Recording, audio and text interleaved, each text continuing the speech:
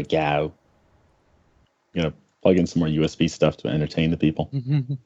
No, the people can be entertained Just repeatedly by... with 2 USB. Are you ports. not entertained? I knew no, it we was can coming. find out, are they I knew it. entertained? Because we're live right now, so... Hello. Oh, Ah! That is an Luckily official our- question. Are you not entertained? There we go. Luckily, our conversation is basically the same, like, offline as it is online, so it's not that hard of a transition. I don't Well, know. my top button was down, so I got to make myself modest right now. I wasn't Yeah, ready otherwise for Twitch live. violations. Like, you see a bit of chest and... I mean, you say Yeah. we're the same offline as we are offline. Like, offline, Bentham, he's completely filthy. Filthy jokes all the time. Like, just constant tirade of them. of course, yes. Oh my Definitely. god, do not bring Bentham to your mother's house. No. This is the first time Bentham has had a shirt on in about a week. Yeah. Normally it's like that, like, Mankini thing from, like, Borat. And he's like Gaston Oh, with God. his shirt off. Just hair everywhere. Boom. Gotta brush it. Oh, dear. Anyway, welcome to Roll4It, the RPG show where some of your favorite YouTubers and streamers get together every week, now twice a week, to play tabletop RPGs. So if you hadn't heard, by the way, we've started doing Dungeons & Dragons on a Wednesday, which Splat GMs, which is amazing. No. It happened. It No. already happened. Mm-hmm. Lies. You missed it. To Go back and watch it. To commemorate that experience, we made a YouTube channel too. Oh, yeah. We got a YouTube Yes. channel now for Roll4It. So you won't have to like figure out whose channel it's on anymore. You just go to the Roll4It channel. That's it. Now you can get all the VODs. And surprisingly enough, it's at the really inventively named youtube.com/Roll4It. Wow. We already got I'm really enough surprised we to get actually the got the URL. URL. Yeah, Like, and I'm I was really expecting to have to surprised like we call got it it. Roll4It Show or something. Yeah, Roll4It official. Yeah. We've got Roll4It for everything but Gmail. It's the one thing I didn't think we'd need was a Gmail account, but no, okay. Someone's well. taken that on Gmail? Yeah, someone took Roll4It. Someone took Roll4It Show. Like, Wow. Our Well, camp- there isn't our another campaign role for to- it show. Our What is initiative this to take lies? over Google Plus. It's ruined. No, what will we do without Google We Plus? need to rebrand What if it was everything. a fan who is now going to hold the email to ransom? That's what I was thinking. I He feel like knew it you was are going to vastly- become famous and you're awesome. vastly overestimating the amount of money we take in. We can't afford that. no, the ransom is like a shirt used by someone. It's like one of those creepy fans. Like stalks you. You can have mine. I got to clean out my T-shirt drawer. Like I really, sincerely do. I have way too many. He can just have one. Yeah. I don't care. He can do all kinds of filthy shit with it. Out of sight, out of mind. Whatever. You say he. What if it's she? It could be a she too. I don't know. Man, don't I don't apply know your why- binary gender rules to our audience. Mhm. That's true Yeah. as well. They. Thank you. To be The ever fair, affectionate like kids. that would be like a biological weapon of like mass destruction. Anyway, so What are you saying about the state of Splat's t-shirts? I don't do laundry very often. You buy a shirt, you wear Caustic it, you put it in a sweat. drawer. Yeah, Just lob yeah. the t-shirt at the side of a tank once and then it's been slowly in the work drawer its way long- through the hull. It's like the XKCD thing of like every few weeks another stage of the shirt cycle disappears until it's literally just on you, on the floor, on you, repeatedly, forever. I think it's funny. There's always a relevant XKCD or whatever. There's always one. Yeah. It doesn't matter what you're. There's always a relevant one for some reason. to be fair, it's And the like more there's like outlandish 5 the or so that situation- always turn up. The more likely there are multiple XKCDs on it. See, I got burned out on XKCD because I went to school for programming. And so by like a year in, I had seen all of them on everybody's dorm wall everywhere. I'm like, going to people had their assume the entire one you roof most of commonly plastic saw with was the them. one like they're sword fighting on like the wheelie chairs. It says compiling. Yeah, compiling. It's your excuse for everything. Compiling. Anyway, so we're going to be playing some Dark Heresy tonight. Contrary to my YouTube video I put up telling people to come over here, Shen is here. I put up my video from 2 weeks ago because I didn't bother recording a new one. It's okay. Yeah, I'm sorry. People came here thinking you weren't going to be here, and now they're false advertising. Now they're disappointed. Yeah. Yeah. Sorry, everyone. You're stuck with my ugly mug. You can replace me with like a picture of poop or something. I don't care. Wait, Well, I, to be fair, Dude. I the can't one actually do time that. you weren't here, Garrett was actually the most badass he's ever been.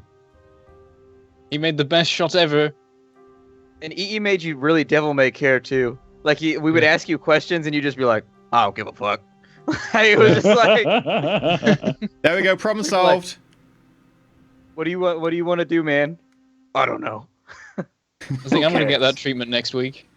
Oh yeah. Suddenly I'm thinking of him like Ramis is like, Garrett, do this. Okay. Garrett, we need this. Okay. Garrett, this is happening. Okay. Just that. Constantly. So The door is open, you idiot. You're pushing it shut. Use your paw. Open it with your paw. Pushing on the door makes it close, thus counteracting what you want. I guess is that if it can't operate doors, it can't understand the English language. No, but cats don't do anything for themselves. They port it to indicate that you should do it for them because you're their servant. That's the point, yeah. Peon, this door is still closed. I've indicated my desire to pass through several times. I was woken up many times last night by that exact behavior. Mm-hmm. But yes, next week, sadly, we will probably not have a Bentham. So instead, we are co-opting someone else. I'm going to just double check with them they're still available, and then I'll be able to announce that on the Twitters. Woohoo! But we should have a guest next week. So yes, getting back to tonight, the team are on their way to investigate some sort of alien parasite apparently on a penal world. So they've gone off to SYRAE CUSTODUS, which is... May or may not be called Salusa Secundus. Oh, it's not. Oh, that's a shame. Sorry. I've let you down. It's just going to be much better. There's going to be Imperial Sardaukar and everything. So we'll be headed off there, and they're going to go and investigate that. However, before we do that, let us pimp our Patreon and tell you about the amazing goal that we are so close to getting. Splat, take it away. Oh, you're giving it to me? Oh, yeah. I think we make I was going to say Bentham Let's should make do it Havoc this do time. it. No, Somebody's come gotta on. do this. You saw gotta get- Bentham's face just then. Bentham, do it. He's excited. I I can can tell. clearly do a professional job of this, absolutely. Okay, you got this, You got to Bentham. get your pimp hat out and Oh, everything. You know, God. the one with the feather you showed us earlier. Wait, I might actually have a hat with a feather. He's just got There we go. props.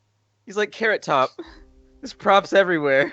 Okay, Bentham, go for it. Don't know why I have that. Okay, yes, so we have a Patreon where you can go to help support the making of the show. There's various goals we get, the more people join up, and there's various different tiers for how much you pledge. So you can get after show VODs, which we record as soon as we finish the live streams. They go up on there, and they're only available to patrons. You get MP3s if you want to listen to the show rather than watch it, and we'll try and remember through the show to actually say what dice rolls we get so you have a clue what's going on. You can vote on what we can face in some of the missions, like every month or so. There's a vote between Malleus, Hereticus, and Xenos for what we get to kill or be killed by. You want to just go into details on what those actually mean for those who may not be au fait with the 40k lexicon? Well, with Xenos, it's the aliens. We get killed by gene stealers if you vote for that one. If you vote for Hereticus, we get killed by... It's more or less exactly how it plans out. Yeah, It's honest. There's so many races for us to It's play so with. much more cynical since he lost his leg. I know. Well, the thing, was it because of the Xenos vote that I lost my leg to a Dark Eldar? Yeah, that was actually the Xenos vote for that There you month. go. It's your See, fault, guys. Patreon, you We did cut off this. his leg. Well done, Cut off patron. his leg. Well done. That's the thing. That was you his, need that to go was to his that best tier. bit. That's the part that contained all of his hope and happiness.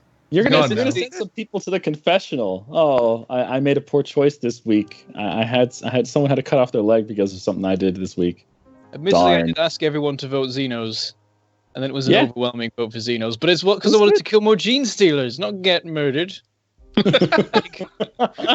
Damn it! I only want you to kill the voted for bad wrong guys if my type of leg is not in Xenos. jeopardy. Okay, so what are the others? What are the others? I've forgotten at this point. Hereticus, The, which is heretics. Oh yeah, I thought you were talking about the Malleus. other tiers. Yes, Hereticus is heretics, Okay. and Malleus is demons. So either the people in the library or weird things made of paint, All the that time. like to That stand on painting- tables. So That Bob painting Ross, was basically. serious. Tentacles, Yeah. sometimes they're made of plagues, sometimes they're made of blood and skulls and just anger.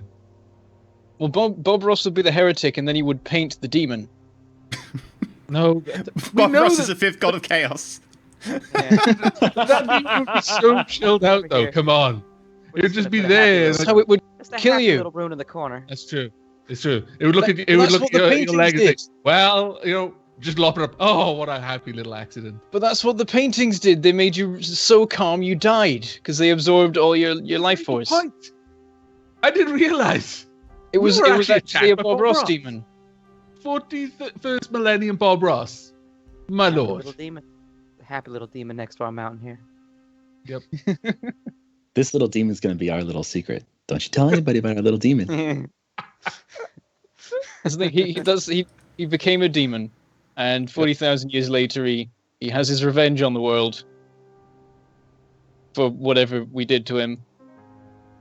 We still Someone haven't made figured fun out what of happened to painting. Crystal Demon either. When we opened that crystal, something happened, and we still haven't really found the result of that either. There's a lot of Maybe he unresolved became the plot painter. I lines. have a that we feeling if here. the Bantham doesn't finish pimping out the patron, that we're going to find out what happened to that crystal demon. It's not going to be good. Oh, Bantham's going to lose That's his because other leg.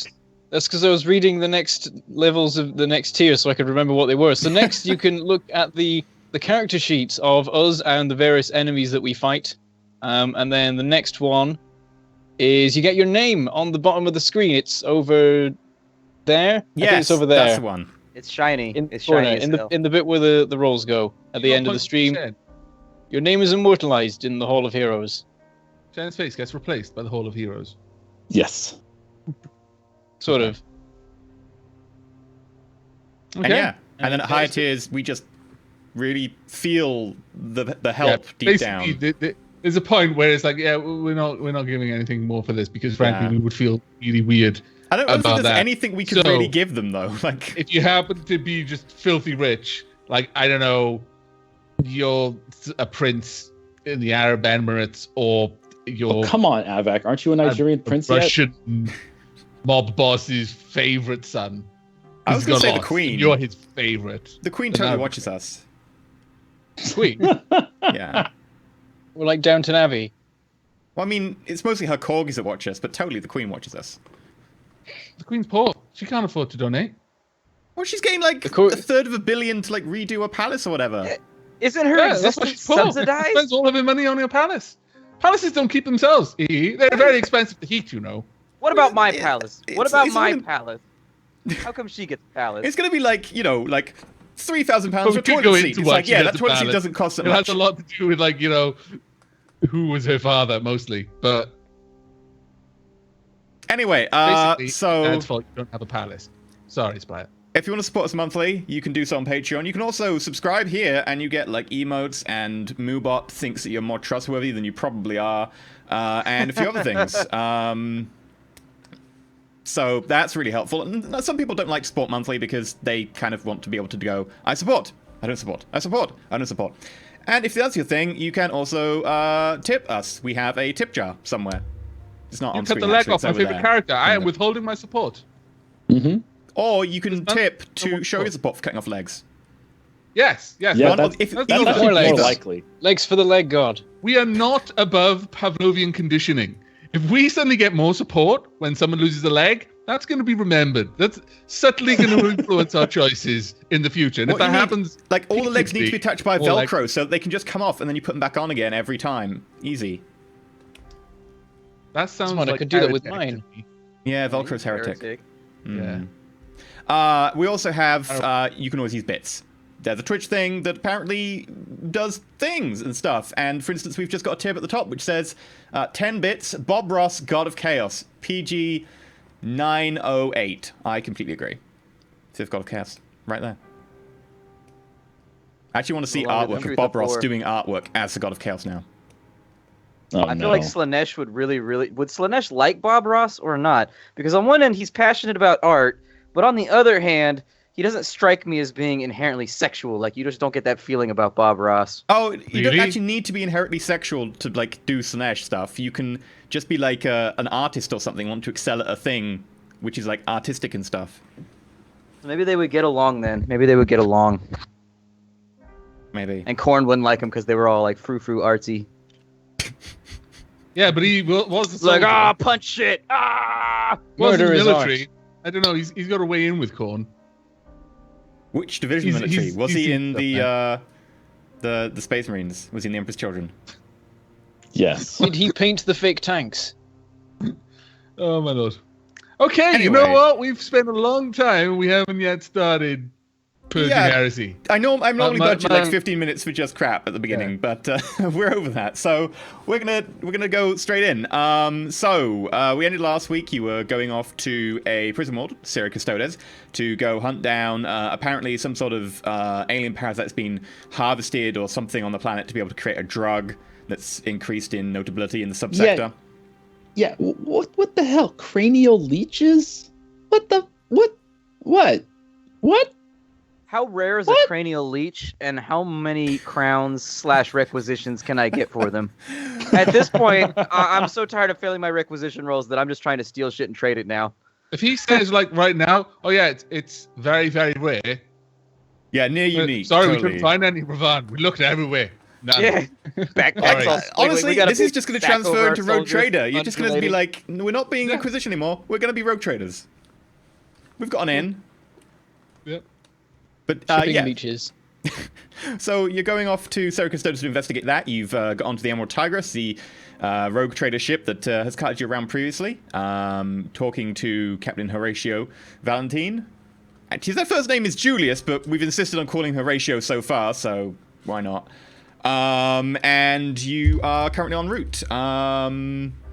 I believe there are a couple of people who want to do stuff en route before you get there. So we join back with you en route to SYRAE Custodes in the hold of the Emerald Tigress. Ping SYRAE Custodes on the map for me and tell me roughly which quarter of the map it's in so I can zoom into Okay, that correct. well, it's in the same subsector you've been in before. So if we scroll over.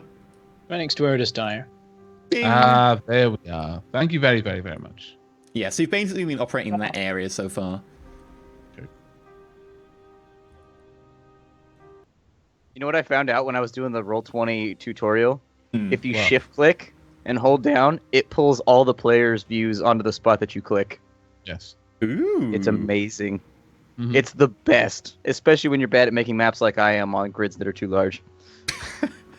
Does that only work for the GM? Yeah, it only works for the GM Yeah. as far as I know. Otherwise, everyone just pull each other's view around all the time. It would just be a war.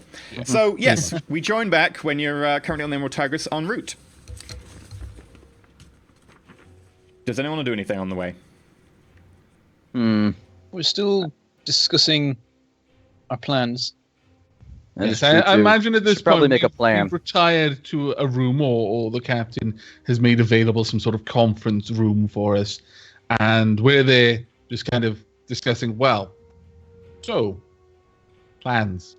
Yeah, so the captain's made available the little library/study/cigar room at the end of one of the little halls. library. Is Yeah. that the place with the book that we still haven't figured out? Can we look at the book more? I was just about to say, I'm currently looking at that book. So the book you looked at like 4 or 5 episodes ago and just went, it's just a book. Sure, you can look at the book. Yes. It's It's a sitting first on edition the of page. the Spears Accessible Roll roll. by Inquisitor Ravenor. Do I roll scrutiny?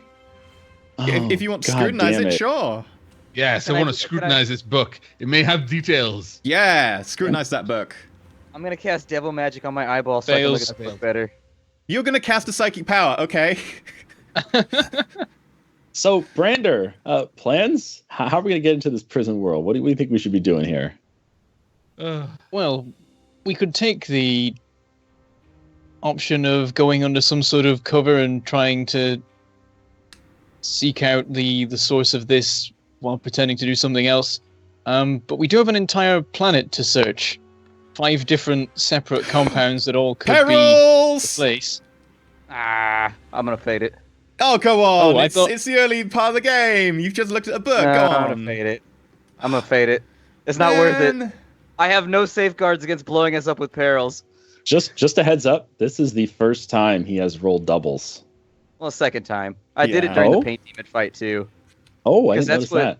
Yeah, that's when I gave you and or actually it might not have gotten you, but I know that Avik and Bentham, I like flung them into the ceiling or something like that. I don't remember what I did, but it gave them a bunch of corruption. Yeah, it They're did. they're pretty salty about it. We momentarily just saw the warp or something as well. Or was that the other one? There you There go. we go.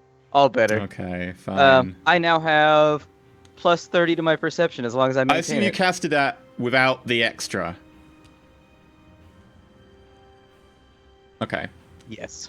I casted it at SYRAE rating 3, down Sure. from 4. So yeah, you've got plus 30 to your perception.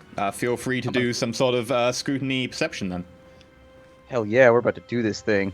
I love this power. It lets me see things for once. Nothing will let you Would it just slice it, so. Would it just be a perception check, like an awareness check? Be scrutiny perception. You'd be aware of the book, but you can do a do scrutiny. I need to see where the book is. Where's the book? People are talking about a book, but I don't see a book. Caroline's just like stood there right in front of me. This book is huge, and he's like, I'm not aware of the book yet. I must roll for awareness. Wow, you finally succeeded in scrutiny. Wow. We did it! We did it, guys! We made it! We made it! It's going to be a cookbook. It only took us 5 episodes, but we finally looked at the book. Okay. So Cassius, as you look at the book, you flip through it, and you take a good 20 minutes to look at this thing, like head to tail. You looked at this thing before, and you couldn't really find aware anything. the brand is talking about plans in the background, but you were engrossed in this book. No, you and Carolinus are. Both of you are sort of going over this book. Carolinus is like getting his auger ray out and like millimeter wave, just going through it and going, that is definitely papyrus. That is definitely some sort of wood pulp in page form. Yes, there's nothing The ink is unusual in there. blood. The ink is in blood. What was the name of the book, EE? The Spheres of Longing by Inquisitor Ravenel. You remembered! I was just testing you. Remember, Man, just Because wrote it's that the shit one down. book in 40k. That is actually one of the few things I do not have written down. But yeah, no, you look through the book, and it takes you about 20 minutes. You eventually come to the conclusion that there isn't much unusual with this book. I'd However, have laughed you so do hard notice... if all you found was 15 corruption. You find a USB But- drive, you slot it in, you get corruption. I get another psi power. Okay. It is just a standard Spheres of Longing book, a first edition, very valuable, etc. However, you do notice that the inscription inside does say from Inquisitor Ravan for services rendered. Okay. I keep this to myself for now. That Yeah, was it like $25 worth of services? Was it like 100, like 150? I need to know the extent of the service. It's a first edition book that is widely respected in the Imperium in like entirety, like galaxy wide almost. It's worth a fair amount. That one book in your hands is worth a lot of money right now. Don't drop it. Okay. So Captain Julius knows how to throw that back. I got you. Oh, yeah. That's the thing, like, it's extremely valuable, but we've flicked through it like 20 times. We've got to drop the value by thousands. Yeah, you've Yeah, put I a used bunch to use of Every honest time you to take it God. off the Yeah. shelf. But yeah, you also do find inside it a couple of annotations regarding sort of philosophical musings upon the nature of the Imperium and upon the Slanesh? nature of the Inquisition itself as an entity. Nothing particularly stands out massively. Do you have any knowledge to do with the Inquisition? No. Other than being Other than being one of their peons. You can make an intelligence check at -20 then, since you don't have it. Aw. Hope for the crit, hope for the crit, hope for the crit. Come on now, you can roll. I know, I popped out my... There you go. Yeah. Close. Yeah, I failed. Just take the 20 off of it. Yeah, no, that was quite a massive failure there by like 4 degrees of success or whatever. 4 degrees of failure. Yeah, so you don't really understand all of it. I mean, it's talking in very long words, and a lot of it's very flowery philosophical language. You haven't got any real basic philosophy. I have no What are you trying to idea say what- right now? What's your intelligence? 25. There we go. Wow, what a burn! I needed a dump stat. What a burn! What are you trying to reply? What is your intelligence? You know, the set, like, Dark Heresy doesn't allow for, like, classically educated characters that are also psychers and also swordsmen. Like, so basically, my character is only I am raised by a too fancy dumb. family in word, but not actually in deed. Yeah, you were taken away at too young an age to really get the classical education you really desired. But yeah, you look through it, and honestly, the philosophy and the nature of like the whole intergovernmental sort of political workings and machinations, it just goes over your head. You're not too sure. But you do get the idea that if you read this book at length and especially focus on the treaties and the discussion in the margins and stuff that someone seems to have annotated, you get the feeling that maybe you could come to a better understanding of the Inquisition as a whole.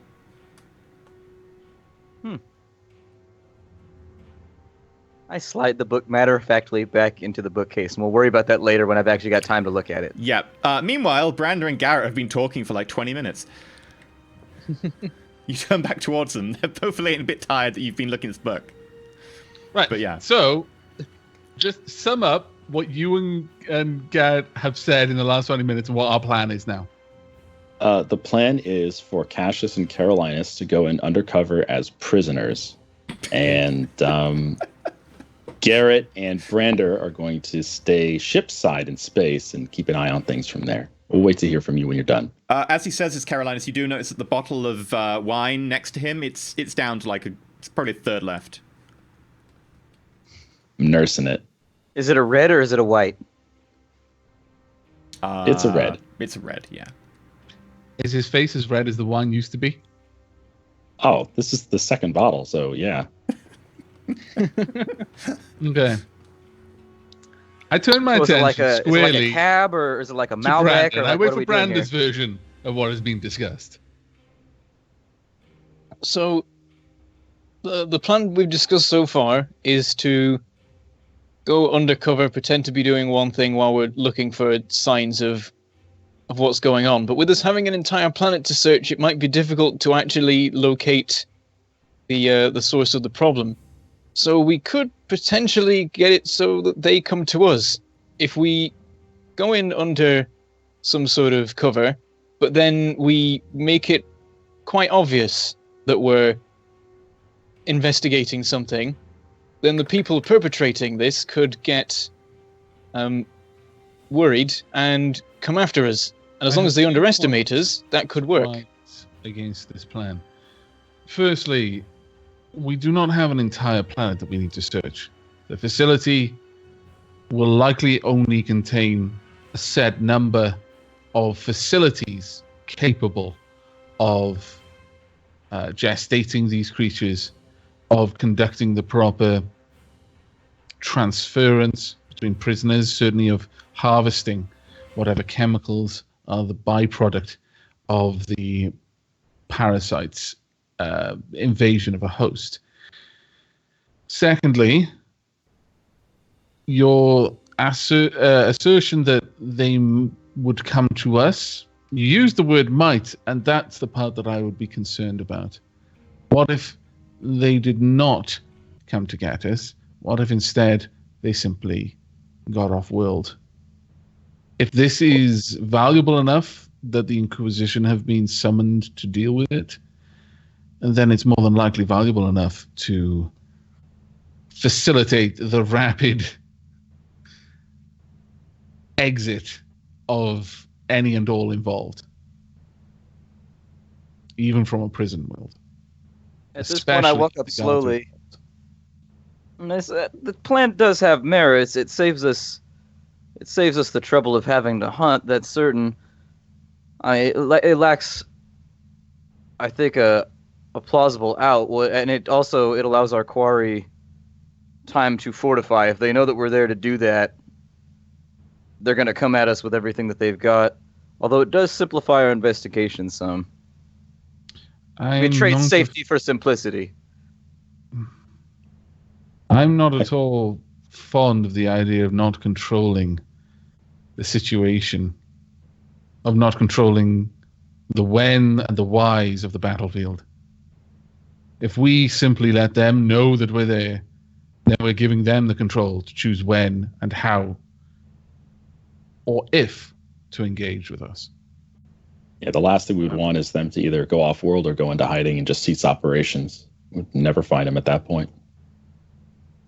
Might I propose, then, I assume that from our briefing, they said that they were going to furnish us with some sort of papers or some sort of official charter that allows us to be down on the planet. We could go into the guise as members of the Administratum. We have all the things on board right now. If we talk with the captain, I'm sure we can get data slates, we can get auto scribes and auto quills and all the things we need to look like we're doing that job. In the meantime, we use the astropath to talk to whoever's in charge of the Administratum on this planet and let them know that we're with the Inquisition and that we're operating under the guise of the Administratum. That would give us a potential out should anyone question our story or our papers. The paper should get us through everywhere, though. And as we had discussed previously, it might take a considerable amount of power in order to raise these creatures. Operating under the Administratum in the guise of an audit, perhaps, would give us an into maybe the generators or someplace where it's being powered, where we could monitor for a little while and see if there's any sort of fluctuations. You could take a look. I mean, I think if we use this as a strategy, it definitely gives us an in. Certainly. The guise of the Administratum would afford us certain access that would be difficult otherwise. We should refine our search to those locations where it is most likely that these creatures are being developed. I haven't had time to properly look over the information available, but I assume that they are either grown in hosts or external to hosts. Honestly, the latter would be ideal, as it requires significantly more infrastructure to support a clean, sterile environment. I doubt there are going to be too many of those on a prison world. In addition, we could also speak with people about behavioral changes. They said that these leeches allow for control. As we'd surmised previously, we had all been of the same mind that perhaps someone in charge here was trying to pacify his prisoners by doing this and then figured out they could make a bunch of money on the side. We can look for prisoners who were, as the Administratum, they would have paperwork documenting this at the prison. Prisoners who had a long history of not listening to authority or otherwise disobeying orders or being a problem, who all of a sudden have become model citizens. Docile. Yeah. So new appointees, for example, with prisons, they'll often elect trustees, prisoners who are in good standing to run other things. We could ask trustees there without anyone watching, essentially the guards. Just get them by themselves. They're trustees anyway, so they're held in higher regard than the other prisoners. And just ask, are there any prisoners around whose behavior has changed drastically in a short amount of time? Does the slate have any information on how much of the drug seems to be being produced and what sort of equivalency this could have in terms of people infected? Well, the drug that they have, like from the surrounding worlds and stuff, is some of the derivative drugs, which only use a small proportion of this main cocktail sort of from it. Let me just find the list of drug names. Chill and zombie, etc. are made from the initial stuff that you get out of the parasite afterwards. So it's kind of hard to guess depending on the purity.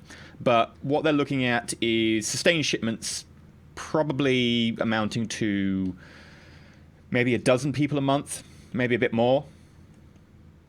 Quite consistently.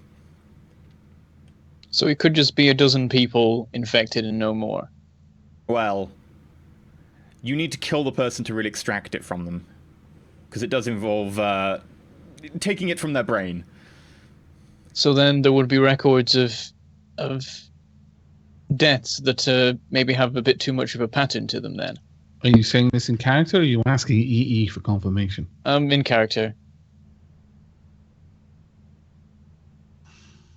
There may well be records, but I can only imagine that it would be fairly simple to falsify those records, omit them entirely, or indeed bury them. This is a large penal colony. There will be a certain number of deaths to be expected. Do we know it might be noticed by the prisoners, though. We might find reports of people becoming very different and then dying shortly after. A thought exercise and nothing more. If I were a guard or warden in charge of such a heretical operation, I would certainly be offering favor to the more violent prisoners, or simply making sure that a certain cell was not locked at the right time, knowing that violence would be done against the hapless, docile prisoner who I had sent on some menial task in that area. And then I have every opportunity to simply extract the slug from the cadaver's brain. In terms of the logs, it would be nothing more than yet another violent incident between prisoners. very easy to conceal. It Just likely out happens of in the character. thousands. Out of character, do we know what the estimated population of this world is? Yeah, the estimated population is... Do you want me to break it down by individual area or just in total? Just total.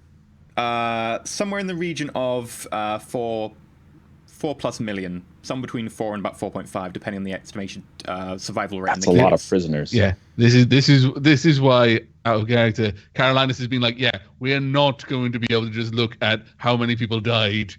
This is a prison planet. It is not a small prison with 100 prisoners. If like 50 of them suddenly died, it's like, wow, that's pretty bad. This is like, there's going to be so many thousands of people dying. I mean, if you limit it daily to prisoners, anyway. it's about 3 to 3.5. Because you've got the support staff and all the different workers there. But hard. yes.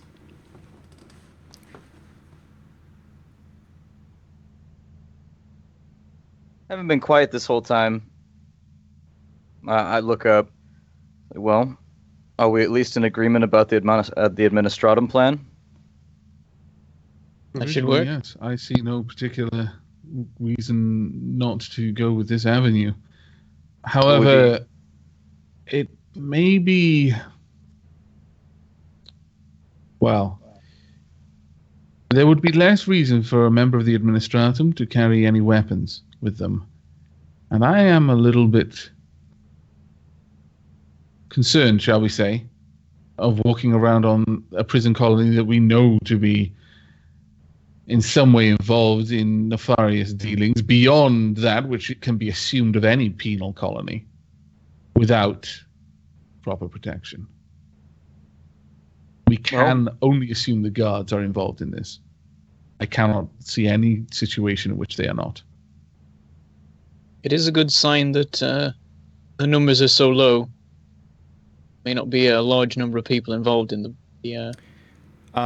in terms of recommended like armament for the planet, any visiting people of sufficient standing, etc., are expected to be armed, so that in case something happens, you have a way of defending yourself. But you're not meant to, unless you are someone of significant standing who can override the rules, take a weapon into the designated areas, such as, for instance, the caves. You can't take a weapon in there, and into directly into the MaxSec areas. Other than that, you actually recommend to be armed. Oh, okay.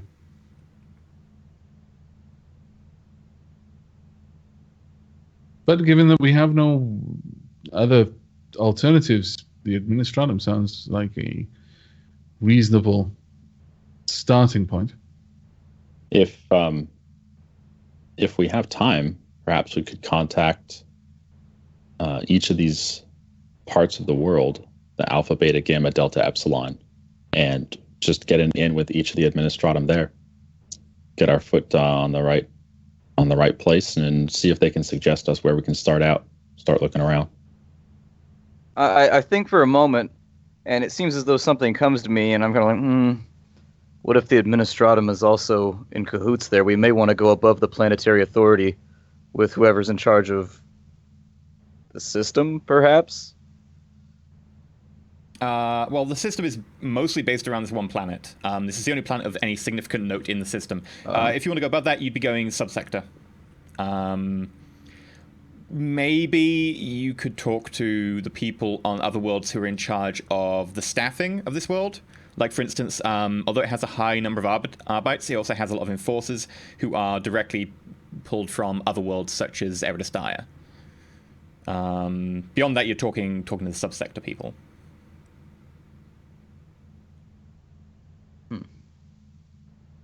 Just a thought that crossed my mind. Based on the scale of the operation, I would hope that the planetary governor wouldn't be involved. It would be a surprise. Why do you say that, Branta? It seems like it would be larger if it was that high up. You raise a valid point. I imagine that someone doing some sort of operation would try and do as much as they could get away with. Because it seems like this one is staying fairly small, so perhaps that is the most that a smaller group can get away with. Given the population, it's likely someone who is either in the administratum or is bribing someone in the administratum to be able to get these goods off world. It doesn't sound like an easy Chiefs task. of staff of various disciplines might be able to apply pressure enough to move cargo onto and off planet. Certainly, a chief of the medical staff would be able to requisition certain materials, tools, and indeed would have access to the facilities. I'm certain that there are numerous enough checks, some thorough, some less. Medical staff. That sounds like an excellent place to start. Medical staff, they do the autopsies. They get to write the reports on how someone died. They get to extract these leeches. Indeed, this is part of my thinking as well, that we should focus our search on the facilities where either these creatures can be grown or introduced to a host or extracted once the time is right. And the medical staff are the most likely. Certainly the medical facilities. The fact that they are removed likely immediately prior or following an inmate's death, given the invasiveness of the parasite, does unfortunately complicate matters. If it had been something that would leave the prisoner alive, then it would require more training, possibly. But I strongly feel that the medical staff would be a good place to start. I agree. And perhaps the administratum would have the purview to arrange, to oversee such matters. Perhaps my knowledge of how bureaucracy works on these worlds is limited. My order deals with things somewhat differently. But I'm certain there are checks and balances that need to be squared away. I'll go and speak with the captain about using the astropath to contact the planetary governor and have us added to an administratum list, so that should anyone check on our credentials. Presence here known as members of the Inquisition? I do, unless anyone has any objections to that. I look around. It's good to have a friend. I feel as a in this- matter of cooperation, we should make our true intent known to someone in power so that it's a tad less abrasive when they inevitably find out anyways. Indeed. I would suggest before offering such information, try to have some type of communication with the person you intend to share this with. At least get a sense about their person and their intentions. Indeed. I mean, in terms of who are you thinking of contacting? Because you would have a full breakdown of the main echelon of people in charge of the planet itself. I was going to get into contact with the planetary governor and then have us actually officially added to the administratum roster as doing a audit of the planet, so that like we actually have like our papers that are forged are actually official as far as it would tell if it ever gets checked back up the chain. So the planetary governor is Rio Kismet. Slightly oriental-looking man, slim, well-tailored, but kind of been given this backseat role in being in charge of effectively a non-world. As a planetary governor, this is kind of a backwater world to be left in charge of. It barely even gets the title of planetary governor. A lot of the power of this place is actually owned by Marshal Trant. Marshal Trant is in charge of the Arbiter forces here. Though, that said, he's specifically in charge of the Arbiter forces, but by dint of that, he gets control of a lot more. Rio Kismet is technically in charge of the Enforcers, as they are effectively planetary defense force. But by the nature of them effectively being law enforcement, Trant sort of vaguely supersedes that. So, speaking with the rest of the group now, I turn and I bring this up. I mean, well, we've got two options. There's this Rio Kismet, who appears to have the official power, but then by nature of his position, there's also this man Trant, who runs the Enforcers, and appears to have some authority with the Arbites. Who would you say that... He's actually of the Arbites. Marshal is an Arbites rank. Yeah. Okay. Truth be told, that worries me somewhat. Primarily because being assigned such a role, although in service of the Emperor, all should feel it their solemn duty and be glad to be of service. I do wonder if a man might be envious, or at the very least bitter, to be assigned to such a role. Certainly if their authority might be challenged, as it seems these two overlap in many areas. There's no clear, as you said, officially, and I assume the emphasis on official was intended. Perhaps the Marshal? I was of the same mind. I don't see a man rising to that position within the Arbites without at least having some semblance of duty. Indeed. Whereas the position that Kismet seems to occupy, I could see subterfuge getting you there. If you'll forgive me, Cassius, as a general rule, I find the bureaucracy and sometimes the nobility associated with it lacking in dedication to the Emperor. I would certainly feel more comfortable that we approach the Marshal.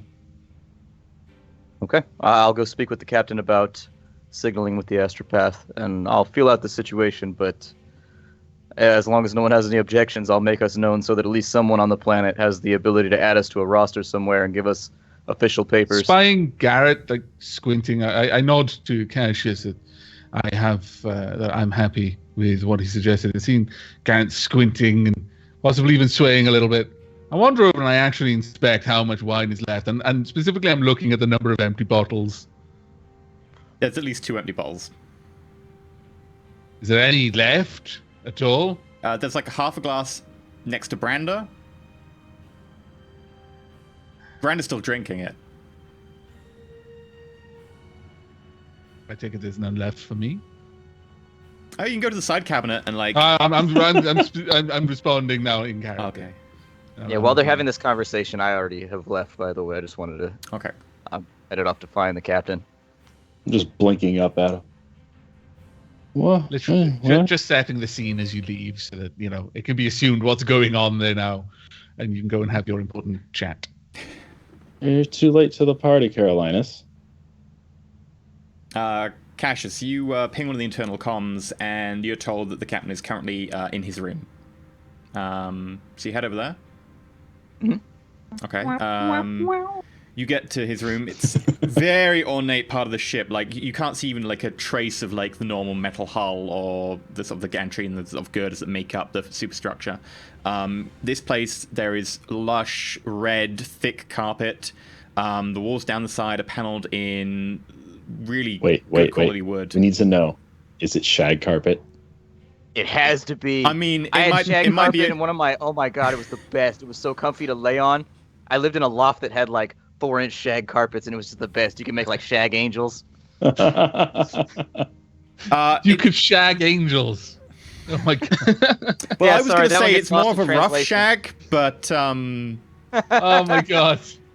Rough shagging angels. This is... What have you walked into? I'm pretty sure that's heresy. Anyway, the point being that sure. light fittings sort of jut out of the wall on elaborate sort of almost thin, like spiraling parts of like gold and silver and platinum that eventually make their way into this sort of little globe that sort of glows nicely. And you go down and you eventually get to a door. This door is very ornately gilt, sort of murals and stuff inlaid into it in slightly darker wood that seems to have been stained.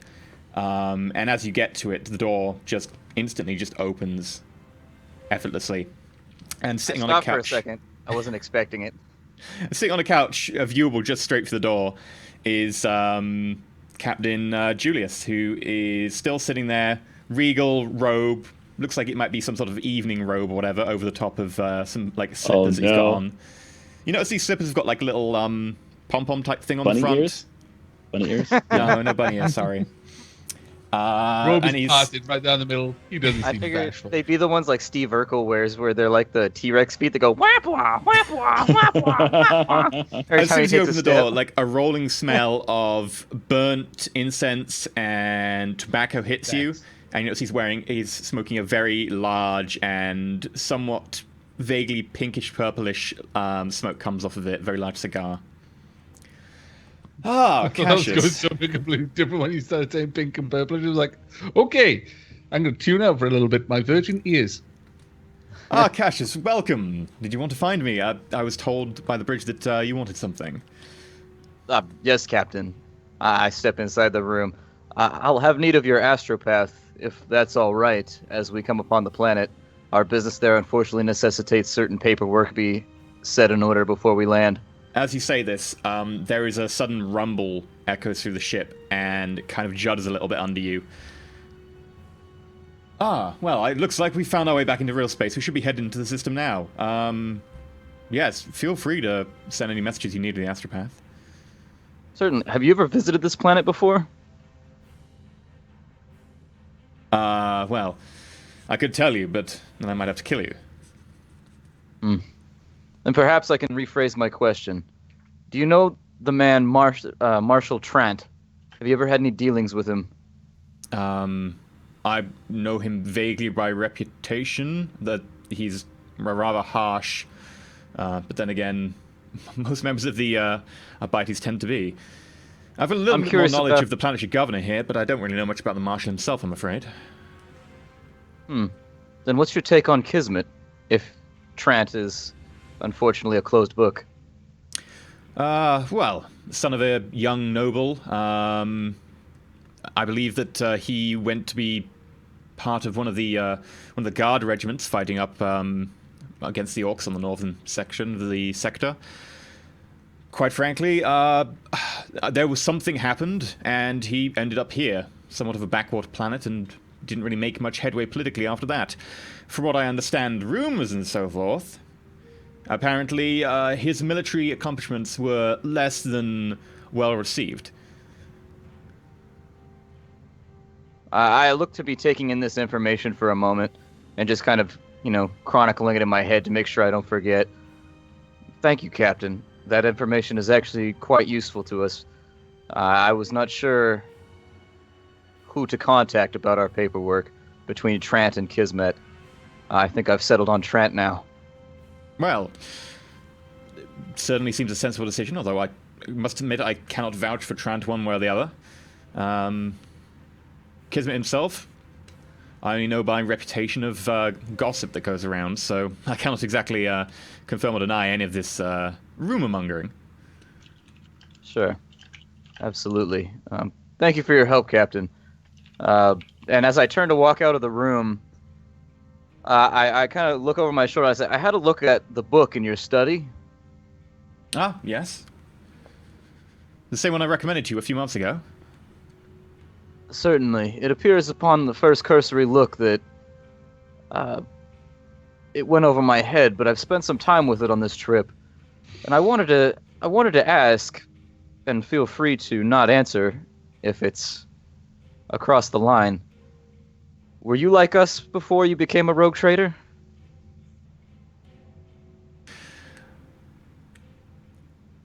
Well, I probably shouldn't answer one way or the other, but I've never been one very much for the rules. There was a time when I could see myself more in your boots. I see. And then I only asked. eventually I took a kind of retirement and chose this modest lifestyle. I smirk. So some do survive. Those are the I ones who have to chuckle get out amongst early myself. enough. Enough of my compatriots over the years have been less than lucky. Given the circumstances of half the shit we seem to get ourselves into, it doesn't surprise me. Well, thank you, Captain, for answering my question in your own way. It's helped. Very well, Cassius. Any time you have another question, don't worry. I nod, and then I turn to leave. Oh, won't you join me for a cigar? I stop, And I turn around, smiling, and say, well, you seem to have found my weakness. Absolutely. And I return back into the room. Okay. He's obviously a cigar. Do you spend like an hour or so schmoozing? Sure. Okay. About an hour later, a little bit more like red-faced, a little bit, a very slightly high sensation, kind of like you're sort of treading on clouds right now. You make your way to the astropath. Essentially, I instruct the astropath to send a message to Marshal Trant about pressing official business with the Administratum. And I let the astropath know that if he can set a meeting point or if he'd like to contact us, either way is fine. Okay, so you claim to be part of the Administratum. Yeah, for now, just to get the meeting opened up. Okay. 10 minutes later, you receive a pretty standard response, which appears to be from his aide. His aide being... that is not his name. That is Binus. That is definitely not his name. Here we go. Could be a conspiracy. That would be one hell of a conspiracy. Augustus. This would be Justicar Augustus, who requests that you provide proof of your identity before landing, as they check everyone who comes to this planet pretty thoroughly. Certainly. So you do provide them with some of the basic documentation you've got as being part of the Administratum. It goes through, and Justicar Augustus relays that he has passed your message on to Marshal Trant. Marshal Trant will get back to you within 24 hours. Okay. Sounds good. I return to where the team at right now. We're still sitting there. I mean, Carolinus is wondering why the wine's gone. Why is the wine gone? I'm wondering the same thing. Go for some more wine about it now. Garrett, I walk you into the discover room. a bottle that previously had escaped your sight. Discover a bottle. It's Oh, not boy. wine, it's more like a fortified port. I'll pour a glass. We'll see how it is. Okay. However, in the hour that he's gone, I just went and found one of the servitors and requested a bottle of wine. Yeah, the servitor had brought you a bottle of wine within about 15 minutes. Yeah. I kept this away from Garrett, and I've been sharing it with Branda, because he and I drink at the same speed. It's nicely chilled and everything, because it didn't just sit on the desk for a while Garrett was drinking it. So Cassius, you come back in. Garrett is beginning to try this bottle of port. Brandon and Carolinus have had a glass or two each from this other chilled bottle, which is getting fairly low by this point. Upon walking in, having a merry evening, are we? Seeing the bottles and pointing to them. Oh, Cassius. Is there like are there any games in here? Because I imagine that either Carolinus and Branda have just been chatting, but I can definitely see them playing chess or whatever. Regicide. There is both Regicide, a that's chess kit and a backgammon kit, Ooh, and one more backgammon. esoteric kit that you might not be aware of. Yes, I imagine we've been just musing over a game of that while we wait for Kind of Cassius. held our When foosball Cassius table. comes through, like my optical mechadendrite just kind of swings around. It's a little bit more lazy and almost, it's not wobbling, but it's certainly the motion's more exaggerated as it levels and then peers at him. And whilst I'm still pondering my next move, that took a little longer than expected, Cassius. Get distracted, did we? The captain is a big one for distractions. You notice this sort of very sweet, pungent smell wafting off him, sort of combined with a very woody smoke. I've had a brief chance to speak with the captain, and it appears as though what he said about the issue between Marshal Trant and Kismet is that Kismet seems to have been sent here as a punishment for some military indiscretion. He said that that's a matter of rumor, but he said it in really no uncertain terms. He was quite forward about it. So my assumption is that Kismet might in some way at least be a little bit less satisfactory of a contact. In the case that it is just a rumor, but he was sent to this backwater, there was some reason for his discharge here, and it still gives him motive to be involved in whatever's going on here if he's somewhat disenfranchised or frustrated.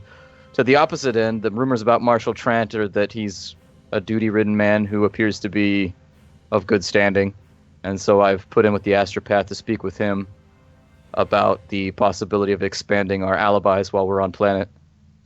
Can I roll against Brandon to see if I make a good move in our game of Regicide at this moment? You can both make intelligence checks.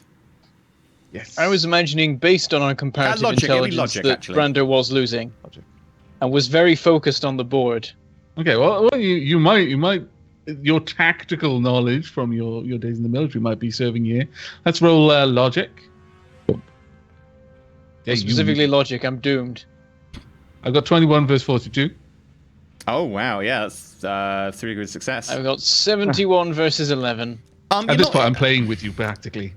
Carolinus, it would be rude to beat him this much, so you've kind of scaled it back a little bit, but you think that to an extent, you could play 8-year-old you, and 8-year-old you would maybe do better. You're not even sure if Brandon really knows how to play the game.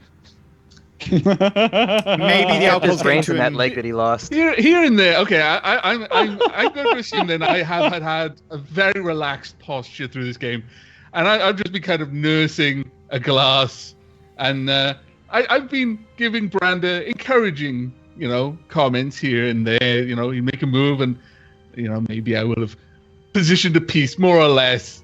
Just I'm controlling the way that this game is going. I know where you're going to go because I've given you the obvious pieces to take, as soon as Brandon makes a move, and I'm go complimenting to make a you when move. you do it. And then you go.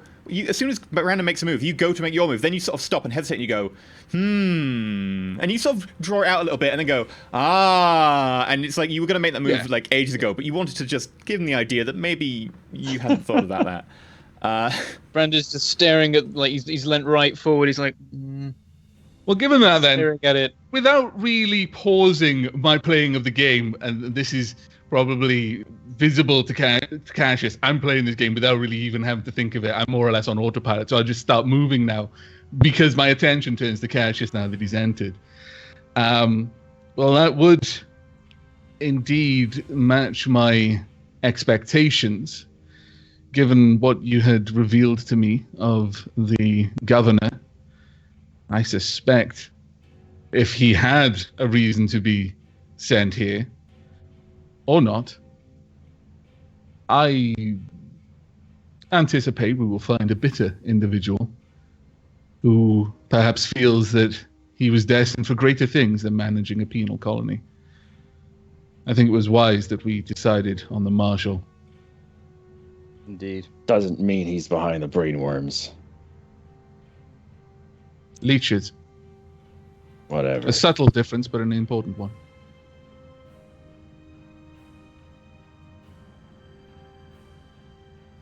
Okay.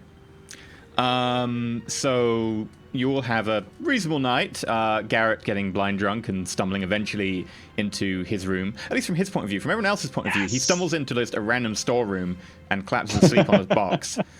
Later, some servitors pick him up, dump him in his room, and he awakes going, I totally made it back to my room.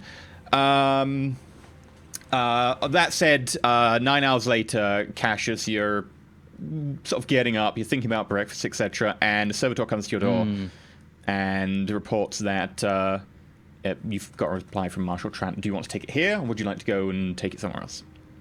I'll take it here. Okay. The servitor pauses for a moment, and you can hear a whirring in its vaguely in the region of its mouth, and then it goes, Yes, I will receive you as soon as possible on the planet. I do not know what the Administratum wants here from off-world. We have enough pen pushers as it is.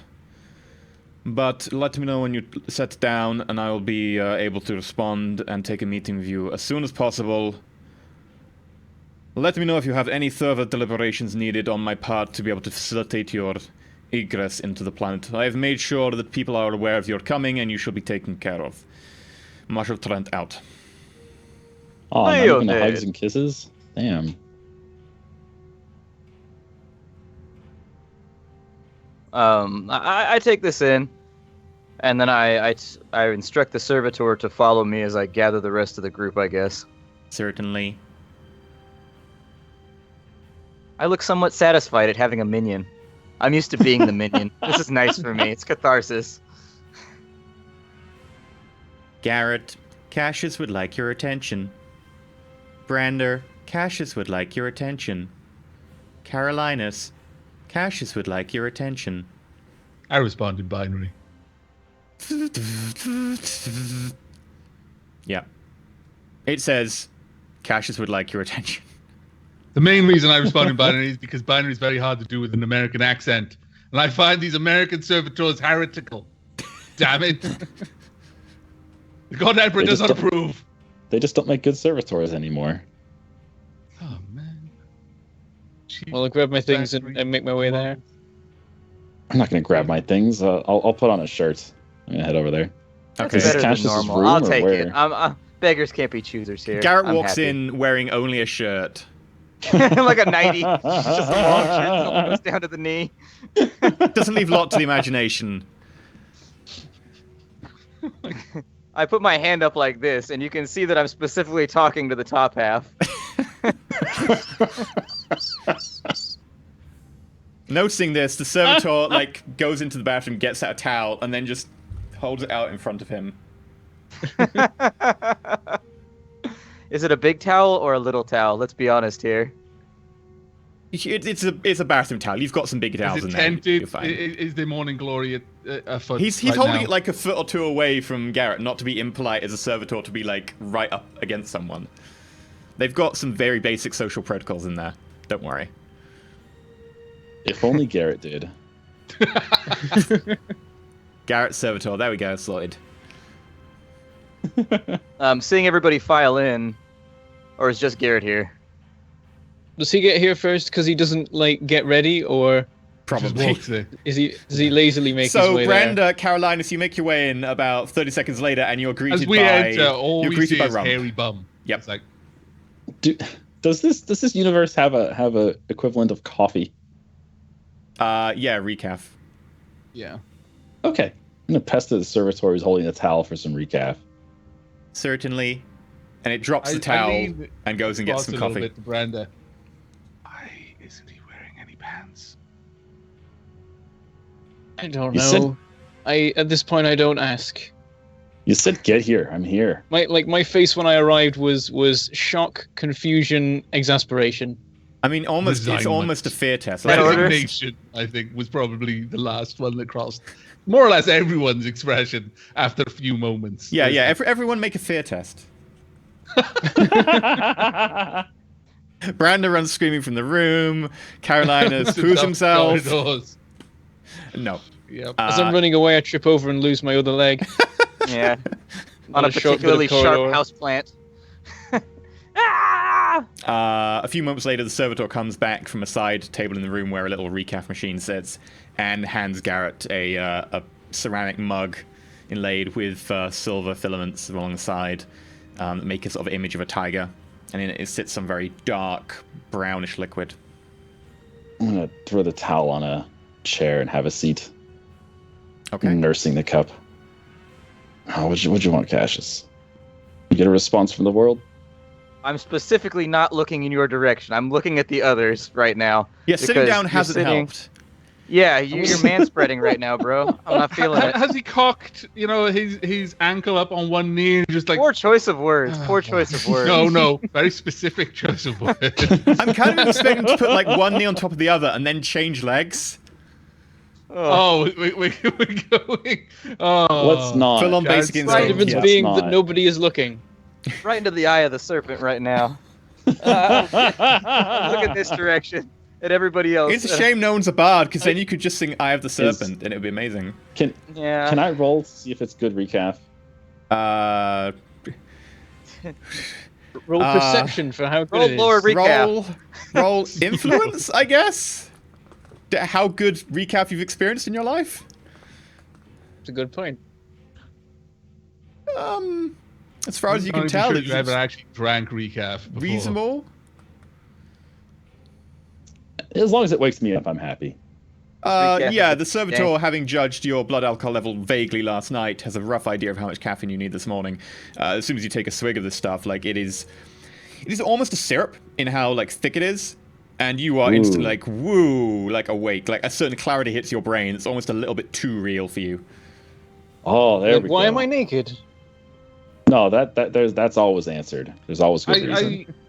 There's like 15 excuses. Cassius, really, really pointedly looking more or less everywhere, but a specific location. And as a chirurgeon, I've seen enough that I've seen them all practically. This is like also it's flashy stuff. It'd be something if it was that a power dildo or something, but it's not. So it's really it's run of the mill, just human stuff. Well, like as a chirurgeon, I would assume you've done like the turn your head and cough thing more than a few times.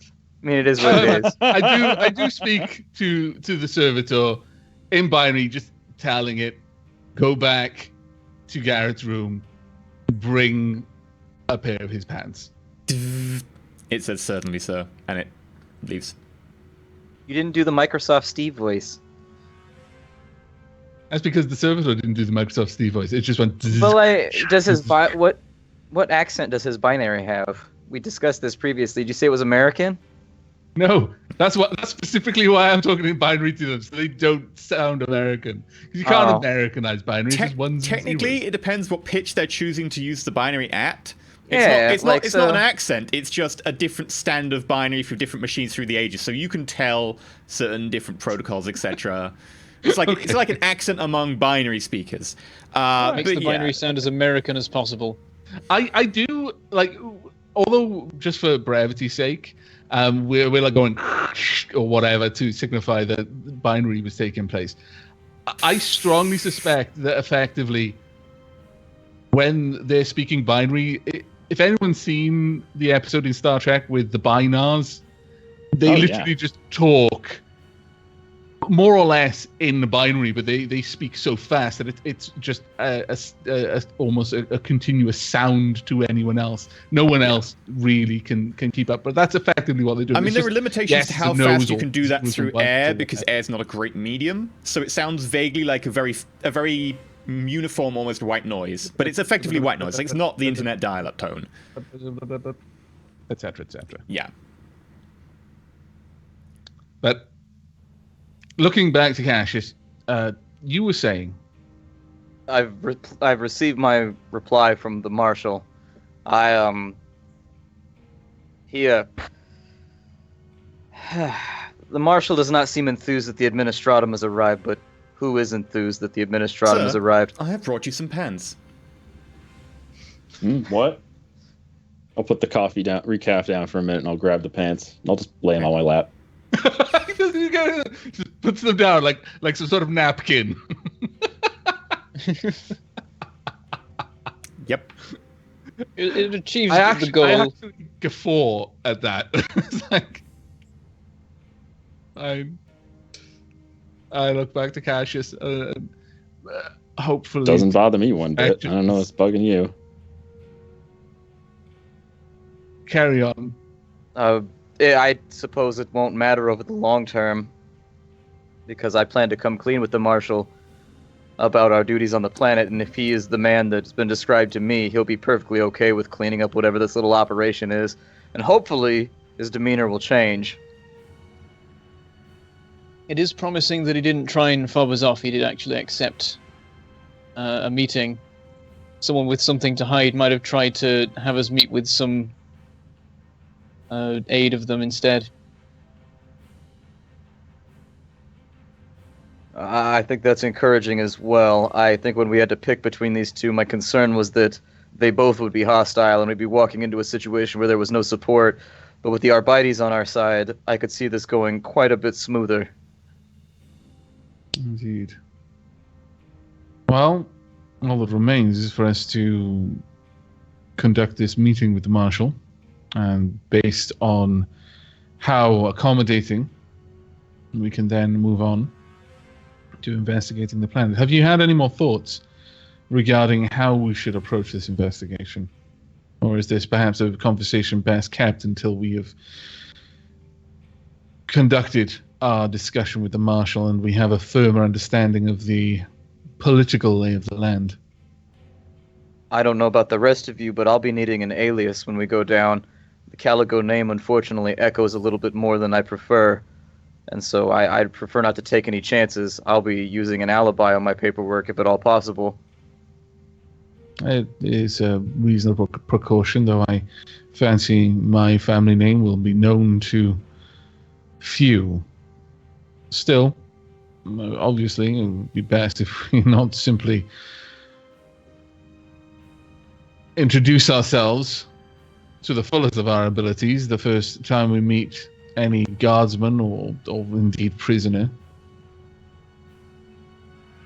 Have you any particular alias that you had in mind? Off the top of my head, I was going to go with Augustus, but it appears as though that's already been taken. I think I'll probably go with something... I look as though I'm just making something up. Septimus? Ichabod Cole, perhaps. Seems fine. I clearly rise a brow at Ichabod.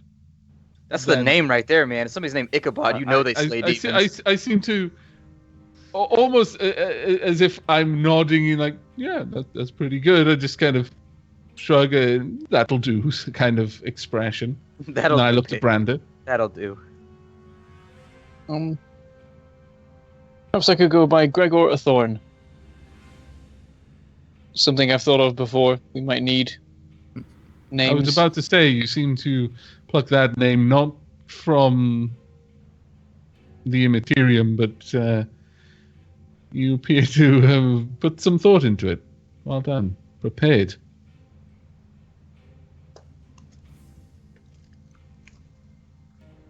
Garrett, So look do you have to any name you Garrett. prefer? I think Garrett's good. It's a good name.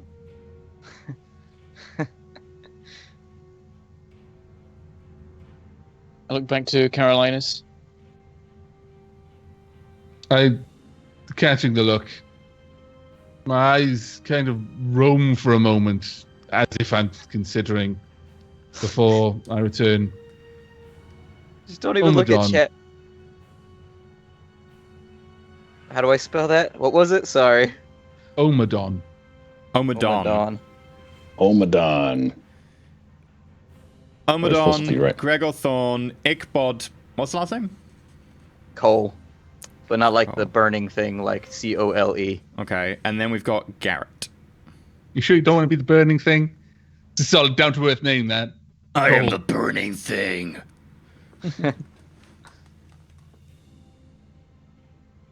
All right. If we wanted to take the meeting, I'm just going to come clean with the... I'm hoping the marshal will allow us to speak in confidence. We'll let him know what our business is here, and hopefully things will start to fall into place. He's in a unique position to where he may have already done some investigations into this, and he may be able to pass forward some information if he's aware of the issue. Entering orbit now. You may alight anytime you wish. The servitor adds from the corner. Certainly. A Shall we light? make preparations now? What does he mean, a light? Don't worry yourself, Garrett. He means to disembark to the planet. Oh, better get our things then. Get my recap and head out to my room. Gotta pack up. I'll meet Again, you all. I say the same Garrett thing. disappears with a flash of rump. I'm still carrying the pants in my hand. I'll wait till I'm sure he's out of the corridor before I leave. Okay. I don't. I just walk out. It's like, nah. Yeah, I imagine Carolinus would always have some type of quip like, "You sure you don't want metal legs? They'd look better on you." I could build you a brace to keep that against your leg and out of harm's way. Okay, so you go back to your place, you get all your gear, and you head down towards the shuttle bay where Sky Beast is currently positioned. I'm Did just we at leaning least against get Sky Beast waiting, Did we at least paint like a red stripe on it to make it faster? because the red ones do go faster. Heresy. It had a Uh, color scheme, didn't it? I assume there was some found- red involved. Yeah, I found that in some esoteric book. Okay, yeah, That there is totally a was not red stripe heretical. down the side and everything now. Yes. It goes faster now, weirdly enough. It just goes a little bit faster. You now get +1 to all your rolls when controlling the Sky Beast. No, that's not what we want. We don't want +1 to any of our No. rolls in Dark Heresy. Yeah, you can totally up My plus best That's what one. we get. Uh, That's What what we happens get, when you though. make it orky? No. Okay, so yeah, as you get The there, greenest timeline. SYRAE is there, along with a couple of servitors.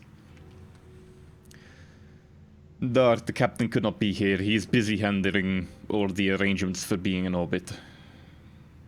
I smile. I say, well, at least we get to take a look at one more beautiful thing before we leave. It's good to see you again, Lasari. I don't even stop. I literally don't even stop. I walk straight past them. My optical mechadenra doesn't even look, and this is rare. Was that loud enough to be heard as we're walking by? Absolutely. Oh, I can't imagine the caches would ever hide that sort of thing. Busting out laughing at that, but I'm still walking by. I glance between them as I pass.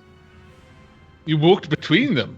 No, glanced. Oh. Does it look over to I thought, wow, for Brad God's has sake. gotten bold all of a sudden. He's like, Yeah, they didn't even give me a charm. I didn't even get a charm roll. I just I like didn't bump even get into Cassius, knock him over. Lieutenant I'm Trail, walking by. Here. as you go by, I'm on- Lieutenant Trail, Oh, yes, and I turn around and as back soon as up. you turn around, she takes 2 very brisk steps over to you, kisses you on the cheek, turns around and immediately just leaves.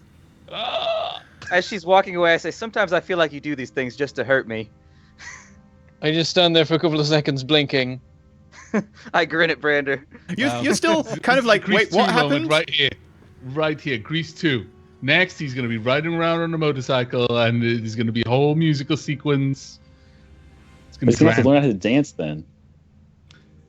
That's okay. I'll program his metal leg. It'll be fine. He will dance amazingly. I just follow what the leg does.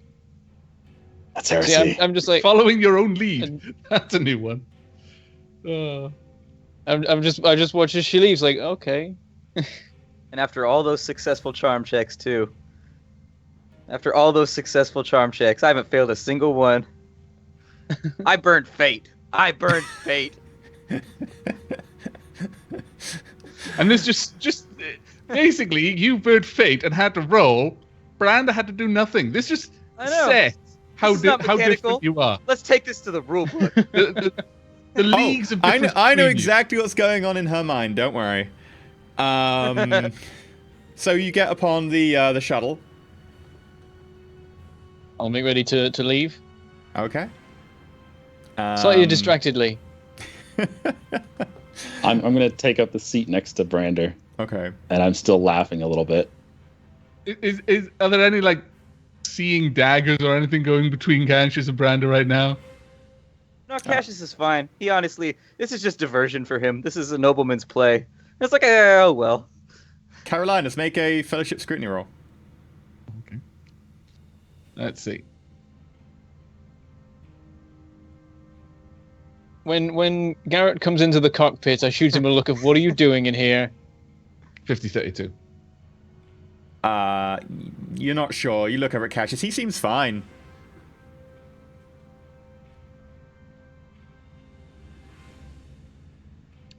Are we done playing? Garrett, did you? You did. I thought you might want to respond to Branda, but if you don't, that's cool. He didn't say anything. I just gave you a look when you came in. Yeah. I don't care. I sat Like, down. what are you doing in my cockpit? Didn't say anything. Okay. Well, if you don't like turn around and go away, and like you come and sit down, and they'll be like, why are you in here?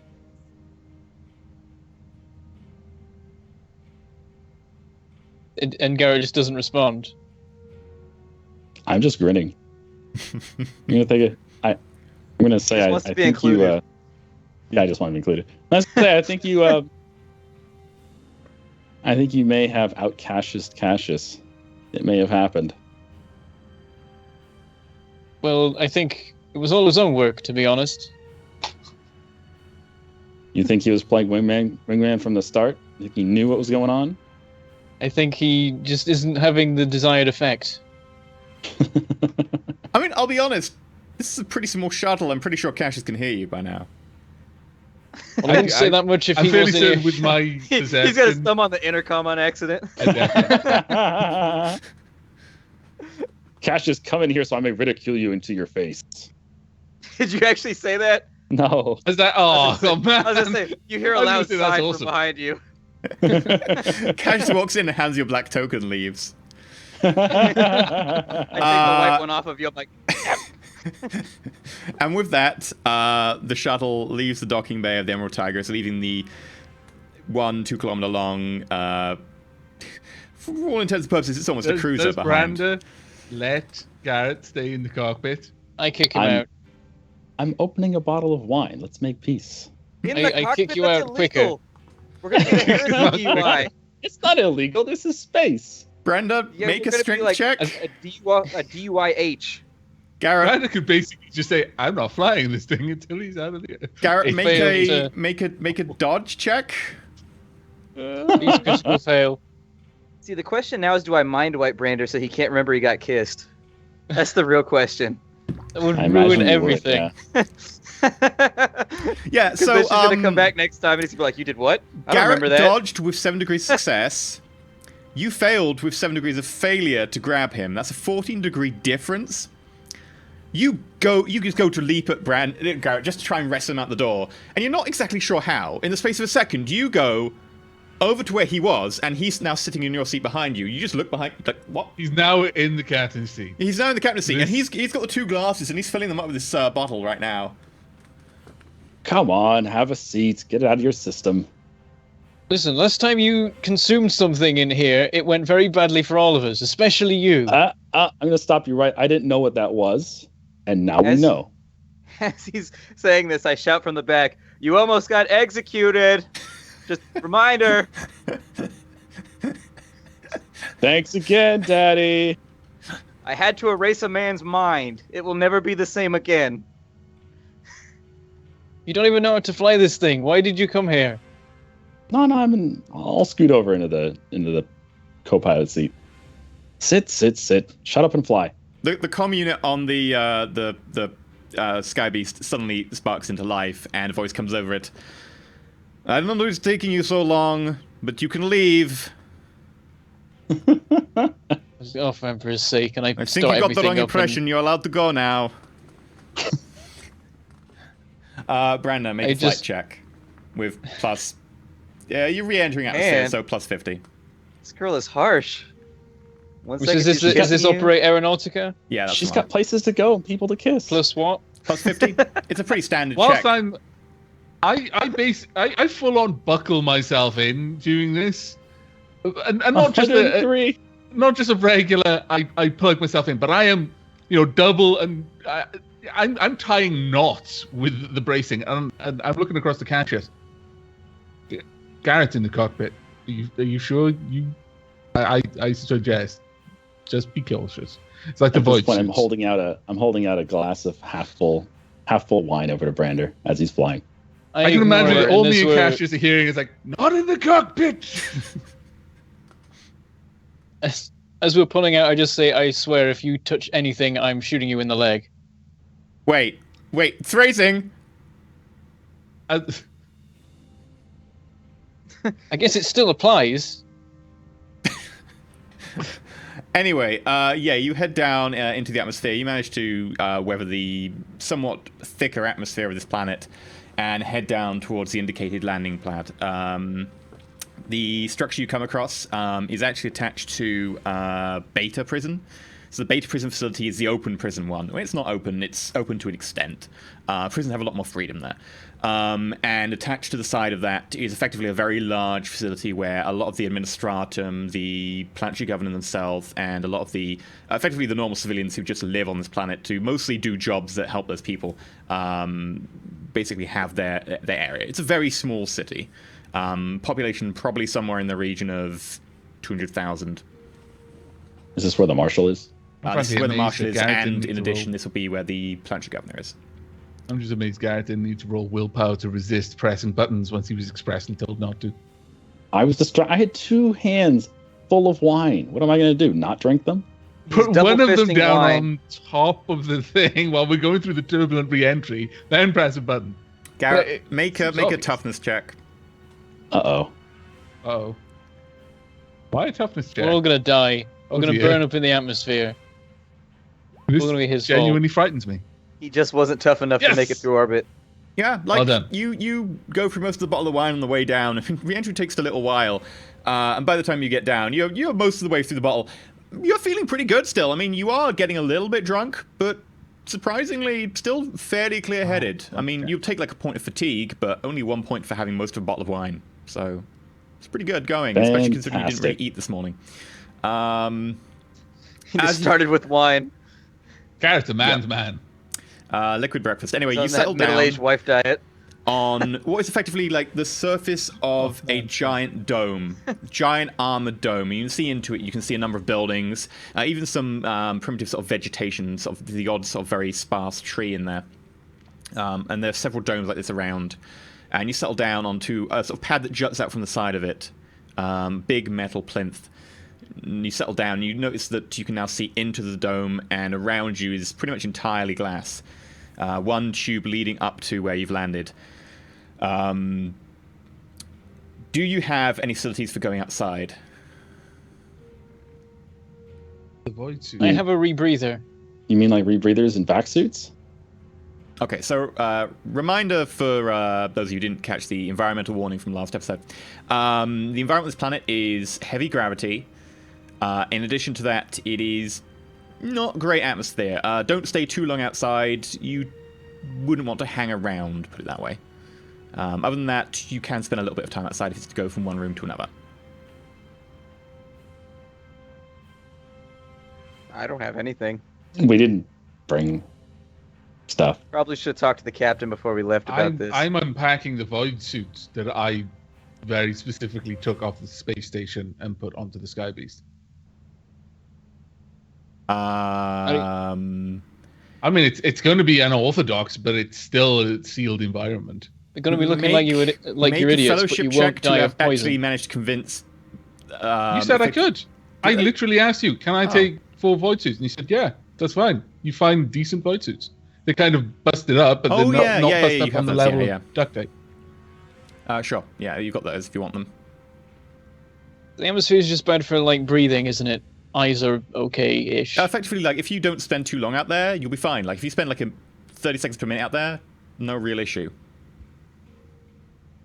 Provided you're not planning to do like long-term exposure. Yeah, as I'm powering down the ship and everything, I say to people, I say to like Garrett and Cassius, if you don't want to breathe in any weird stuff, I suggest you either put one of those on or hold your breath, and I stick a rebreather over my face. I look slightly ready to press the button, but I don't press it until they've. I'm just gonna grab my things. I don't care. Yeah, I'm sure we'll be fine. We're just going inside a building. How far away is the building, sorry? Yeah, how far is the building? That's a good question to ask. It's probably about 15 meters to the open hatch. Oh, we're good. And it literally just it's the atmospheric atmosphere is probably full of particles and things like that which aren't good to breathe. It's not like caustic or anything like that. It is mildly acidic, and it is slightly thicker than usual, with a slightly lower amount of oxygen in it and a slightly higher amount of some chemicals that you probably don't want to be long-term exposure to. Well, given that we've got such a short way to travel, I'll be leaving the void suit behind as well. Okay. I'll simply hold my breath.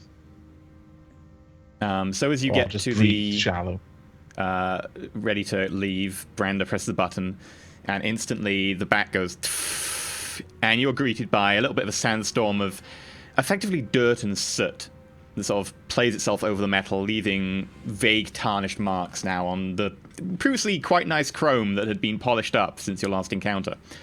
Instantly, Branda, you feel somewhat fine. It doesn't seem to be an issue. Your rebreather is doing a sterling job. Everyone else, you suddenly feel this sort of vaguely acidic tang in the back of your throats, and your throat, as you breathe in, feels a little bit drier. It's a bit thicker as well, so it begins to make your eyes start to water with the exposure. But other than that, you generally feel okay for only taking a few breaths. It's certainly a shock. God, but... Emperor protects. People actually live on a shit world like this? You might say the same about my world, Cassius. Can you breathe on your world? Not as well as we do on the Sky Beast. Oh my god. Out of character, how heavy is this? You said it was heavier than like normal gravity. Okay, everyone's agility bonus is reduced by 1 while on this planet. Shit on me. So that means Cassius can move 1 tile. It's not going to take him just a little bit of time to get to this 15 meters. 15 meters. Good luck. Means we'll probably have to shed some weapons if we care that much about weight. It depends how much you like carrying. Is anyone here carrying like more than one basic weapon? I just have my I'm sword. just carrying a las pistol. That's it. I'm usually carrying 4 pistols. Yeah, they're just pistols though. That's fine. They're light. Carolinus, what are you carrying? Given that we're just going to meet this guy, I'm carrying my hand cannon, and that's all I'm carrying. That's fine. Yeah, so you've got no problems with Also, weight or anything. like, you know, as the door is dropping, I take a few deep breaths, and the moment it's down safely, you know, I'm not in any great rush initially, but I look around, I spot the door, which it should be easy enough with my awareness, and then I basically sprint towards it, and I cover that distance very quickly. Okay, so none of you have really seen Carolinus really... Since he got this new leg operation, you've not really seen him let loose, and as soon as the door, there's a metal clang, and you suddenly realize your brain registers that as 1 clang, but then you realize that that's actually 2, split seconds apart. The other clang is his foot leaving the ground behind him and pushing him into a blindingly fast sprint. He covers the ground from your ship to the door in the space of a few seconds. And you're just still reeling from the first breath you take in, and already this metallic bolt has just gone over there. So How much is basically a turn if we were thinking in 6 turns? seconds. 6 seconds. It would take me about 9 seconds to get to the door.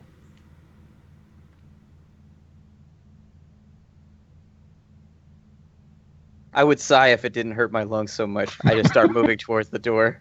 Yeah, you reflexively start to Arduously sigh, slowly. and then you go, nope, trying to minimize breathing. And you carry on. How long does it take you to get there out of curiosity, Cassius? How far was the door? 15 meters. And what's your normal walk speed? Just 1.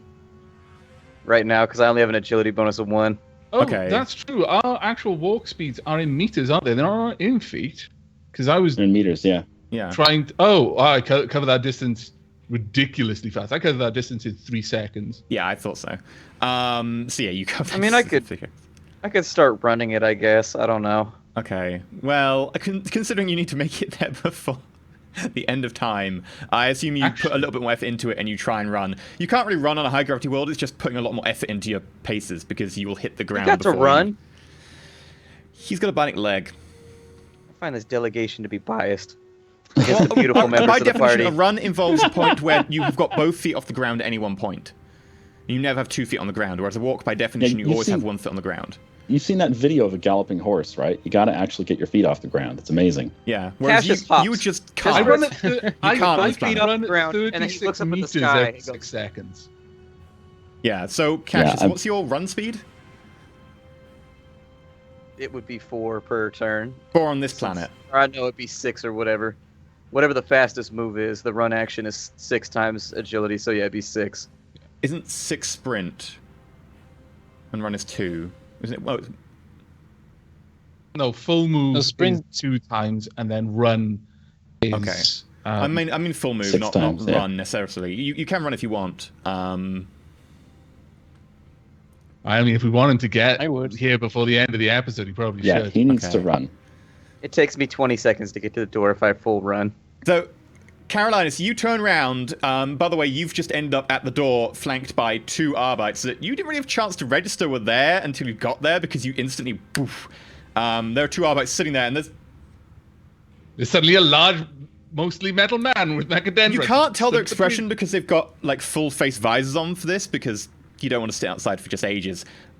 But you get the feeling from their body language that they're giving you a kind of incredulous look. You turn around, you notice Cassius is making his way over. It takes him a good 20 seconds, but he's putting all of his effort into this. He is struggling and he's straining to try and make it as quick as possible. On a normal planet, he'd be running or jumping. At the moment, he seems to be doing a very crouched, low scuttle as the gravity keeps him See, I've got a firmly really good planted. strength. I don't see why this bothers me. I should be fine on a high gravity planet.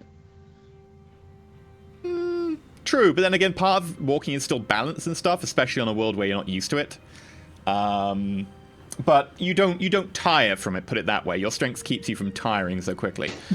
Garrett, it doesn't take you long. You make it there, sort of walking by Cassius and just like wondering why it's taking so long. Branda, I think similarly, you're okay for that.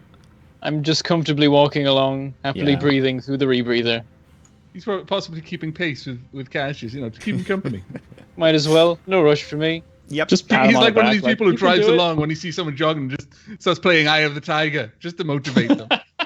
I'm just like experimenting with the gravity as I go along, like shifting do you from close foot the to hatch, foot by and the way, hopping before a you bit. leave, or? Yeah. Yeah, you close the hatch and just to keep the I don't air inside. I don't like throw the keys to one of them and say park it. Anything. Oh, is this valet? You'll get up to the hatch, and one of them turns to you.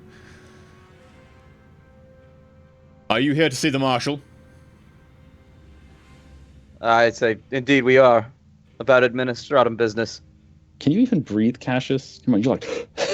About administratum business! Very well. We've been expecting you. You would have been wise to bring some sort of respirator like your friend. And the door behind them opens. I walk silently through. I'm not going to address it. This guy's a peon. I don't care. Actually, I ask him what his name is. What's your name and badge number? What's your name and badge number? How dare you give me advice? Arbeit.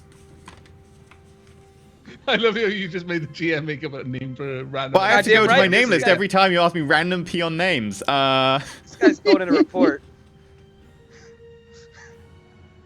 Arbeit you're saying, Make fun of sir. me. And yours? I nod. Ichabod Cole. Rank? Oh, right. The names. I'm going to look at my compatriots and like, what's your name again?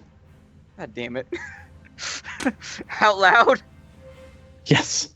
Oh no! Both of them... I'm trying to whisper it, though. Shotguns go from, like, just point at the ground to sort of hipped ready now. Papers. Where's your identification? I motion for everyone to produce their papers. I fumbled through mine.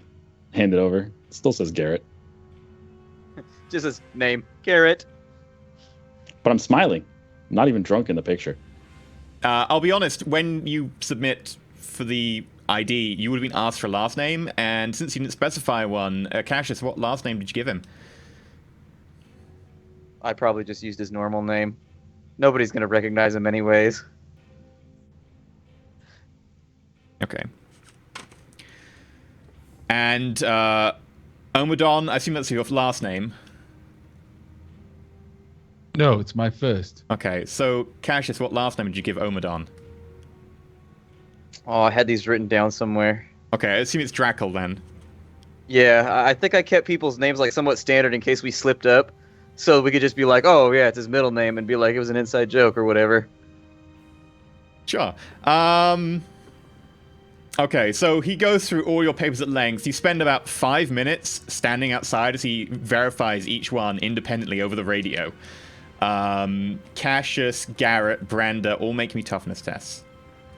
At a plus 20, not outside for that long. Oh, sorry, no, Branda, Garrett, Carolinus, not Cassius. No, not Branda, everyone but Branda. Branda's the one wearing the I respirator. was confused. It's like, is it that bad that even if you're breathing fine, Are you gonna roll fake to have that? your eyes explode? Nah, Are you gonna fake that, Cassius?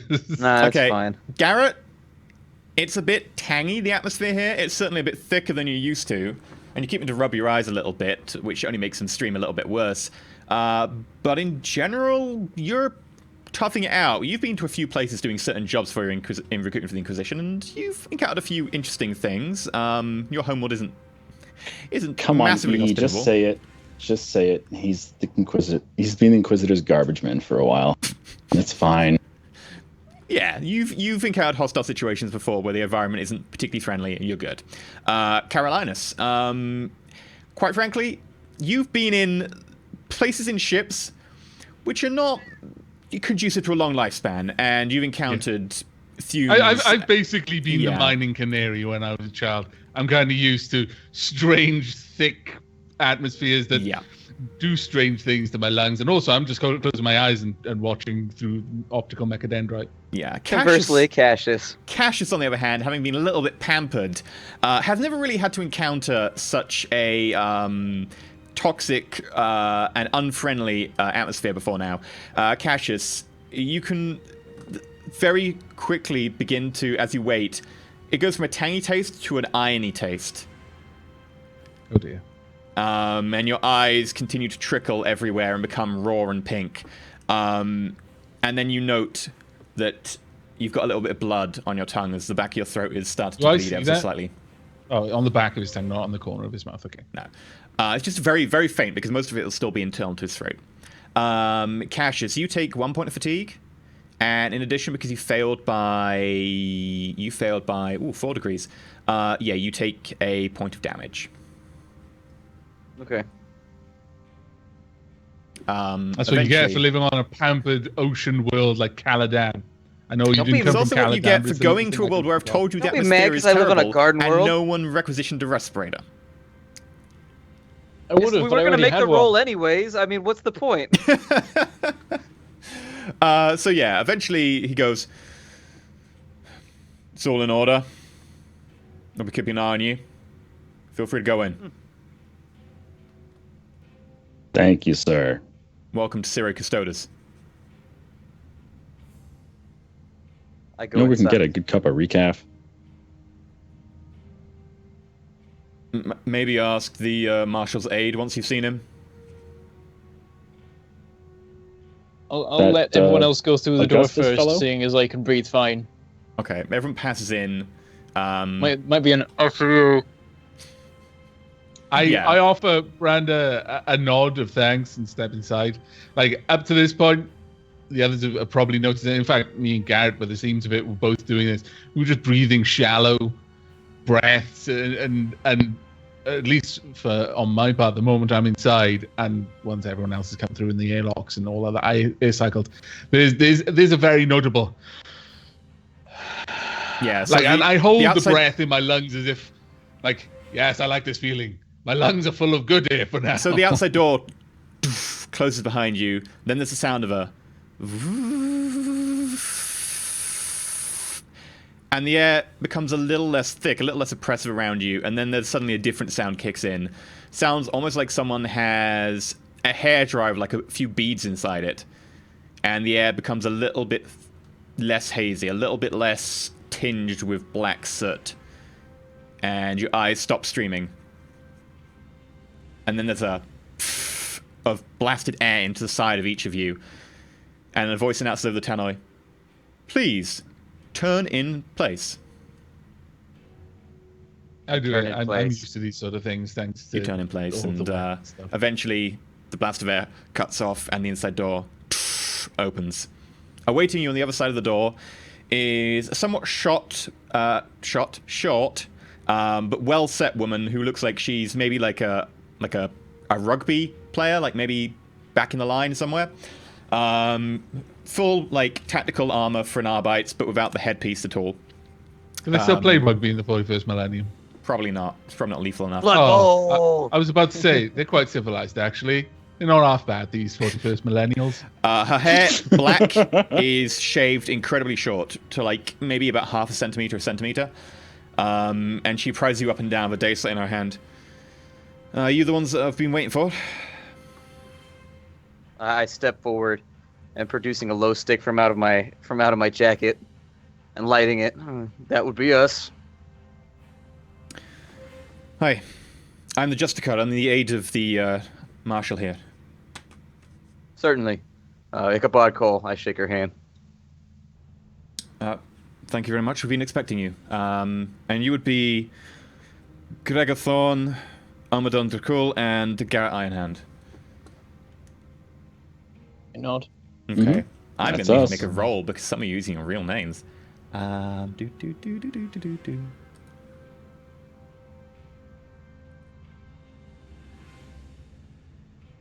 they heard of the famous Garrett? Well, if you want to follow me, the Marshal's been waiting for you. Certainly. And she leads on to a little, effectively a little golf cart nearby. It's more well armored than that, but effectively it's a small buggy for getting around the inside of the dome. And as you look around now inside the dome, you can see that there's a long leading sort of pathway that rolls down to the floor of the dome, because you're sort of about a third of the way up currently. There's a number of buildings inside, all made of some sort of plasticrete sort of form-in-place sort of prefab building. A lot of them having been touched up or have plaster over the top or bits of embellishment here and there, but most of them are still that sort of, originally they were put together from a kit building. She takes you down on the little cart itself, the little electric engine whirring, and eventually takes you through some of the more built-up area. As you notice this, you notice people around you generally seem to be more civilian rather than prisoner. You would assume that this is actually just the normal workers around here, and the prisoners supposed to be somewhere else. There even appears to be a few shops that even go past something that maybe some sort of delicatessen. This seems quaint and small, but it seems like most Imperial worlds so far.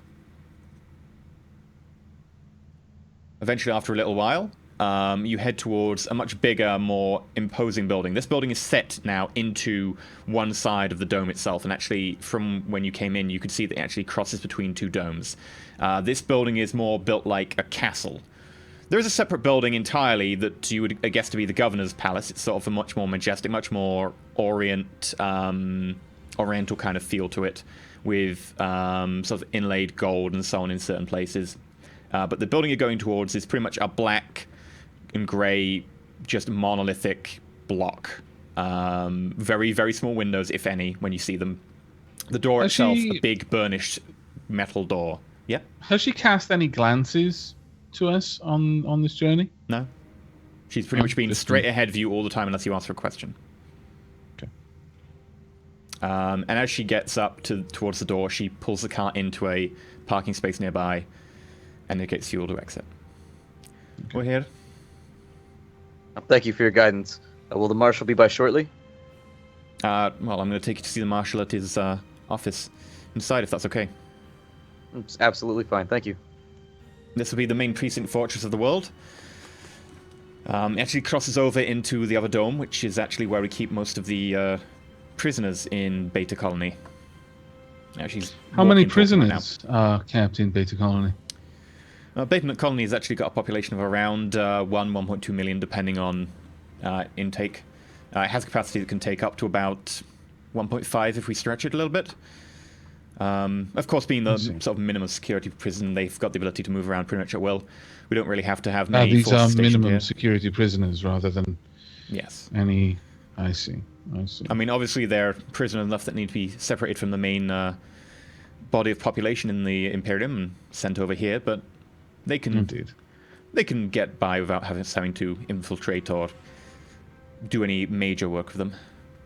Well, out here, there's not much that they would be able, not much mischief that they could get into, I suppose.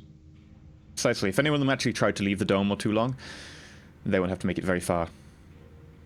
What sort of crimes wind people in minimum security on this planet? Well, that entirely depends on what they've done, where they came from. Depends on the laws of the world. Optical Mechadendra, as she's been talking, just been moving around, but generally, paying attention, in a sort of, I'm acknowledging that you're talking and I'm paying attention to what you're saying kind of way. And it tends to be focused on her, even as I cast my eyes around while she's replying, even to Gareth. Though generally I would say that the offenses you get here tends to range anything from murder, rape, up to wide-scale embezzlement, misuse of Imperial funds, etc. The most important factor, of course, if someone get put in Beta Colony is the possibility that they won't be a massive threat, that they won't be some sort of demagogue that'll rally people against the prison facilities. Of course, they can be at least trusted somewhat not to be able to be a threat to the ongoing prison management. Provided that's the case, then they get to go into the open prison.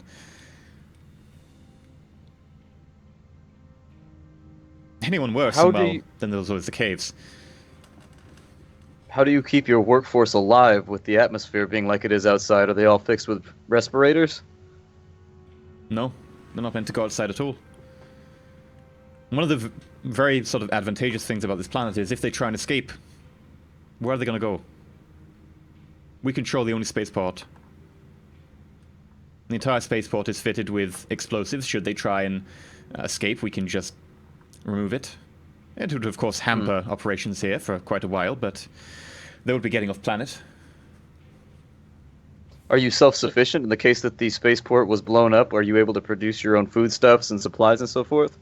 To a minimal extent, yes. The manufactorium over at Prison Gamma actually can produce a certain amount of food, along with a certain amount of raw materials and supplies, although most of the materials have been extensively used. This planet used to be somewhat of a mining colony. Alpha Colony, the what we know as the Caves. Now, that used to be a mine, but we repurposed it afterwards. But in the case that we actually lost contact with the Imperium for the spaceport, we would probably only be self-sufficient for a few months before we'd need extra supplies.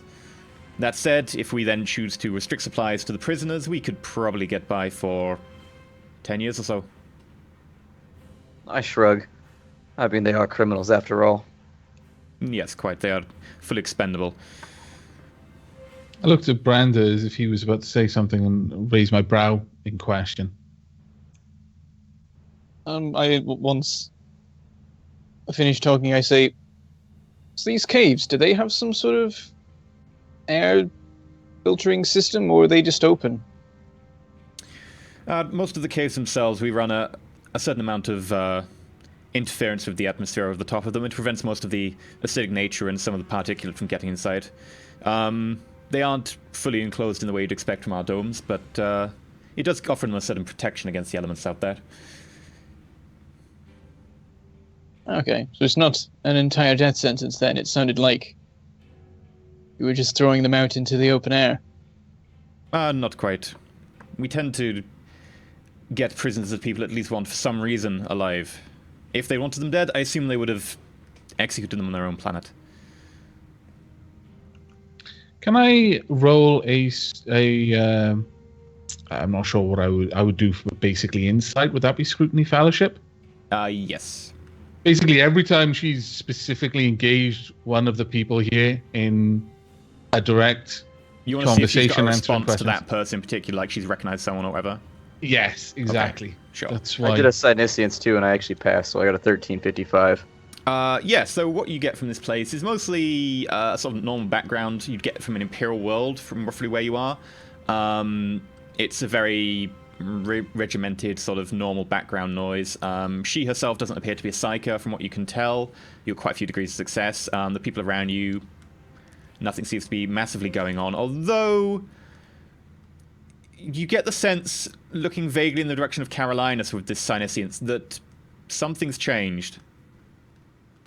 Can I? Should I roll for each individual person, or just one? Just one. Just one will do. Okay. I failed with 89 versus 30. Yeah, you failed massively. You're not really sure. She's very uniform and regimented about her sort of very professional outer appearance. Arbitrator's When going you to be very difficult to read. Something's changed, do you mean that like just his humanity has changed because of like the new augmentations he's added? Or is it like well, there's certainly that aspect to it. His augmentations, as far as you can tell, have seemed to merge pretty well with his current consciousness. But something else has changed. You're not sure if it's just there's been a side effect of the augmentation, but it looks like there's like a newfound purpose or darkness to him. It can be very hard to tell the difference between the two. Purpose is, at least at a very superficial level, is very similar to a certain change in demeanor. But he does seem to have picked up something in the last month or so that you hadn't noticed before. Having noticed this, out of character, the next time he seems to be at like an emotional high, can you remind me, and I'm going to Psyniscience him again as a psyker? That's something I would take note of. Okay. At this point, by the way, you get a bleep on your data slate, Carolinus. Informing you that all the goods and so forth that were picked up of your stuff for the group have been delivered to the planet. They're now effectively in a storage warehouse, should you want them. All the goods? Effectively, the stuff you were to leave behind when you ran off to the space station at high speed, which includes a giant shipping container, has now been dumped at a warehouse nearby. On what planet? On this planet? This planet. because the Emerald Tigris isn't waiting in orbit; it's going on. So it's just completed the undocking procedure, and it's been brought down by a lifter. Sorry, I assumed that had been loaded onto the Sky Beast, but then the Sky Beast is actually way too small. Yeah, it it just occurred to me. I mean, if you want to change that to something else, you can later on to make it more portable. But for now, every time it needs to be a heavy lifter. But yeah, she continues talking. In general, the outer air is pretty hostile. Give it probably an hour, and it should kill pretty much anyone out there, or at least making them incapable of really being much of a resistance. The caves themselves do offer a little bit of respite. They've got a bit of certain oxide ores and certain other things that leach the impurities out of the air to an extent. Although, as far as I understand, I'm not a geologist, but that won't be enough. We also run a certain magnetic field over the entrance, which repels most of the charged particles, in addition to running a bit of a thin sheet of plastic over the surface as well, which keeps out most of the atmospheric impurities. The atmosphere inside is still not particularly great, but at least it won't kill you.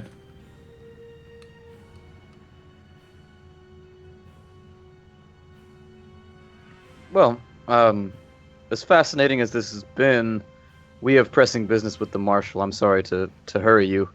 Not do you quite, think we could speak We're with nearly him? there. And within about 2 minutes of this, you've passed through several checkpoints. Every time you go through a checkpoint, it's a very laborious process of guns out, data slate out, etc., blah, blah, blah, scan up and down. Every time you get through a checkpoint. As you go through the last checkpoint, Branda, one of the Arbites turns to you and goes, "The Rebreather is fine in here, but if you take that to the other side, you're going to need to check that in, and you won't be able to take it out into one of the prisons. We don't like the prisoners having the chance to get hold of a Rebreather, just in case it gets them the opportunity to get outside a little bit more easily." I understand. Very well. And he notes on your file, by the way, that you have a rebreather, just for any future when you go through another checkpoint on the other side, that they will want to take that off you. You head further in, muttered words occasionally with your guest. You go past a number of scribes and attendants, a number of Arbites in and out of uniform, various states of armor, some of them in more sort of civilian garb. You even catch sight of one or two people who look very much like they could be prisoners from this sort of vague orangey uniform with black flashes on the top of each shoulder.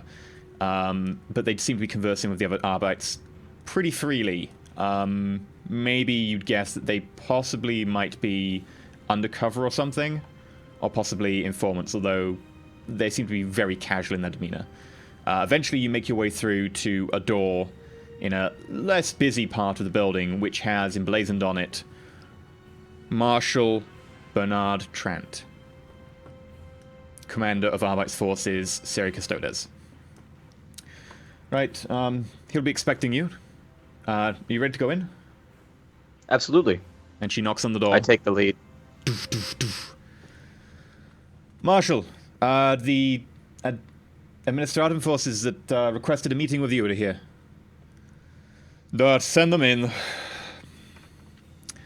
right, well, I'll leave you to it. He's in not a great mood this morning. I should brow at that. I open the door and start to move in after having heard that. Okay. As you go in, you notice that there's a pretty Spartan office.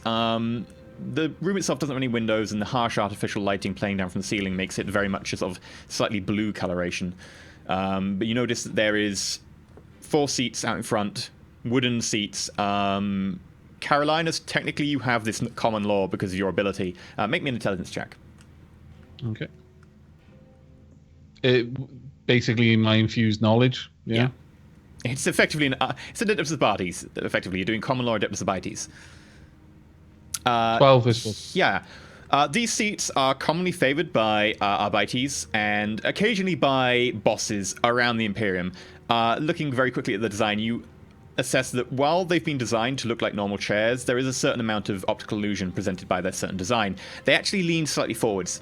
It means that it's very hard to fall asleep or to relax in the chair because you slide off it.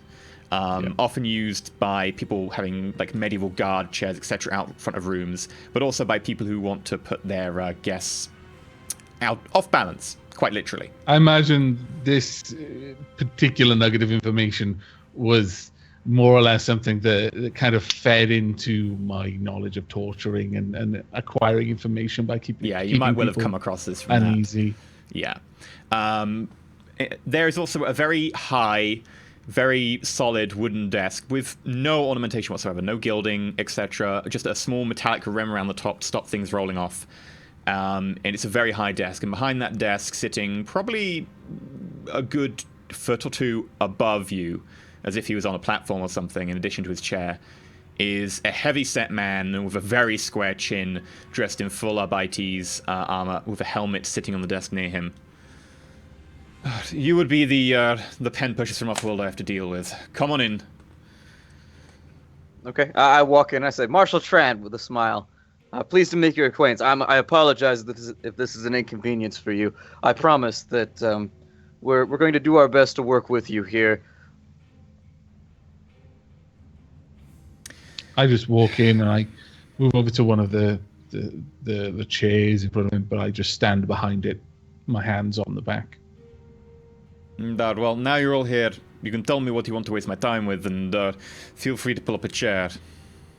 Certainly, certainly. I actually think that I'm in a unique position to brighten your day right now, Marshal Trant. Is this room being monitored in any way?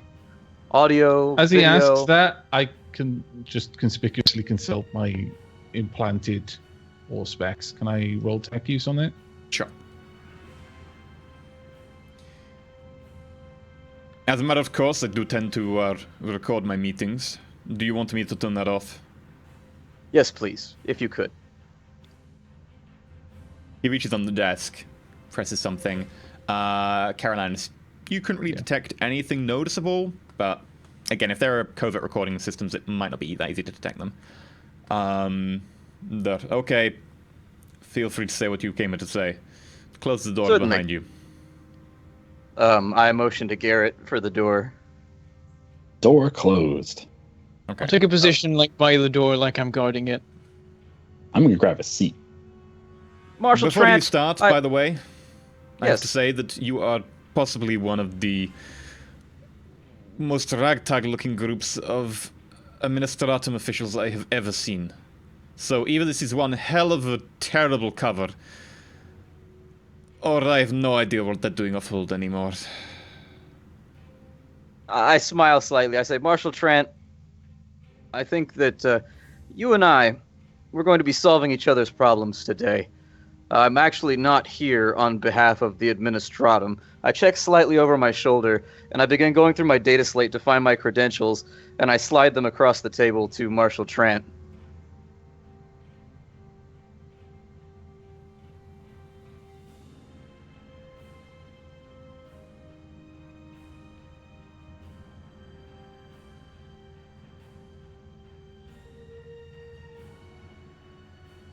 And if you'll excuse me, I do not want to detain people of your position, but I will need to double-check this. I say, by all means, you'll find everything is in order. Okay, and with that, he hooks up the data slate with a thick cable that he pulls from under the desk, and pulls up his implanted cognite display, and types in a few words. And there's a long pause of about a minute or two as the processors inside the implanted cognite start whirring audibly in the background. Okay. Are you apparently who you say you are, so let me guess, Cassius. What are you here to find out? What are you here to investigate? If for some reason is one of the prisoners in need of an extra interrogation, or has one of my guards been stealing pocket money for some reason? Quite a bit more insidious than that. It appears as though someone is breeding Xenos on this planet under the auspices of controlling individuals. What they're producing is a small slug which is implanted into an individual, and they then become completely and totally impressible. They'll do anything you tell them to do. They also produce a side effect, which is a drug which is being smuggled off the planet. We are here to end this clandestine operation. And we hope that we'll have your cooperation in this. As a bit of an olive branch, if you have any concerns on planet that cannot be handled through your official channels, by all means, we would be more than willing to see to those as well. I like to act in good faith. Well, thank you. That is at least very kind of you. And I have to say I am somewhat surprised that you would even think to come to me in such a circumstance, but I very much appreciate it. The Xenos being bred on this planet in my very facilities that I am in charge of is worrying, if true. Do you have any more information on this? Unfortunately not, although this comes from the mouth of the Inquisition, and we're not ones to act on bad information. I can assure you that... Interrogator Khan, yes? Yes. And, okay. Continue. I do a fellowship scrutiny on him to see if he seemed to recognize Khan's name. I'm not the best person to be doing these, but... 57, as far as you can tell, he is vaguely taken aback and hostile at the moment. Well, he was originally a little bit hostile, pen pushes, but now he's a bit taken aback at the same time. It's very hard to read him. From what you can tell, didn't seem to recognize the name, but... Gotta give it a shot, though. Okay, yeah, sure.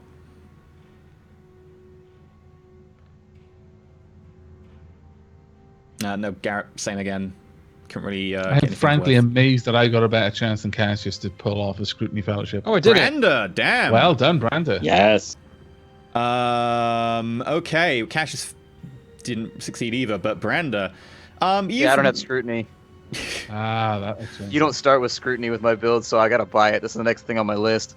I just got it because I'm like, there's so many things we need to scrutinize always. Is that a Very word? useful thing to have. Yeah, I focused on my XP on my psi powers because I didn't want to kill us all accidentally. So I'm finally getting around to the social stuff now. I was fed up not being able to do any rolls. You've Wait a minute, only you're- managed you're- to pre-science twice since starting this entire campaign. You're okay with killing us on purpose.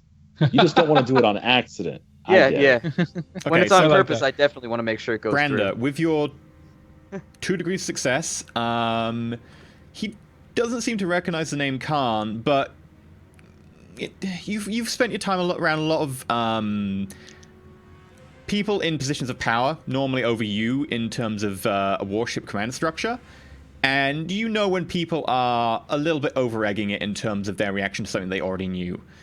You'd maybe get the feeling that some of the information you gave him isn't necessarily new. You're not sure how much or whatever, but you do feel that to an extent, he's maybe over-egging his reaction here. He does still seem genuinely a little bit surprised and hostile, but he's maybe over-exaggerating something. I'll consider this. Keep quiet for now, of course. Dart, what else do you know?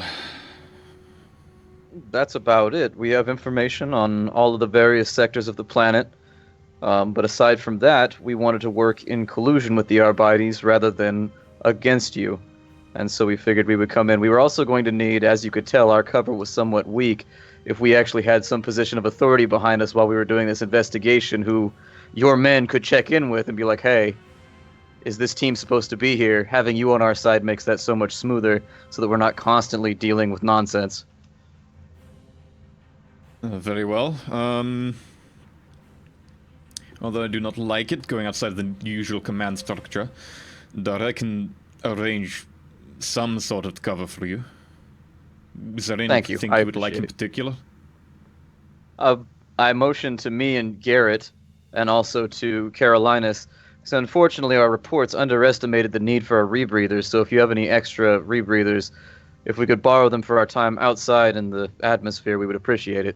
And are you planning to spend lots of time outside in the atmosphere on this planet? Not planning on it, but given our line of work, things seem to go somewhat unplanned from time to time. If you need to requisition some from the armories or the particular stashes we have around here, feel free, but just remember that they are fairly well guarded around here to prevent such events as, for instance, the criminal population getting their hands on them. Of course. In addition, we wanted to begin our investigation. I motioned to Carolinus. Carolinus, the medical staff you were saying something about? Yes, it would appear that whatever this parasitic Xenos organism may be, there would be no small measure of surgical work needed to extract the end product, the drug. There may even be surgical procedures required to implant it.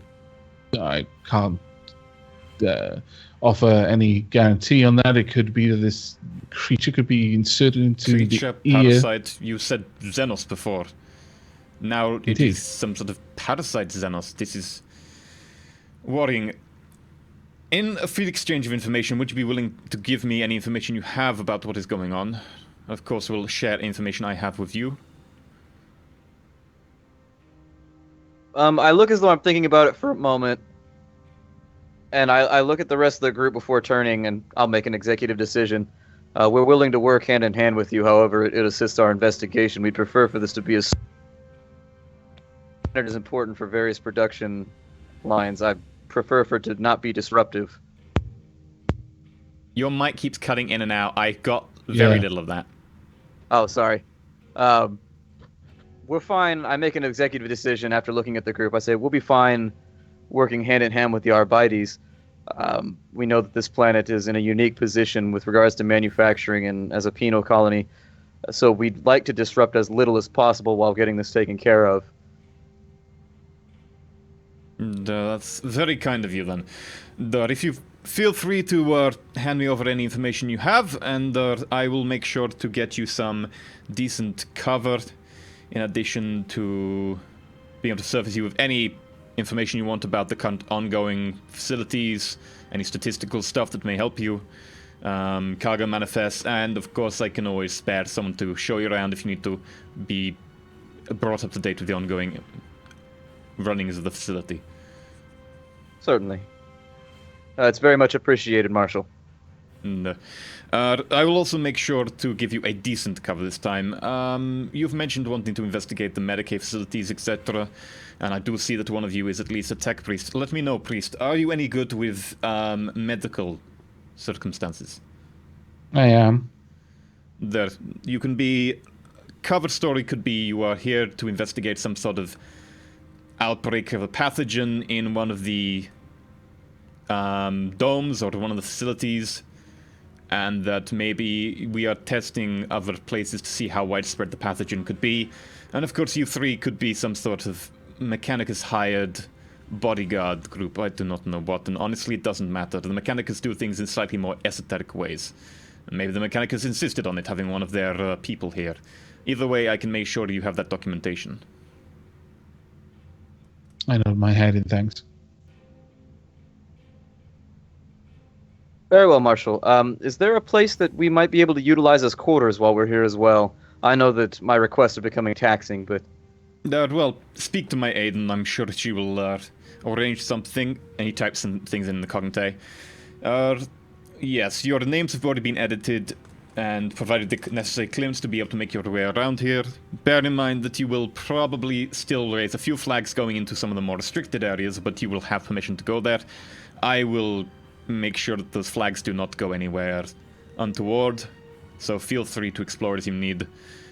Keep me abreast of your activities so that I can Certainly. best give you cover around here. I expect updates as soon as you can. I am aware that technically I do not have any jurisdiction over your activities, but let's put it this way. It would be very much in your benefit for me to be able to facilitate your movement around. I smile and I nod. Of course, Marshal. A final question. This Kismet fellow, what's your take of him? He is bearable. I roll scrutiny fellowship on Provided he his keeps response to the name himself. Kismet. Sure. Very specifically, this will be on Kismet. Before I sort of extrapolate to the entire conversation, for that you can just roll for Kismet, yeah. Yeah. He is bearable, provided he keeps his mitts to the civilian population, does not touch on the running of the prison. Has he made attempts to get involved with prison business before? Not particularly strenuously, let's just say that.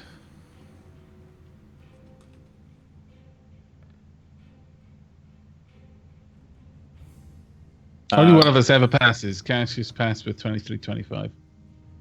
Oh, Cassius did pass. Okay, 1 degree of pass. You get the feeling that he's not particularly fond of the guy. Beyond that, it's really hard to tell, but you do get the feeling he's less fond of the guy than he makes on. But he's maybe putting on some sort of air of professionalism, or for some reason he doesn't want to quite go into details about. So he doesn't like the guy. Well then, Marshal, I figured I'd run it by you because there was some confusion about who to get into contact with on the planet. Kismet appeared to have some military snafu in his past or something along those lines. Yes, I felt it better to work with. It was one of his battle plans that caused the loss of several regiments up versus the Orcs on the Ragnarok. I looked towards Brander. Do I remember this? Was I there? Your rank at the time was a bit lower. It'd be more to do with your influence at the time. So make a requisition roll, effectively. Like, just make a straight influence roll. 39, 36. You vaguely heard of a defeat at a place called Hell's Crag. That might be the one he's referring to, where 3 regiments were effectively... They pushed a little bit too much to try and take ground that they shouldn't have otherwise really pushed for, and were pretty much entirely surrounded and wiped off as they kind of rushed a bit too far onwards and lost contact with support elements and then were surrounded and murdered. You were probably scrambled at that point to try and get them air support, but there was no way, you just weren't going to get enough air support to be able to get them back to your lines. You don't know exactly what happened in terms of the blame of that situation. You know that happened. It could be the one he's referring to. But beyond that... You see me rack my brains for a moment, and then there's a little realization moment of, oh. And like... It looks like I might have an idea what he's talking about. Okay, I lock onto that, and turning back to the Marshal... It's okay. Well, thank you for your input. If there are any matters you need handled, off the record, we are, as always, your servants. You've done well by us, and so obviously, while we're here, let us know. Well, if you would need to go into any of the MaxSec, particularly facilities or whatever, I will make sure that is possible. And if you choose to go so foolishly into the caves... then, well, I can certainly indicate a few people I would prefer to be stamped out in the caves, to where I do not feel it advantageous to be able to send my arbitrators. Of course. My friend Garrett here, I motioned to Garrett, is somewhat of an expert when it comes to the process of stamping out. Very well. My aides will show you to your quarters. Thank you, Marshal. I turn and... I assume before you leave, by the way, that the additional items that came down from your orbiting ship belong to you? Indeed they do. Very well. I will have them sealed and made aware that they are somewhat restricted access before someone begins to search through them. I nod.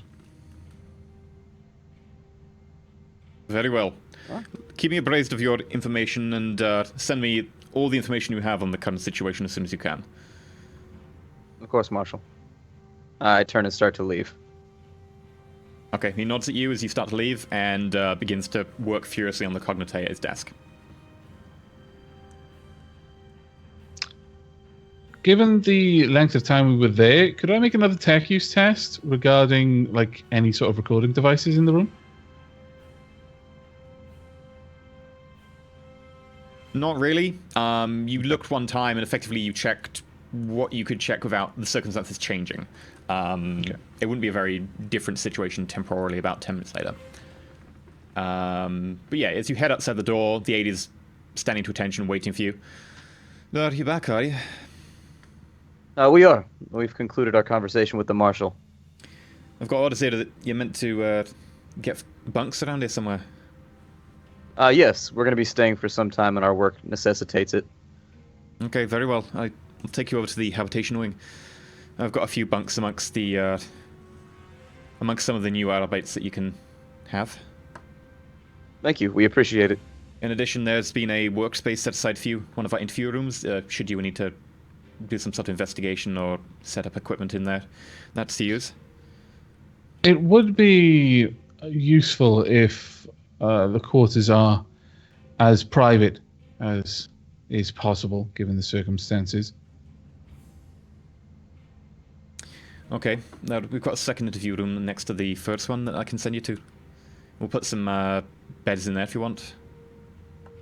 That would be very useful, thank you. Okay, and with that, she sets off, leading you through the labyrinthine maze in the effectively a giant plasticrete block, which is the fortress itself. Eventually making way to an area where there are two large rooms next to each other, and she indicates that one of them is the interview room that is normally used for checking in with informants, etc., that is now effectively yours for your investigation, and then the one next to it, which is more used as a sort of a one-way screen for that room, but has been disused for a little while and mostly stocked with random boxes that a couple of lower-ranked arbitrators are currently moving out. That can be where you sleep, and they're also shifting in a few cots. Cots and boxes. Well, I'll leave you As you move in, ready. If you need anything, just let me know. Thank you very much.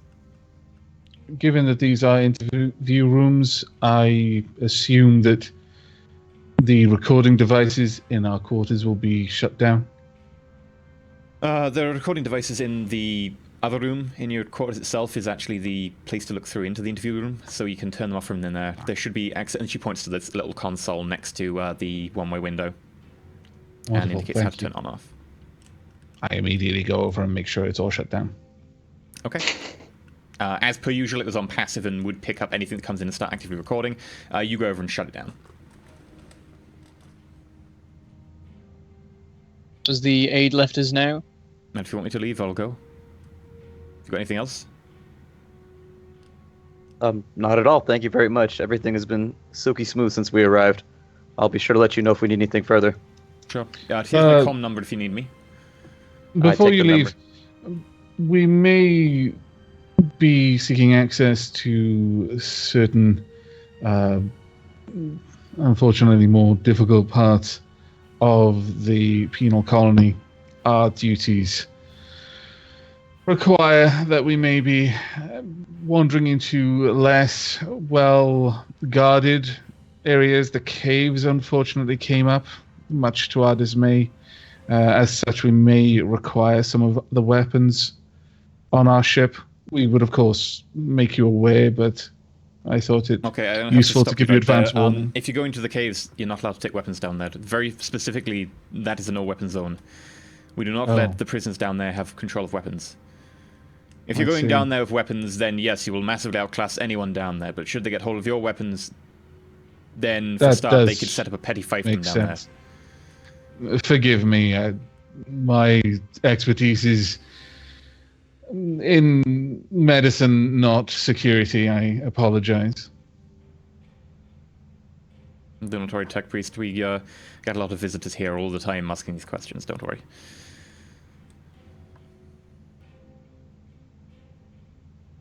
Okay. I look around at the rest of the group, and that's all we need. Well, let me know if you need me. And she leaves without much more than a nod of her head. Once the door is closed, I sigh. That will make dealing with any problems for the Marshal significantly more difficult. So there's no recording devices in here? There are, but they're turned off. Good. It depends. Are you in the one with the bunks, or are you in the one with the big space that's effectively normally an interview room? I would say we're in the one with the bunks since I just went over to the console. Then there aren't recording devices normally in there at all. Yeah, the observation room. So I think the Marshal knew something.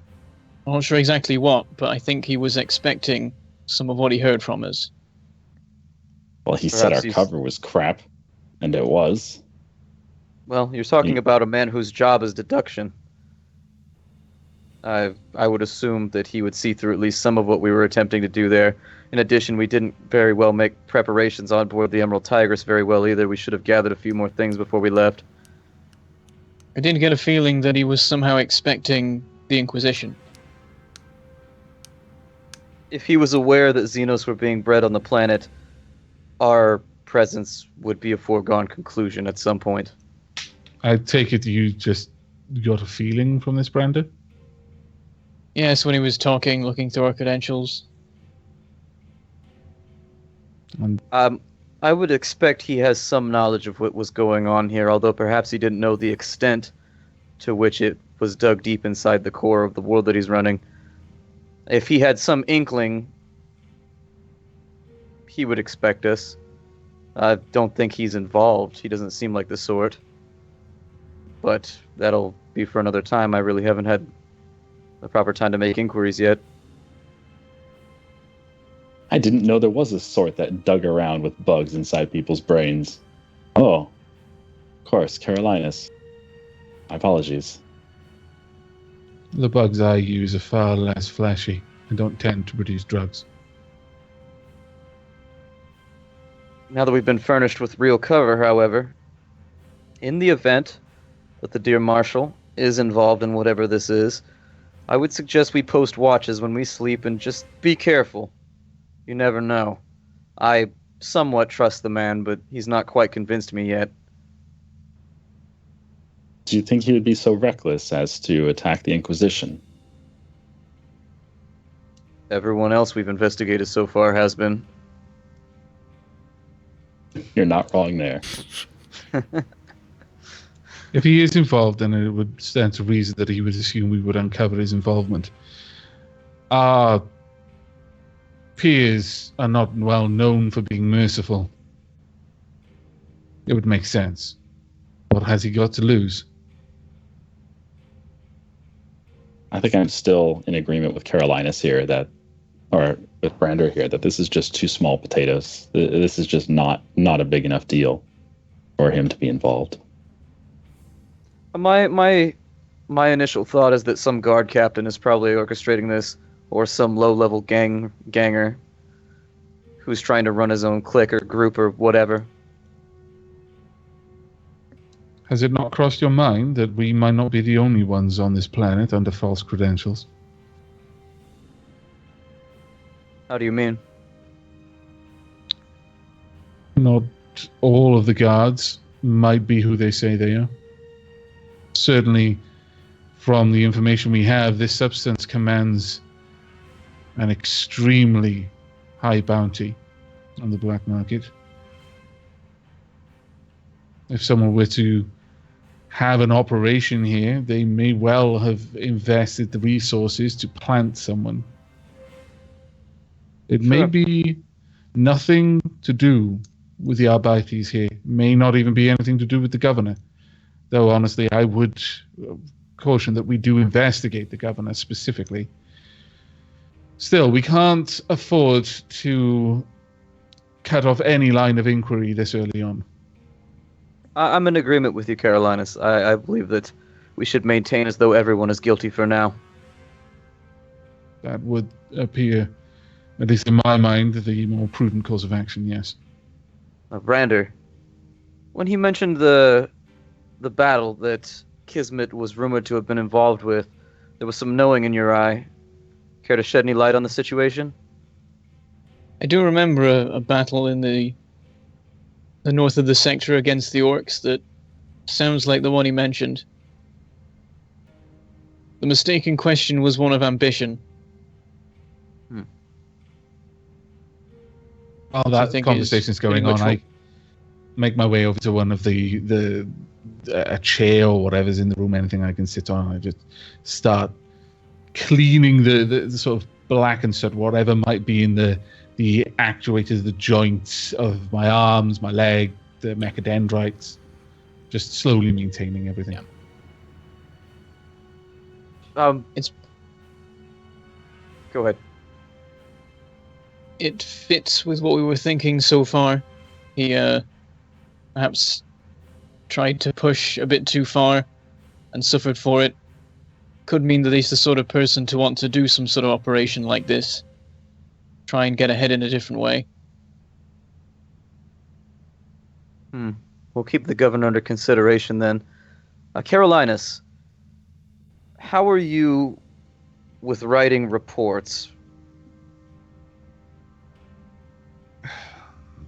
It depends on what manner of report.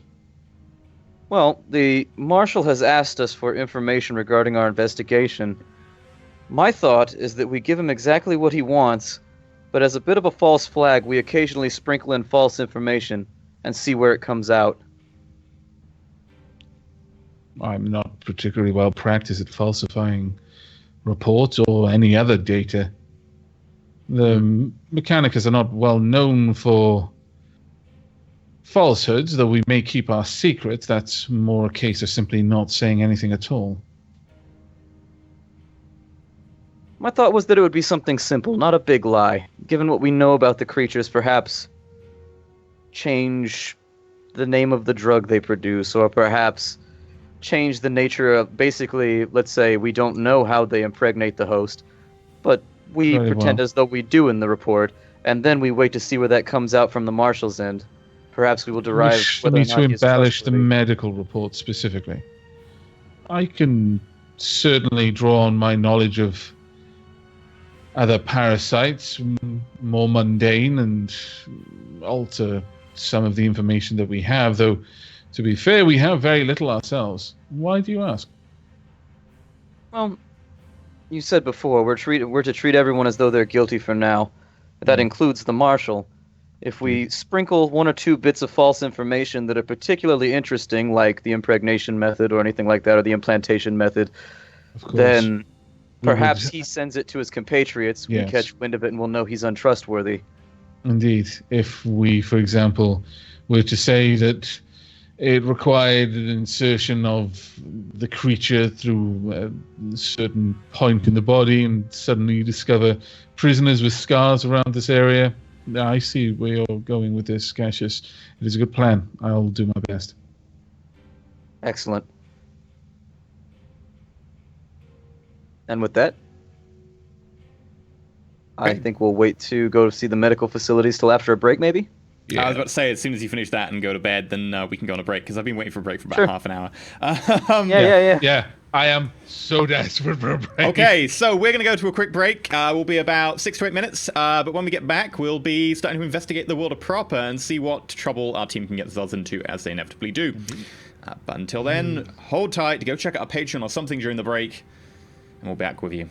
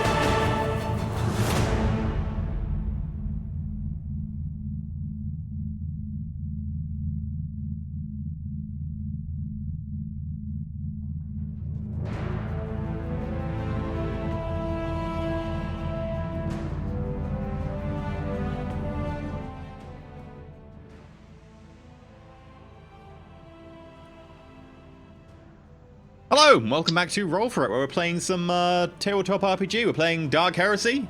We're your favorite YouTubers and streamers, and we continue on where we left off before the break, where they had managed to go down to investigate a penal world where some alien parasite was being used to make a drug, and they've just talked to the marshal of the world, who said, "Sure, you can do stuff. Feel free.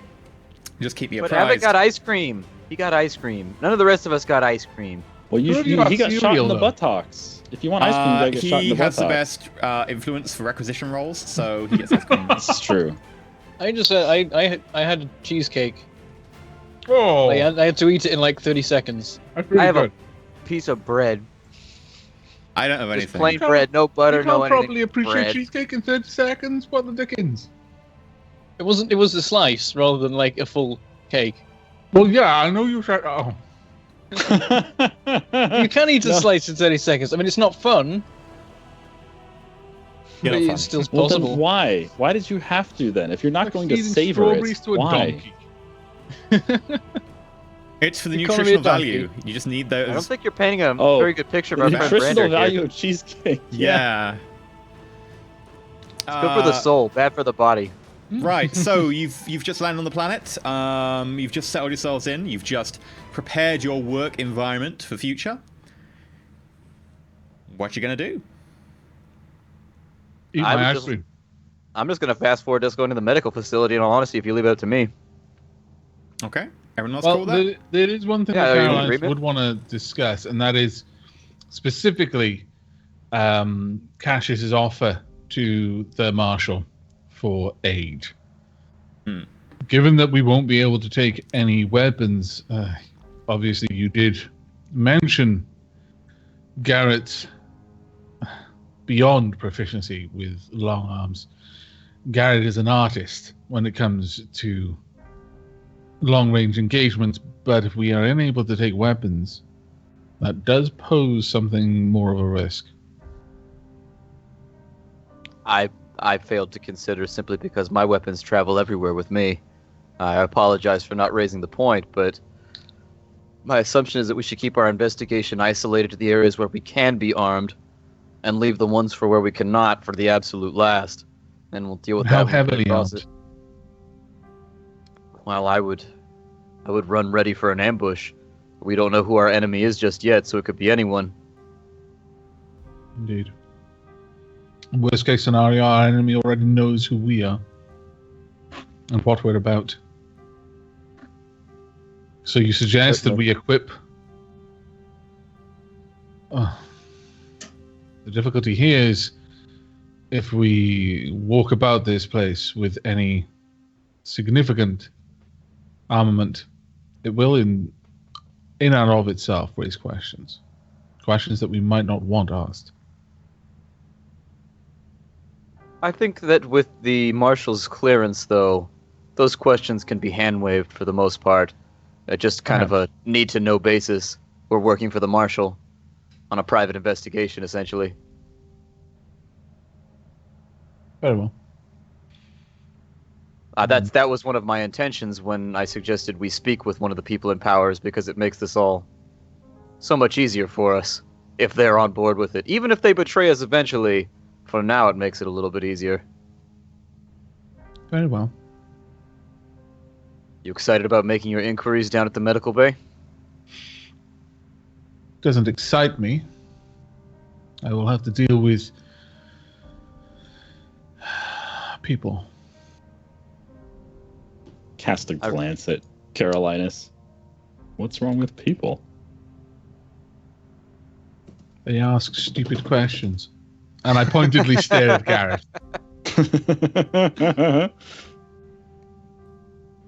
A grin, though. Assuming that he kind of chuckled. That was like a nice kind of... I grin. It's like, it's clear that there was no actual malice there. It's like, yeah. While they're doing that, Still, I, I'm no great teller of lies, as I mentioned last night. Whilst my order has some reputation for secrecy, secrets are very different things to deceptions. I take my bead real fast and I chirp the aide. Yes, what is it? if you've got the time at the moment, we would like to be shown to the medical bay. The marshal should have appraised you that we had an intent of going there.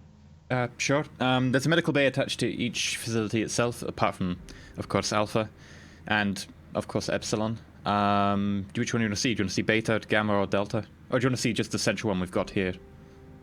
I mute the mic for a moment and I ask Carolinus, which of the facilities would be best for you and your investigation of things? The most well equipped, to be perfectly honest, which may imply the least heavily secured facility. But ultimately, we should perhaps pass a cursory inspection over all of them, if for no other reason than to keep up appearances. I turn the bead back on. I say, I'm sorry for that. I was conferring with my medical specialist.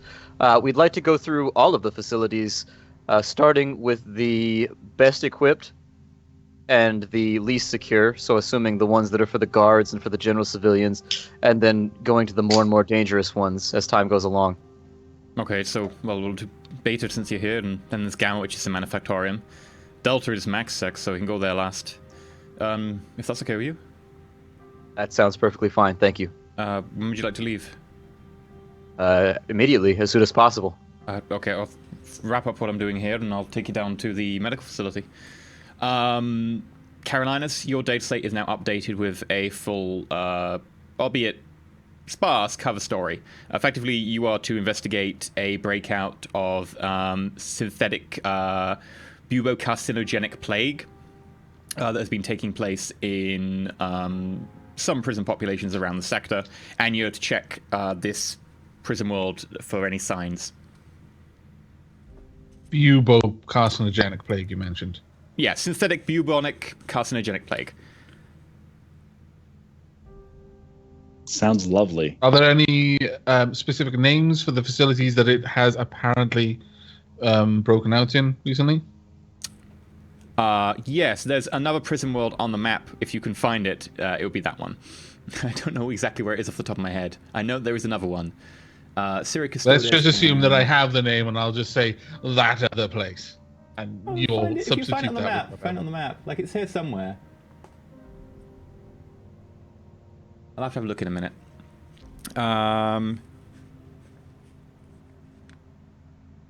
Bubocarcinogenic plague. Now, what's the transmission vector for this? Well, mostly it's bodily fluids. Wait, why am I doing that in character? Mostly bodily I was fluids. about to say, how am I talking to here? E or the A? Yeah, mostly to bodily the A? fluids, but to an extent it can be airborne via just effectively water droplets and stuff. And it can last in that form for quite a while, and it's also quite easily dispersed by going through air filters and so forth that manage to keep it breeding. Bubocarcin. I hope you wrote this down. Synthetic I look at bubocarcinogenic plague.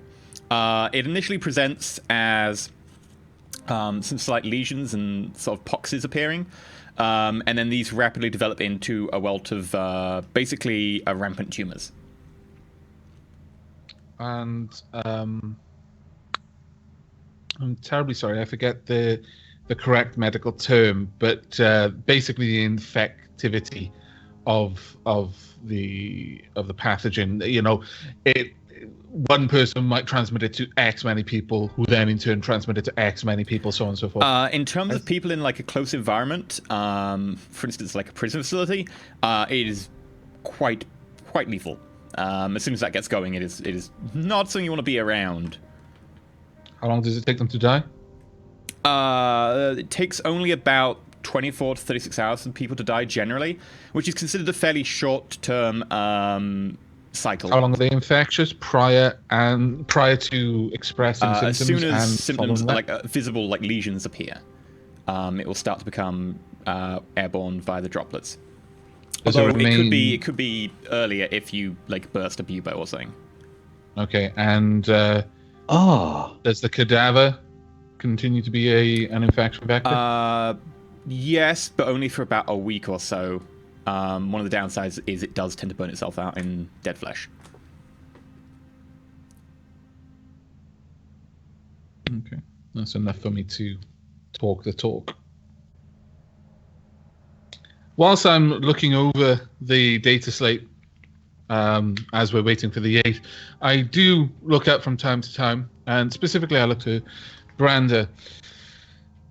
If we are to take Cassius's advice to heart in preparation for an assault, an ambush, had we better equip ourselves with our main weapons? I note that you, as I, have only brought pistols. I do also have the chainsword on me.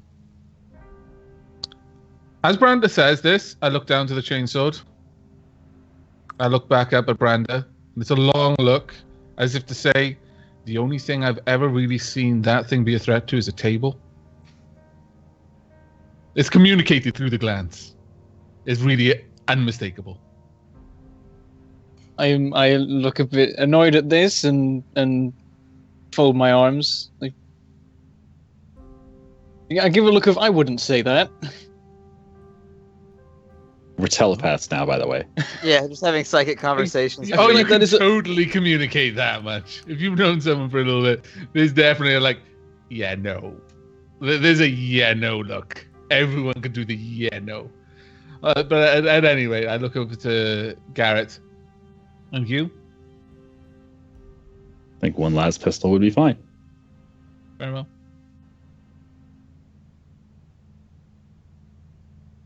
So I guess we wait for the aid to arrive.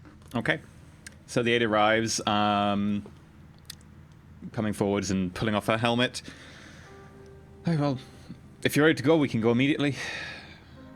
Absolutely. I wanted to thank you. I know this is probably very inconvenient for you and your staff, but we do appreciate it. That's fine. We all do our bit in the service of the Emperor. I nod in acknowledgement. Well, the medical facilities are actually in the base of the precinct, so if we go down, we'll take one of the lifts. Before we head off, my guardsmen here have expressed the desire to have more of their equipment with them. Would we be able to head back to the landing dock first so that they can equip themselves properly? I mean, sure, it's kind of an about way to get to the medical facility. The medical facility's like 10 minutes away, but... Okay, sure, we'll head back to your ship. Right, so, yeah, you get in the buggy, you head back to the ship. She seems a little bit curious that you want to go all the way back to the ship to get equipment to go all the way back, but she goes with it, having been given effectively carte blanche orders. So yeah, you head back to the ship. What do you grab?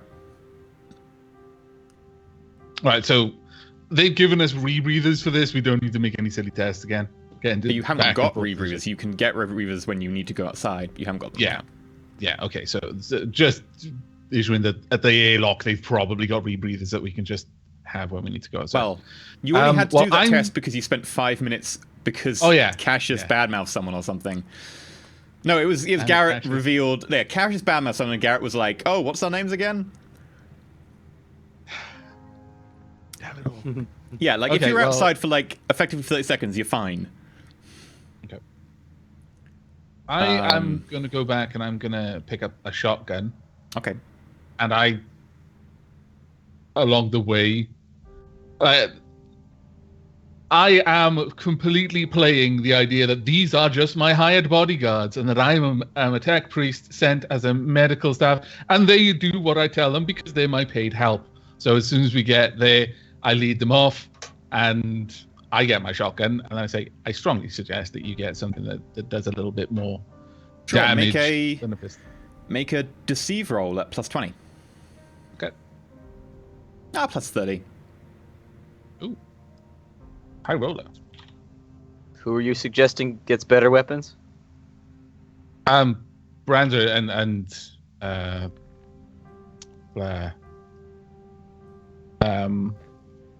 Brander and Garrett. Sorry. You put on a good show of your 2 degrees of success for your deception, ordering the members of your team around. However, the aide now with you. Damn, her head ability to the side a see through bit. That's not an easy test for me to make. I was very thankful that I just managed it at all. And she had to roll really well for her success. 4 degrees of success. Damn yeah. it all. Yeah. Damn it. I hate systems which mess with both sides of the equation. Trying to fool an Arbiter who gets bonuses on like perception and investigation and scrutiny.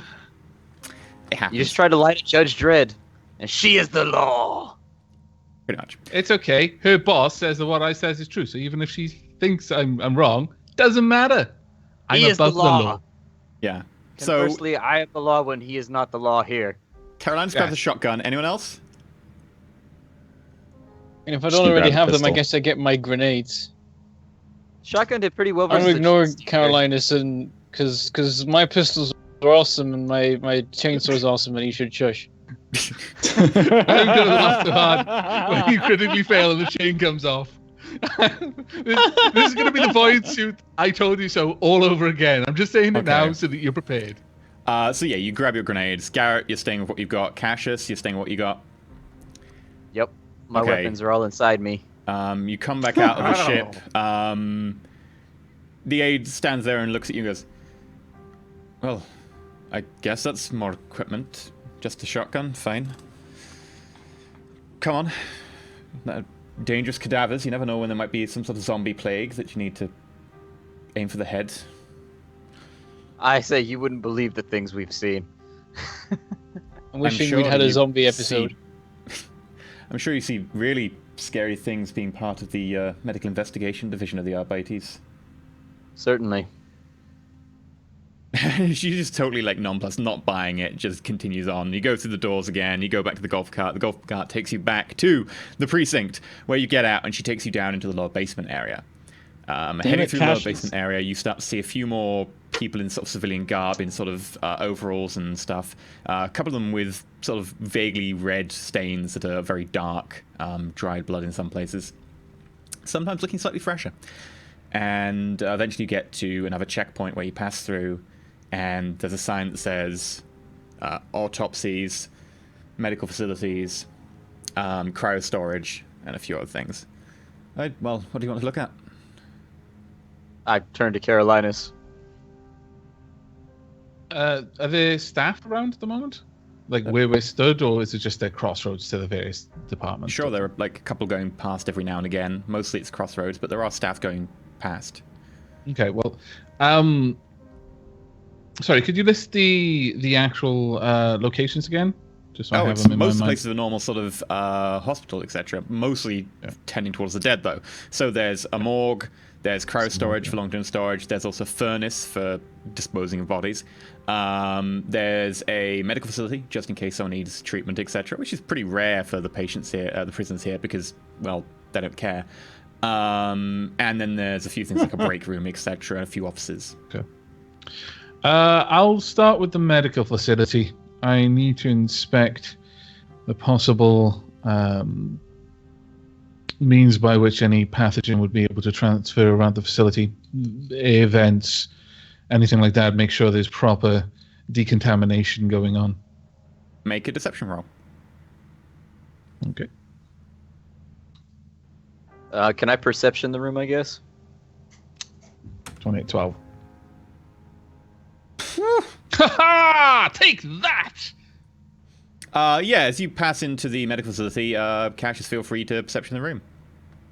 Yeah, I'm gonna have when to I put. succeed, she succeeds really well, and when I fail, she fails really badly. You're doing your warp sense gotta again. put- Yeah. Always. Just assume that I'm doing warp sense at all times. Man, you'll like one day you'll rend the like fabric of the universe asunder. Before we went into this, before episode 1, you were like, "Oh my god, I'm never going to use psychic powers because they're so dangerous when they go wrong. Oh my god, I'm never going to use them." And now you're like, "Oh yeah, I want to make a perception test. What power?" That's because like pissing in the devil's eye and he doesn't do anything about it. It's just like, well, I mean, if nothing's Well, gonna you happen, got it's fate. gonna You happen. did try to do something about it earlier on. Yeah, but I have fate. And pretty soon I'll have fate, and I'll have all those things that just converted into damage and all kinds of stuff, and then I'll just be a god. A god! I'm pretty sure it's heresy. Yeah, Sure. we're gonna Okay. kill Feel you free to then. deception the room. Actually, yeah. I've already been a god, and I got a taste, and now I want it back. Okay. So that's gonna be a plus 30. So yeah, Karen, as you go in, there are a couple of people there triaging some minor injuries to a couple of Arbites. Cash is failing to see anything, almost including the orderly who almost walks into him. Looking around the room. I'll make a show of actually inspecting the things I said I was going to inspect. Sure. So I'm looking around vents and things like that. But while I'm doing that, I'm also actually looking at the facility itself. Can I do an awareness check to see if they've got the sort of... You don't do an awareness check. You're taking 10. Like, you don't need to just spot a surgical table. You're good. You can see surgical table. Does this area seem to have the necessary tools and also the drugs and anesthetics, or maybe not just something to... Well, I imagine they would be anesthetics, so I would be looking for that, since you might want to just completely paralyze someone if you're going to start cutting out their head. It looks to be a fairly well-stocked medical facility, and you would assume that it can do any form of basic surgery, including the necessary drugs on hand.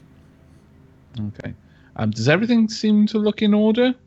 I would actually go around and provided no one tries to stop me, to look in medical logs and things like that, to basically do an on-the-spot like stock check, see if there's any kind of drugs that shouldn't or would pique my curiosity. Okay, as you start to go over like through the medical logs at one of the cognites nearby, one of the orderlies, a young woman with blondish hair in sort of a bun behind her to try and keep it out of the way from her job, gloves still on with sort of the blood and a bit of hair from one of the Arbites who's received some sort of head wound, comes over and goes, excuse me, what do you think you're doing?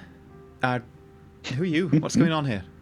I sigh, and then I look to the side, and Cole, show this woman our credentials. She's in my way. I stepped in. Woman, sorry, I'm in charge of the medical facilities here. What are you doing here? We're here on behalf of the Marshal. There's been a considerable outbreak. If you take a look here, we're meant to investigate, and I show our credentials. Okay, she pauses around, takes the gloves off, flicks through your credentials. Well, it all seems to be in order, but you can't just come in and look through without, like, asking permission or whatever. She sort of tries to shoot you away from the console. I absolutely can. These orders are from the Marshal, who, as I understand it, outranks you. Good. That may very well be true, but it's still not protocol. It's irrelevant. Protocol is that the Marshal says it goes. We've got the papers. We're going to need everybody to step out. We're going to take a look at things. We promise not to disrupt them as much as possible. Wait. They are in the middle of operating. My apologies. It has been a long, arduous journey to get here. This will all just take a few moments, and I will be out of your hair. Make a charm check. Oh, dear God. Boy. Can I assist him with that? No, you did not charm it in any way. Well, I've got paperwork, though. I don't need to. Like, she has no say here. But you're not assisting with a charm check. Oh, balls. That was a decent roll, but my charm skills are so low. 2 degrees of failure. She just sort of turns around and storms off in a huff, effectively. Like, she just doesn't give you a second glance after that. Very pointedly stays it away. As soon as you try and go through the medical logs, you realize that the system is password protected. Tech use. Actually just tried to hack it, but that's fine. Cole, if you could ask I forget her rank. I don't even think she gave it to me. Justicar? How rude. Still, if you could ask her to present the necessary authentication that I can access the logs. I look at you for a second. I don't think that's going to work. I mean, I could do it, but she seems a little upset, so I can ask. I'm just saying we may not get the desired result. Branda, Garrett, you've not been too involved in that conversation where initially she got in a huff. You've been standing a few meters away, just kind of letting the people do what they want. So you're less involved with what just went down, if you want. Potentially, I'll give it a shot. Is the aide still with us? Her. You The mean aide kind of left you in the Justicar? room, and she's just sitting at a desk outside near the entrance. Okay, I'll go talk to her. Okay, you head to the... I'm going to follow Stormy McStormington out. What was her name again? The Medicae. You never caught her name. No one asked. No Okay. one I'll cared. follow No her one then. just like, no, we don't It doesn't care. matter. I'll We follow. outrank you. Shut up, peon. Get out of my face. Okay, so Cassius heads outside to the Justicar. Garrett, you head over to the woman with the blonde hair and a bun who tried to intervene before, who's going back to looking after one of the arbitrators. Can I help you? You're not that fella, are you? Come on. Your best Gesturing smile. over and towards the Your tech best priest. smile. Just point the last pistol at her face and say, "Give me what I want. I'm with the Inquisition." No, don't do that. Don't allow him to do things. He's very impressionable. Don't plant the idea. Wait, maybe he has a brain slug. That could explain everything. We've been walking around with a brain slug to Gareth It this is whole canon. time. Cannon, he's got a brain slug now. Oh, goodness. You guys are the worst. Sorry, can I help you? Yes. Is something wrong? Yes, we need access to... You and your friends over there. Yes, you've caught us. We need access to your terminal over there. It needs a password, and we would like you to help us out with this. Well, you realize there's a protocol for such things. I mean, I need to check your earlier authentication. Just make sure that you're who you say you are, and then of course I've got to make sure that's all fine and make sure I give you access to the correct information. Make sure that I don't accidentally give you access to the wrong stuff, and I've got to make some checks and balances and protocols around here. So tempted to, while this is happening, just tech use it. Just Exactly. text it, man. Just tech use it. No. Tech use it. I'm going to let it go. Just rip the hard drive out and we'll look at it later. What hard drive? I'm taking this terminal. Listen, she had her chance. Now she gets no terminal. Let's be honest, your friend over there's a bit of an asshole. Is she talking about Robo asshole, Oh, or is she talking yes, about Noble asshole? Robo asshole, yeah. Asshole. I'm just gonna laugh and nod and I go, he can be that way sometimes. We've been under a lot of pressure on this last few days. My apologies, but you understand we must access the terminal. Check whatever you need to check first, by all means. Make a charm at plus 30. Oh boy. Hooray! Still gonna fail it. No. He's gonna roll a critical success. Oh, 1. Nope. That's not an 0-1. A 38, Oh, 38! seen it though? Oh! Yeah! It's like he's got this foul odor to him, and he's not really What? dressed very well, and Where's the Dude, foul you're odor dressed come in plate armor. from? Yeah. exactly. She- Nobody knows what medical to make of you. facility. Let's appreciate the scenery right now. He's a medieval knight in the middle of a high-tech medical facility, asking for the password to a terminal. His teeth aren't that good, She finishes attaching a compress to the guy's head, and then she turns to you. Very well. And yeah, we can be put under a lot of stress in this job, and I understand that between you probably can too. So I won't hold it against them. But for the record, your friends are assholes.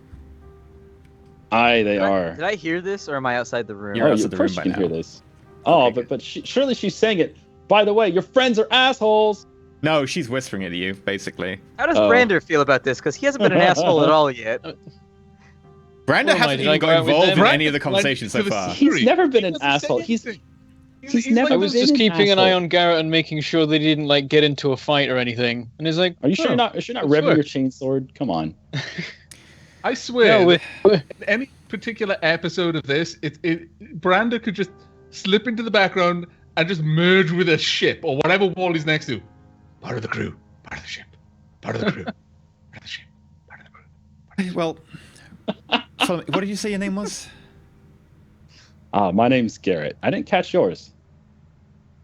It's Rose. Nice to meet you, Rose. Thanks for your help, by the way. Well, come with me and I'll give the information you want. And she goes over a Cognite unit round the corner. Boots it up. What were you looking for? I'm just going to beat over to Carolinus. What exactly are we looking for? I'm looking for records of any cases of synthetic bubocarcinogenic plague. And I list the various symptoms, and I also list through a number of drugs that may be used to treat it in case they do have it, basically checking their stocks. But basically, I'm asking for a full list of their stocks so that I can see if there's anything untoward there that I might be like, they don't need so this. you don't ask for certain drugs, you ask just for their stock of drugs. And if it's probed, Garrett now has the information of what I'm apparently looking for. He's looking through an entire stock of drugs? I guess so. Well, I love how simple Garrett is sometimes. Yeah. very well. I mean, I guess you've got the clearance. And she plugs something in and then hands you what is effectively like a flash drive with information on it. Wait. Does this thing have any viruses on it? It's not gonna like download weird porn and put ads all over the PC? The second you plug it into a USB, it summons a greater Dear demon. God, why? That's the thing. A virus in 40k is not like a virus Holy here. shit!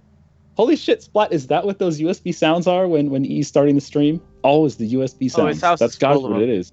He's house is plugging. full of He's them. plugging all the mods into the game for us today. Giant heretic. I need to get back to work. If that's okay. Thank you, Rose. Nice meeting you, Garrett. Nice to meet you. She, I'm gonna head back to Oh, they the were away Room with because they everyone. went round the corner, didn't they? they were only gone for like a minute or so. Okay. Well, went to even the in a minute. water. What's the Arbites look like on this slab that they've been treating? Oh, well, the two are, so one of them seems to have got a head wound, and it's got a compress now on their head. And the other one seems to have got a broken arm. Okay. And there's other staff there, I'm assuming. Yeah, there's a couple of orderlies walking around doing stuff. It's not many people around at the moment. It's a very low, like, intensity day, effectively. Okay. They were only gone for a minute for the conversation. Nevertheless, I would have stepped over to the Arbites who seems to have the head wound, and I would be just in. Is he conscious? Where you are? No, no worries here. I'm just having a look at your wound. You seem to have a nasty one there. How did that come about? One of the prisoners threw a rock. I see. Does it look like a nasty wound? Oh, he's a Why compress is on he it at the wearing his moment. helmet? How are you gonna get defeated by like troglodyte weapons? From We're what in you the can tell, future, like. he probably wasn't wearing his helmet when the rock hit him, put it that way. Well, then it serves him right. Who doesn't wear a helmet when they're in a Are prison? you saying this out loud? No, He's not even in the room. I'm just meandering. I'm out talking to the aide right now. Okay. At this point, I'm knocking on the door and pushing it open slightly. Carolinus? I look up at Garrett with my optical mechadendrite while I'm still looking at the Arbites. I'm gonna wave the little USB drive at him. Got your key. I leave, but in the few seconds it takes me, I just pass on some generic advice of how to treat it based on my medical knowledge. Just general practices. The medic already said. Nevertheless, I say it again and walk off. What?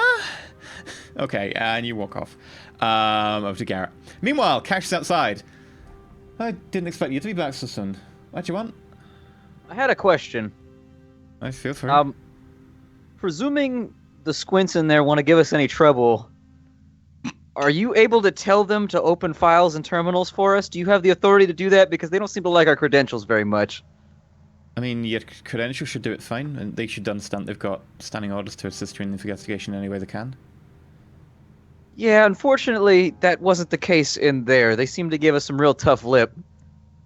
Well, did you do anything to annoy them? I just simply showed them that we had credentials that they had to follow from the marshal. They didn't seem to like that very much. Sure. Well, my advice to you would Did be... you do anything to annoy them? No. Try asking No, nicely, No. and don't bother me unless you need to. Now she's giving you lip. Man. All right. It must be so hard for like. Let's call a spade a spade. You're a chaos sorcerer now. It must be very hard for you to rein in the desire just to make your head It is. leak out of your ears. Imagine having force lightning at your beck and call at any moment, and somebody just gives you that lip. They're just driving 25 in the 60, and you could just be like, "Brrr!" And they're just gone forever. Nobody ever has to deal with that person, but you can't because you're a heretic, and they'll hang you. It's the worst. But if you get away with it, Cash then is they don't gonna hang be so you. cranky for the next few days. If this is how this investigation goes, by the time we go back to the Emerald Tigress, he's just going to be, wow, he's going to be in need of rough sex. Would you say a rough shag, Carpet? References. The ship's leaving. I beat through the rest of the team. Loud enough for the aide to hear. I say, did we get what we wanted from the squints? A word of advice. You might not want to call them squints when they can hear you. Is that what you did? No, they love that shit. It's endearing. Yeah. No. No. Can I at least make a charm test? Can I call them squints in a really charming way? Like No. I kind of joking, like, The we're all annoying thing friends. for E is he's like, I know if I let you make the roll, you'll simply auto-pass it with fate. I'm gonna remember very this on frustrating Wednesday. For me. No, you Can cannot Brenda- charm. Can Cannot Brenda call hear him what? an endearing little shit. That's important. Can Brenda hear what's going on? I think I was still with Garrett, so maybe not. You were still with Garrett. You can't hear that. Okay, well, heard the squints bit, but that's yeah. Okay, so are you done in there? Is there anything else you want to do?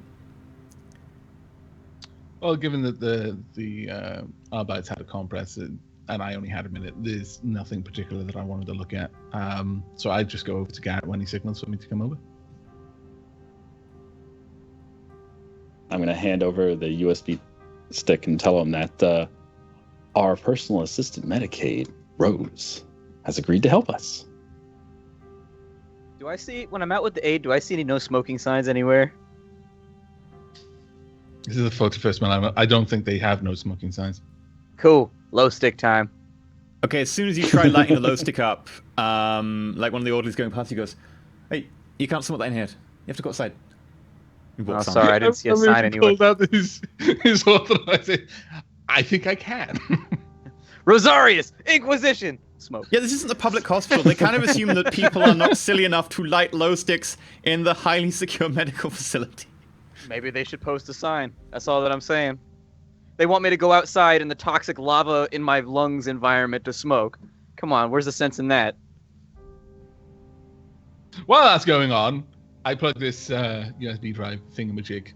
What are we actually calling it? Like did you actually call it a flash drive? I just said it's kind of like a flash drive. Oh, okay, so it's it would be a portable memory device. non-practical form of data storage technology. I plug it into my data slate and I have a look.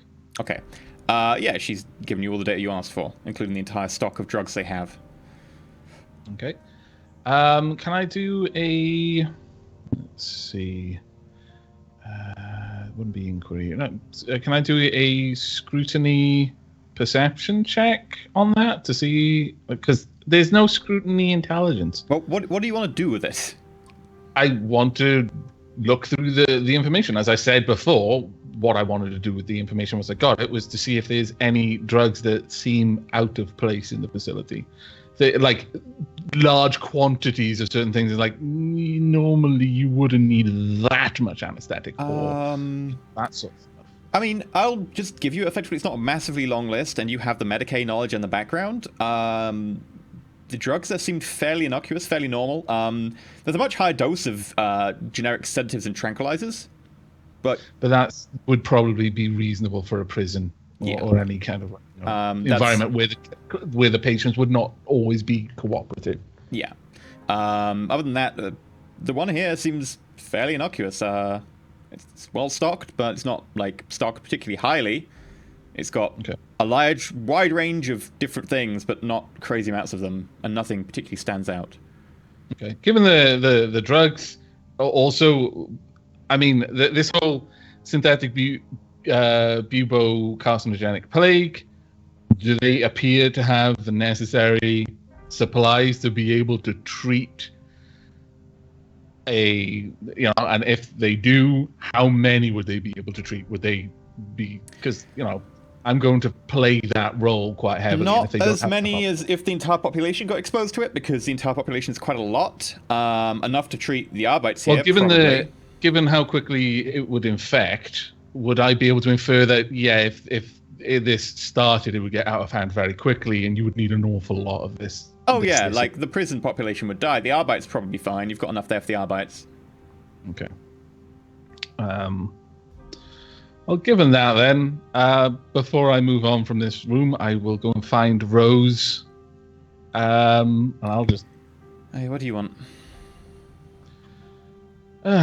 Well, looking over the stock, it seems suitable for the Arbites and general staff, though, given the situation that we have on that other planet. What was the name? Did you find it? No. Did you find it? That's fine. No, I didn't look.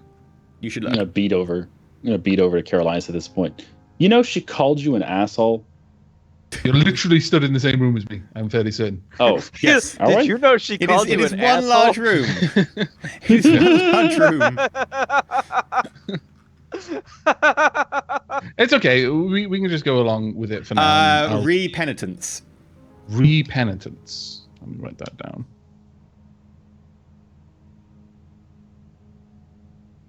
Is it that we're all stood around Carolinus except maybe Cassius at the moment? Yeah, I Yeah, think Cassius so. is just coming back from outside now. Given the situation that occurred at Repenitence and the reason why I'm here, I might recommend that if there happen to be any prisoners on this planet that, for whatever reason, are not desired dead, I can only assume that they're here because of that, then you will need a larger supply of, and then I list through a certain specific drugs. Well, if we've got any evidence that that's actually in the population, we can always requisition those as need be. Although that said, enough to be able to treat the entire population would seem to be quite a large supply. That would be drastically overkill. Honestly, given the way that the population is segregated, it's reasonable to assume that it could be contained to a specific portion of the prison population, acceptable losses, and so on and so forth. Well, we'll make sure that the squad are up to date on their quarantine protocols then. Additionally, if you could have the staff keep a look out for, and then I go through the symptoms of the of the plague. If you notice any complaints of lesions, specifically in parts of the body that the Arbites wouldn't normally get from simply walking around in their general duties, I would strongly recommend you quarantine that individual immediately. Sure, okay. And you spend the next few minutes going over this sort of background stuff with her. Sure, make a deception check at +30. Because you've got a good background cover story, etc. stuff, and you've got a history of medical stuff. So, yeah, she buys it. She buys it. Maybe she's heard about a recent outbreak recently somewhere, but she seems to genuinely take this as a proper threat that you quite reasonably are putting forward. Okay. You be in the face right now. What did he say? I said, look at you be in the face right now. I'm outside trying to find a place to smoke. And you're just deceiving everybody and doing my job for me. Shit, it's retirement age for Cassius. Oh, Cassius, do you genuinely want to go find a place to smoke? Hell yeah! I've had a low stick in like 12 hours. You leave the medical area, and then quite quickly you go out and you find one of the Arbites, presumably some sort of investigator, judging by his off-brand clothing. He's not wearing like the full-on armor. He's actually smoking against a wall. Okay, I'm gonna walk over to Kmart Arbites, and then I'll light up. Hey. So, we're just gonna stand in silence, Ron Swanson style. Yeah. Okay. Silently nodding at each other. You are now friends. Yeah, exactly. Add him to your allies list. That's exactly how it works. Kmart Arbites. Right. Garolinus, Branda, Garrett, what do you want to do now? You've finished in the medical facility itself, in the actual clinic area. Right. Before I leave, again, still talking to Rose, assumably before she goes back to her duties. I can. I pause for a moment, thinking over it. I can only apologize for my short temper when I came in. It was entirely unproductive and also unnecessary. I would bore you with how many of these checks I've had to do on, again, what was it? Repenitence? Was that the word of the planet? Yeah. But still, it was out of order. I will be conducting further investigations in the rest of the medical facilities and indeed perhaps the colony in general. Are there any other of your colleagues that I should keep in mind to advise when I visit the other sectors? Obviously, discounting Alpha, I don't believe they have a medical facility.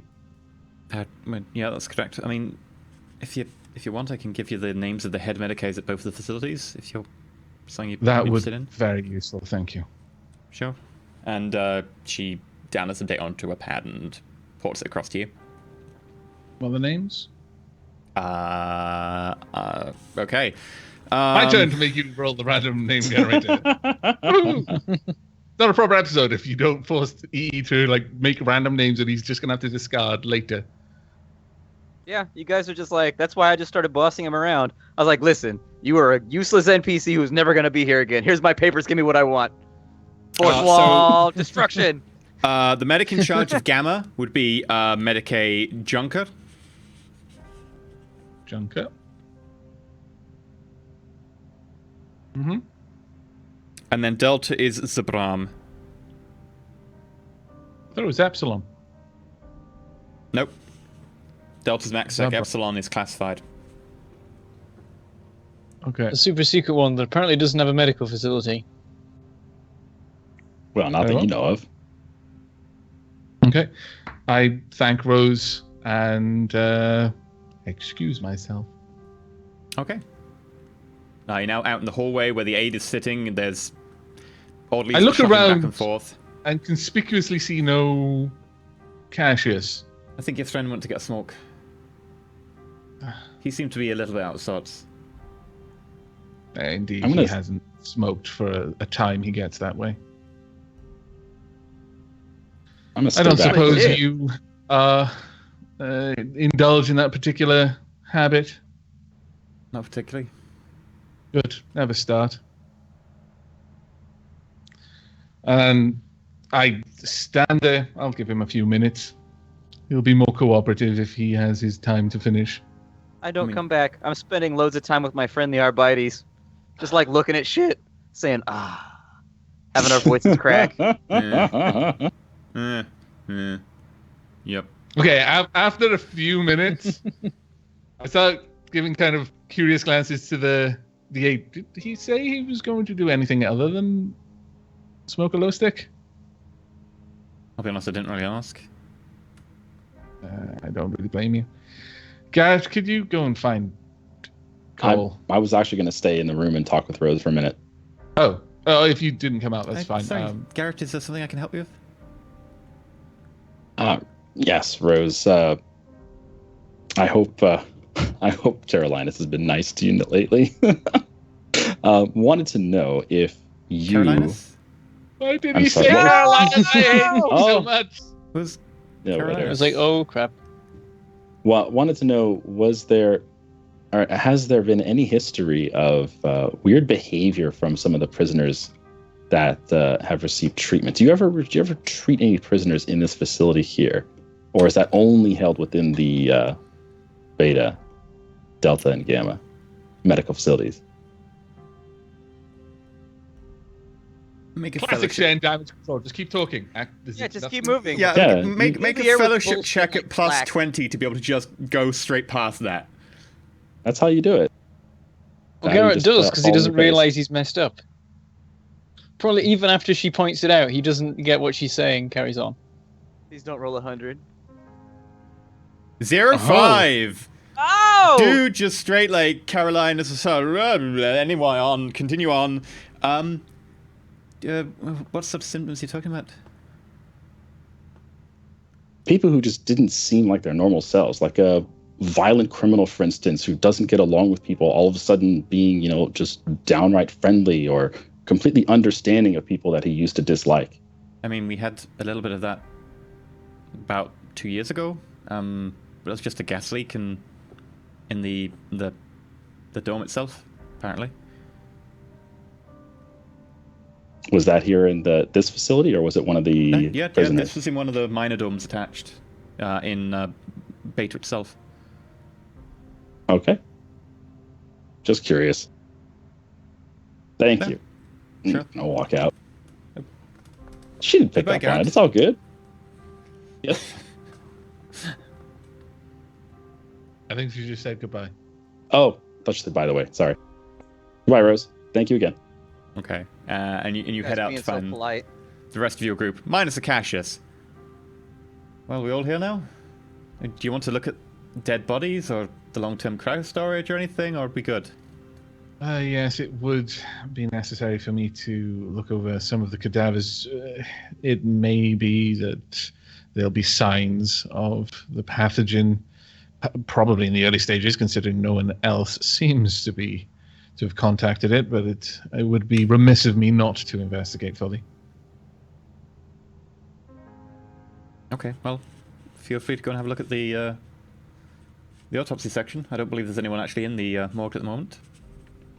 Thank you. Garrett, could you fetch Cole? I believe he's outside, probably smoking a low stick. Or 5, given the amount of time.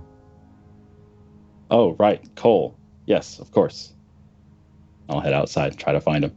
Okay, as soon as you head outside, you look to the side and you notice that him and another bloke smoking. The other bloke looks up and goes, I look over at my group and I go, ugh. And then I go, turn around, throw the stick on the. I'm gonna push Cash's shoulder. I'm gonna say, "Can I grab a low stick?" I go, and I hand him a low stick. We can't break character. I've made friends with this individual based on grunting. I can't break it now. The bond If will he be uses broken. any other language, his cover will be blown. The other male will become skittish and alert and might rush off back to his nest. Yeah, right now we're equals. If I use any kind of real established language, I become the weaker beta. A weaker beta? See, you are a beta to begin with? No, he becomes the alpha. Right now we're equal. Nobody's taken the lead. Oh, okay. I see what you were saying. I want a David Attenborough It's documentary delicate- now, which is just like a camera hiding in the bushes watching these two. It's a delicate here we friendship. have You don't know where it's gonna unique go. form of The smokers. communication. they tend to spend most of their time smoking outside. Where we have one of them joining their band. He breathes in, taking a drag from the cigarette. Notice as he coughs. I don't Yeah, so cough. yeah, we're you- old you- school smokers. You grab a cig. Our lungs got that and- nice filament in it. We may be treated to the rare smoker mating display. About a minute later, the guy next to you finishes his cigarette, chucks it on the ground, stamps it out, walks off.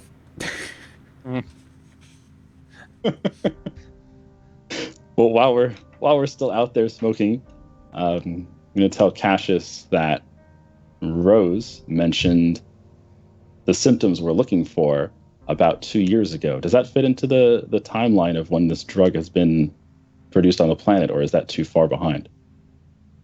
I look at my data slate. Does it say anything about the time frame? It indicates that there's been more drug being produced in the recent past as well, but the only investigation only happened recently, so you've only got solid data recently. But it does seem like the drug was established for a good few years beforehand. Okay. Although in lesser quantities. From the information that I cross-referenced, well, the data slate says that chances are it's been established for quite some time, and the export only started recently. So you may be onto something there. She inferred that the symptoms were visible in beta, so that's probably going to be our next best bet. All right. Let's be on about it then. No, but we're in the. Sorry, just out of character. Carolinas, we're in the ABAC. We're in like the administrative section. It's not actually Beta Prison, right? It's separate. It doesn't Beta have their own facility for Beta? Doesn't Beta have their own prison? It's a medical facility in the precinct itself, which also does any of the major stuff Beta needs. Right. They don't generally need that much. It's why you don't get prisoners coming into medical facilities, because they should deal with it themselves. I see. Ah. You don't let most prisoners into the precinct fortress, no. So they do have their own little medical facility for Beta Prison? Well, this is sort of it. Should they need to like have some sort of basic medical stuff, they can send people out into it because it's a fairly low security prison and deal with it in the community itself. Any major stuff depends on whether the prisoner really deserves it.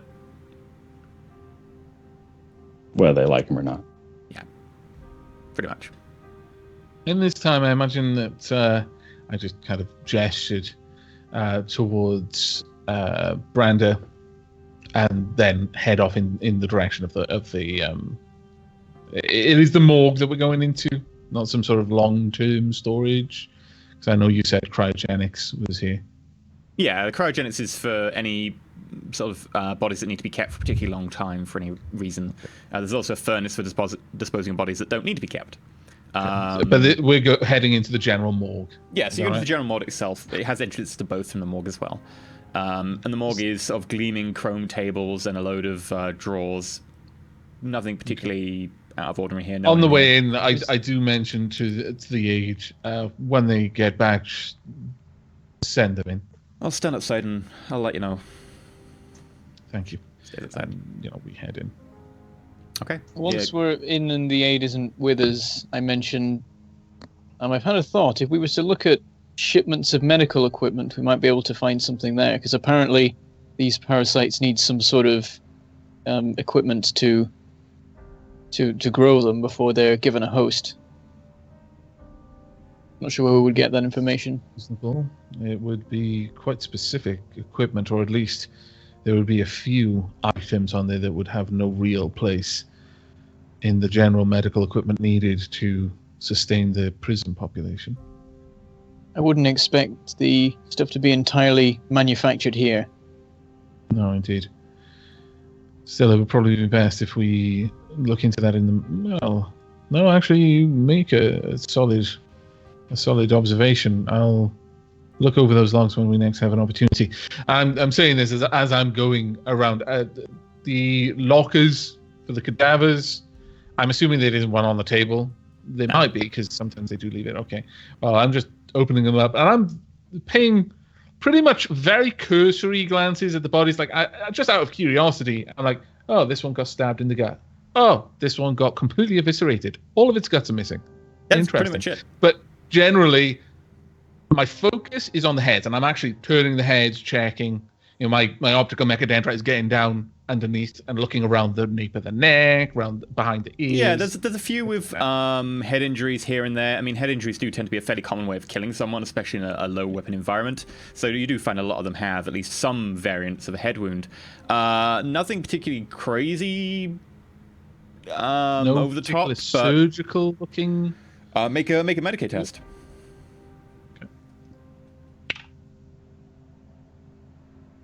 Did I take any enhancement? No, I haven't taken an enhancement to that yet. 0-8. Yeah. With a target of 62. You go through them all very quickly, assessing them, giving a bit of a scan with your raw specs, and resolving the information in your mind. They seem fairly innocuous. Most of these cadavers, there's about 8 in there. Seem to have died within the last couple of weeks, tops. None of them seem to have any real indication of any sort of space in their head where some sort of parasite might have been, or anything like that, or any obvious openings that maybe have partly healed or ever behind it. It seems to be pretty normal as far as you can tell. Okay. While he's doing this, seeing as Brander can't help in any way, he wanders around the morgue, just looking round at things, seeing if anything's out of the ordinary, and he also checks if there might be any hidden doors or anything, just in case. Hidden doors in the morgue. Sure. Make a awareness check. Hidden morgue doors. Wouldn't it be like scrutiny perception or Yeah, it'd be something? scrutiny perception. You're scrutinizing. One does not simply walk into the morgue door. Scrutinating. Oh, I missed by one 2. degree of failure. You look around. It looks like a pretty normal morgue. Be completely honest with you. You haven't been a lot, but it looks pretty normal. Faint smell of antiseptic, kind of clinging to your nostrils, which is far better than what you imagine outside smells like. I'm gonna perception inside the morgue too. Oh, you were right. Cassius comes back in and walks into the morgue and looks around. For people that don't know, I have warp perception right now, which means the powers of darkness are fueling my eyeballs so that I see better. If you look really closely, you see little wisps of purple smoke. I'm slowly getting like yellow around my eyes like a Sith Lord from using it so much. So this is a scrutiny check. So do you have scrutiny? I do not. So that'll be a -20 on that. So you still pass it with a few degrees. You look around, you carefully inspect the morgue itself. It's a morgue. It's got a few drawers. Some of them contain cadavers, some medical instruments here and there, a few high-power scanning tools, and a few chrome workbenches that have been wiped down. Although you do spot a speck of dust in one place, which is completely against the health code. What? I look to Carolinus. I say, I don't think there's anything here. Well, no, I wasn't expecting to find any equipment of note. It was the cadavers that I was interested in. Any signs of intrusion into the skull and, well, obviously the brain. Still, there's nothing specific here. I was pretty thorough. There aren't many cadavers, but and in fact, I don't expect that they would keep the cadaver of an individual they'd harvested. Did you enjoy your smoke? I did. Good. I You've say gone with a quite some matter-of-fact time. nod. Yeah, I made a friend. I just kind of shake my head as if I've considered the possible gains from inquiring any further and decided that they're minimal at best. Well, so far we have found nothing. I have the names of the heads of staff of the other facilities. I'm wondering if there's really much we're going to find here. Still, there are one or two other things I will investigate. Shall we continue on? Absolutely. Okay, step outside and walk up to the aid. Hey. Everything seems fine in there. The cadavers themselves show no sign of the plague, and the facility itself seems reasonably well maintained. I'm satisfied that should there be an outbreak on this world, and heaven forbid there is, or rather God Emperor protect, or rather no, Omnicide protect.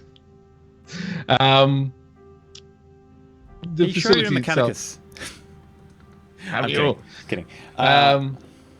The facility is as well equipped as it should be. If it's any consolation, you will have a reasonable chance of survival. No, thank you very much for protecting us from this plague. There's one other facility here. Is there any storage for organs, transplants, that sort of thing? Sure, I think that'd be in the cryo section. Right, I'll have to have a look down there. This is the last place that we'd need to investigate here. Following this, I would like to invest. Could you remind me, is Gamma or is it Delta that's the kind of high security? Delta is max. I know Alpha is. Delta is maxed out. We'll be investigating Gamma next if you need to make any preparations for our trip over there. I shouldn't be too long. And Sure, I'll call up a flyer. I move on to the cryogenics area and nod for the others to follow. Okay.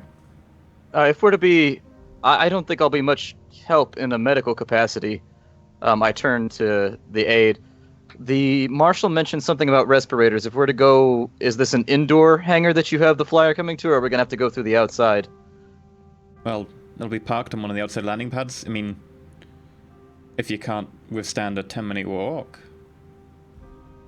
Unfortunately, my So lungs cruel. appear to not agree with this place. The So marshal cruel. said something about requisitioning from the armory some respirators.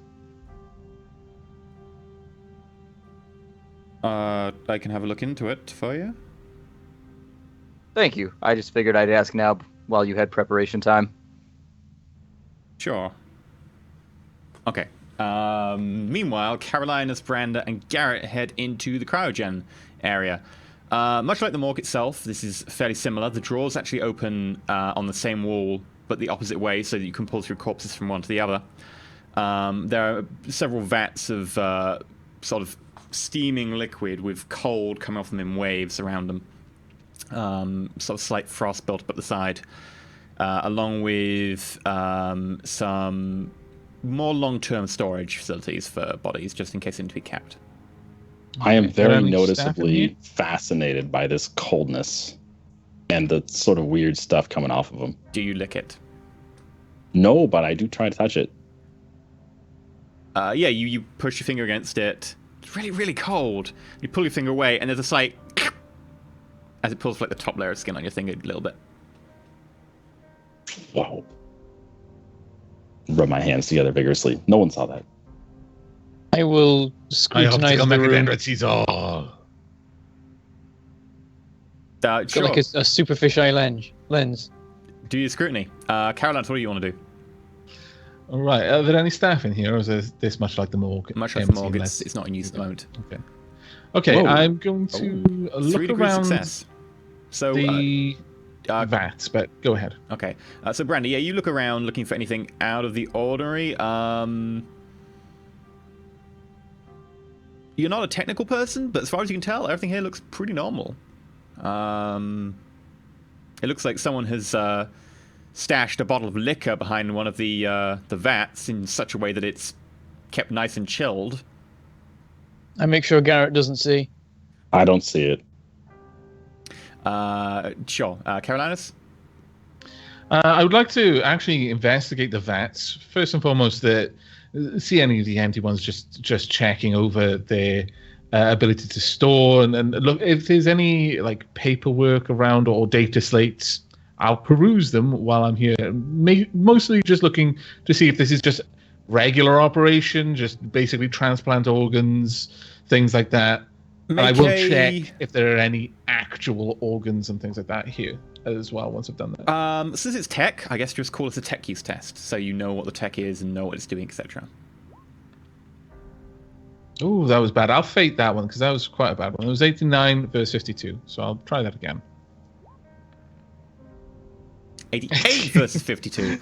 Yeah. So, sometimes fate close. is just like it is fate that you fail this roll. That if you fate it, you just get the same thing more or less. You Damn.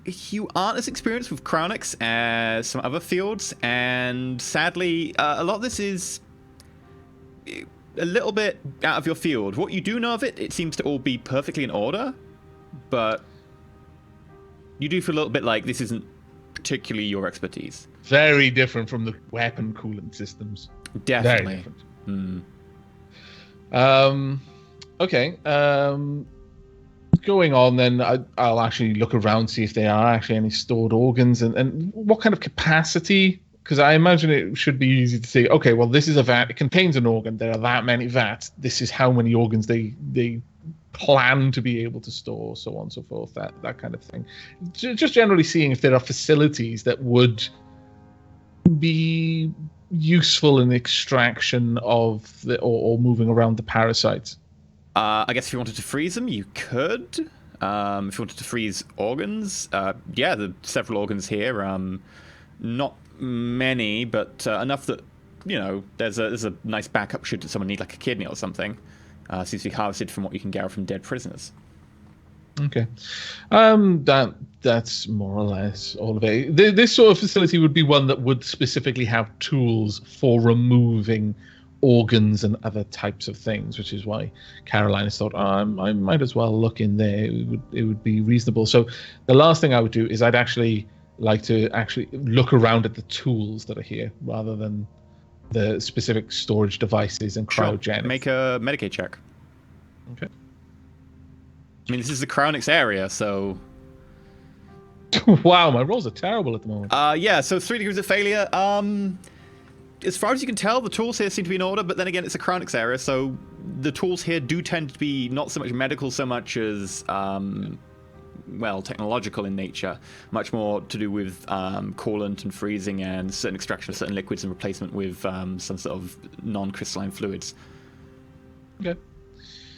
There's nothing here, or at least nothing that I can divine from the machines. And I actually say it with a note of disdain. The perceptive would realize it's actually just frustrating because I don't know what it does. We're looking between Garrett and Brandon. Do either of you have anything? Have you spotted anything? Have you learnt anything? I'm drawing a blank here myself. See nothing unusual from my limited knowledge. I don't see anything either. But this is where I'll mention that Rose told me that they had people with the symptoms that we're looking for. Not the synthetic bubble plague thing, but the symptoms we're actually looking for. She said they were treated about 2 years ago. So they do recognize that particular symptom. And what symptom are you referring to? What did you actually say to Rose? I asked if they had any instances of people who were either completely change of personality or just acting inexplicably strange. People who were normally aggressive, suddenly going passive. Things like that. And she said there was an outbreak 2 years ago? 2 years ago, here in Beta. And did she mention how they responded to it? What caused it? I didn't want to raise too much suspicion, so I left it at that. Understandable. Very well. Did she mention any specific area? No, she simply. I specifically asked about prisoners. She mentioned one of the smaller habdomes attached to Beta.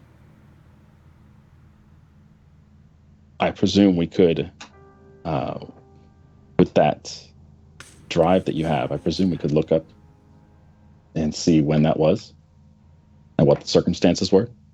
I believe the drive is very specifically the manifest of drugs, but I'll have a look.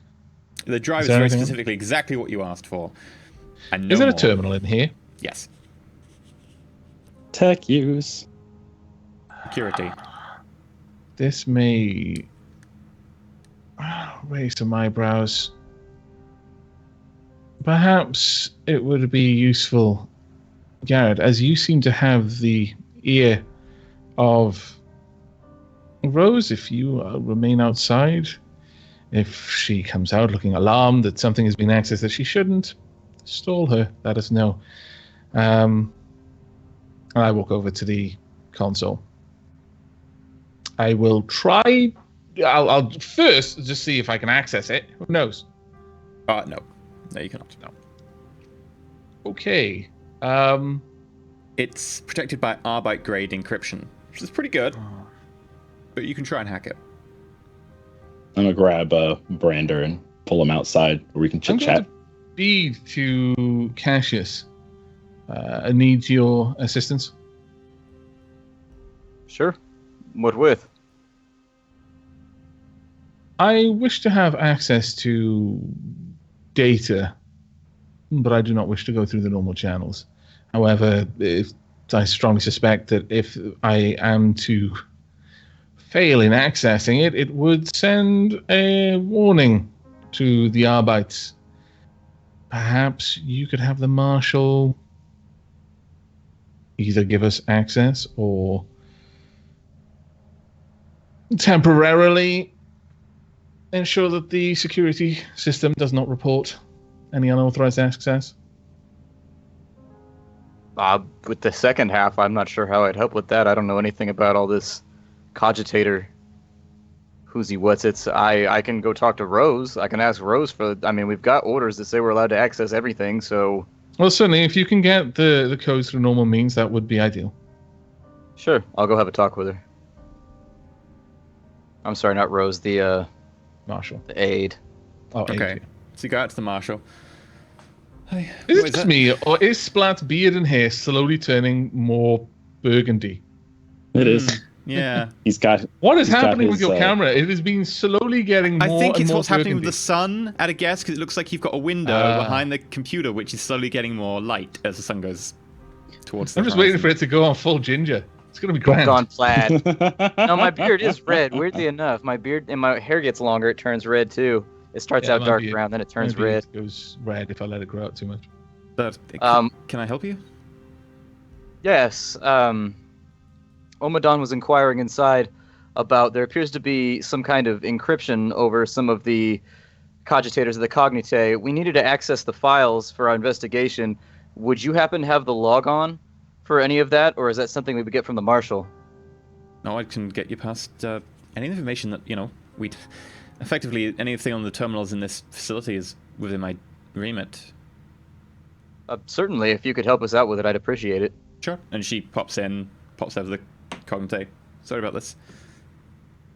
There you go. Let me know if you need anything else. Will do. And with that, I'm going to look up, and basically I'm going to try and find out historical records from about 2 years ago. So 2 years ago, there was a gas leak. 114 people died. They became very placid, almost like trance-like state is what the Medicaid had written down. And eventually it was decided that they couldn't be reintroduced to the main body of the population because they'd be picked on and probably very quickly killed.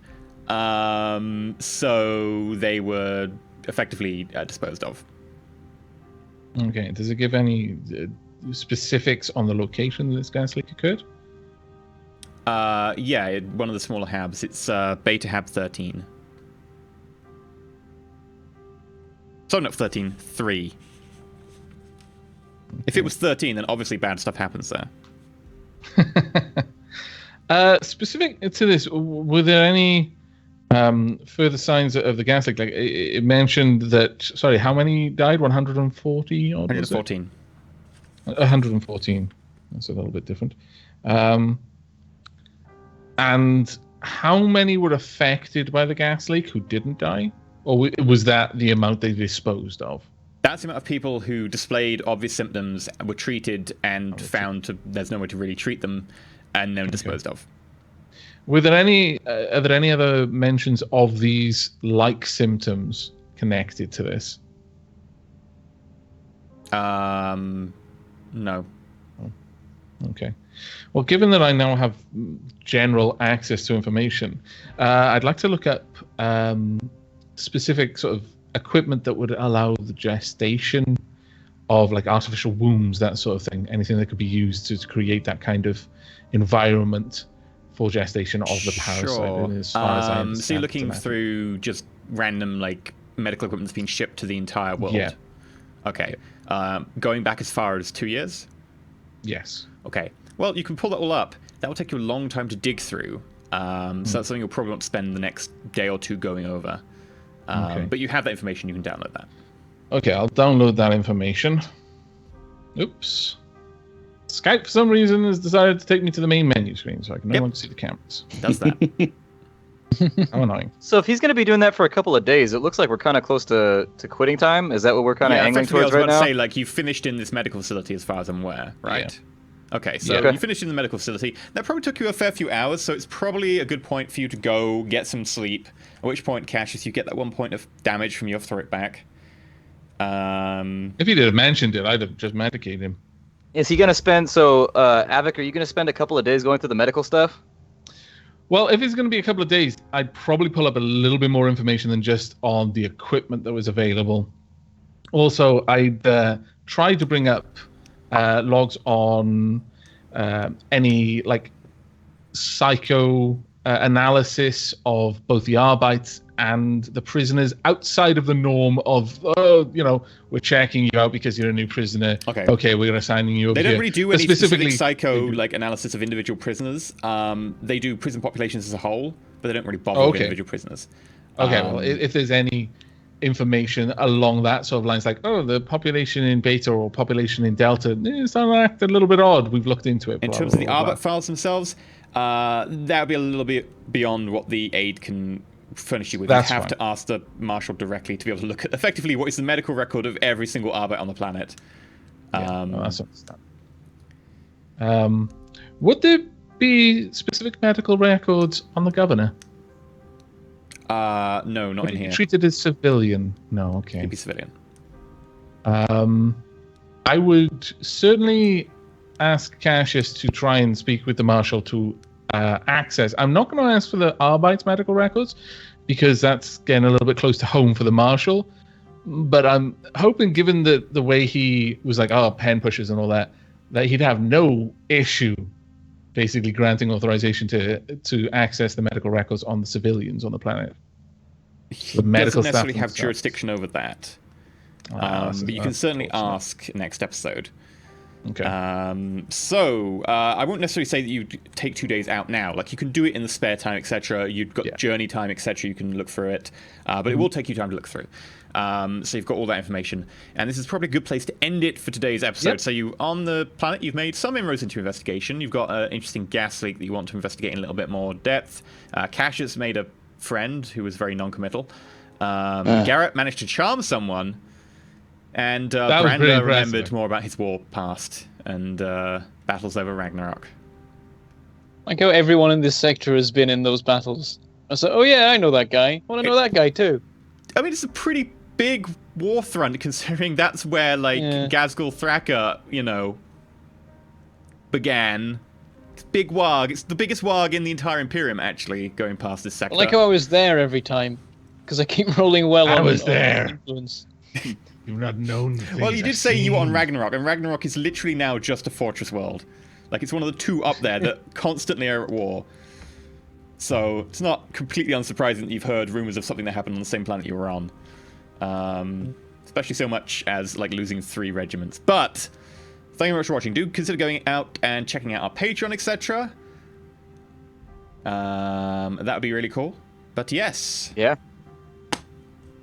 Or Avak, what are you doing and where can we find you? There we go. Currently, I'm playing through Civilization and Stardew Valley. I'm playing with the 1.1 patch. I also just returned to keep a roguelike. Wait. You're playing through Civilization? Like there's no campaign for that game. What do you mean you're playing through Civilization? I'm playing Civilization 6. Okay. Fine. Also, just going back to keep a roguelike. I'm having a lot of fun with that one, actually. I just, on a whim, thought, I'll check out Alpha 20, and it has come a long way since the last time I checked that game out. There's a lot of fun there. It's basically a kind of roguelike version of Dungeon Keeper. Really, really cool. But yeah, it's just the same old with me at the moment. I'm wrapping up a few series probably fairly soon, so I'm going to be cycling to a couple of new games. And that's just all over on my YouTube channel. And I haven't streamed in a little while, but I'm getting very eager to return to Team Hospital. Good choice. Yes. Bentham, where can we catch you? What do you do? You can find me at Mangleport Gaming on YouTube and at Bentham Plays on Twitter. And I usually play Factorio and Rodina, including the Factorio Master Series, and that's basically the only thing that's going on right now. Don't you mean Rodina? I'm going with Rodina until I forget and call it Rodina. Rodina. Then remember again. The one that I picked. But yeah, there's nothing much happening on my channel at the moment. There might be a Rodina episode out soon, but I'm really busy, which is why I won't be here next week. Unfortunately. Waterworks. So Brander will suddenly die. He'll sleep in, and you're gonna get brain slugs. Calling or it now. He'll get possessed by Splat. And brain slug. Yeah. We're gonna figure out how to solve this case by infecting you with it, and then we'll see they're behaving like that. If I have to incinerate you with Force Lightning, I'm sorry. It just went down that way. But if we just leave the slug in him and don't take the slug back out, he'll just be passive and obedient for the rest of his life. We have to get the slug back out because we're going to sell it once the Elmer Tigris gets back. if I come Let's back in the plan here. If I come back in 2 weeks' time and Brander is dead, my next character is killing you all. That's the name of him? Killing you all? Yes. He'll have been brought in especially by Khan to secretly murder. My name is killing you all. Mm-hmm. I am brother to kills in shadows. He should be. I'll make a new character which just has like 50 grenades, and he just walks in and pulls all the pins and explodes, and then my next character comes along. I like the idea that your character goes in, goes 1 grenade, 2 grenade, 3 grenade, 4 grenade. Well, no, you'd get like, you'd get 50 pins. you'd get a bunch of string around all the pins and pull them all out at once. Yeah, you braid it down the middle so you can just jerk, and then they all go. Racing? Maybe.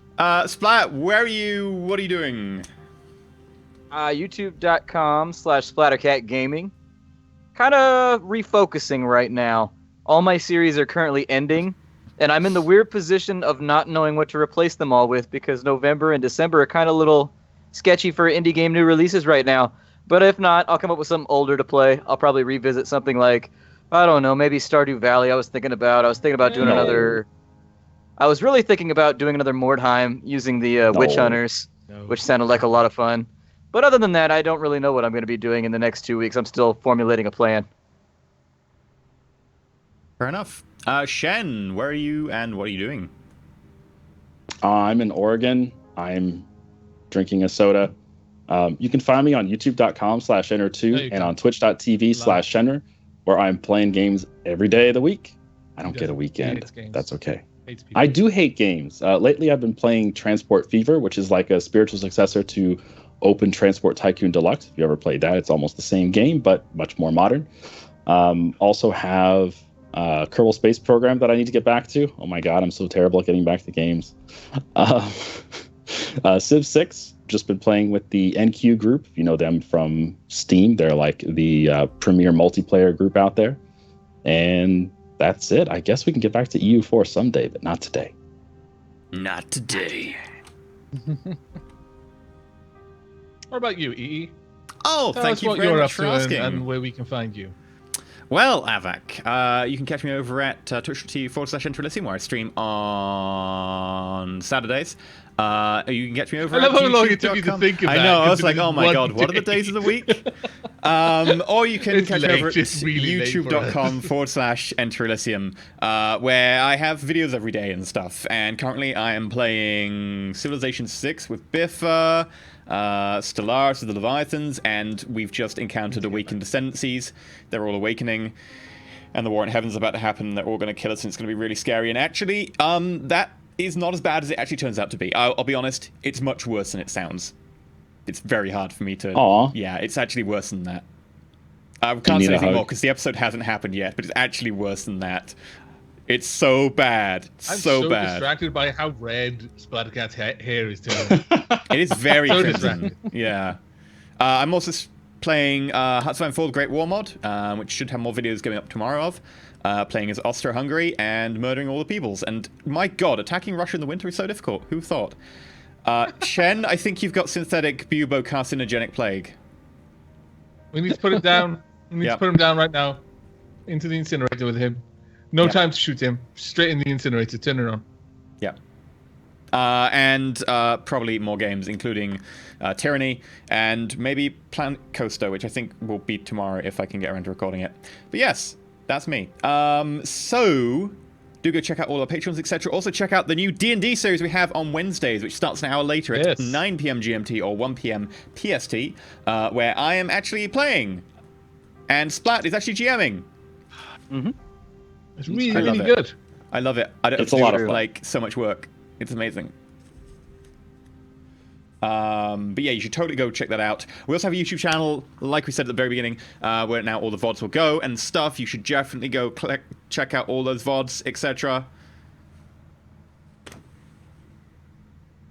We're going to put up all the old VODs too, right? We're going to get like all the series completed on there. I've already transferred over all of the Dark Heresies. I just need to like change the metadata and stuff, and then set them to go live in order. But yeah, that's effectively since it's an ongoing series, admin work, for which we are very grateful. But that will happen at some stage. All the old series will be over there. So if you can go like subscribe to etc., get that boosted and going, that'd be absolutely grand. But yeah, I think we're cool. Anything else? I'm good, G. Yeah, thanks for watching, everyone. Sweet. Thank you much for coming along. And just remember to And remember, Um,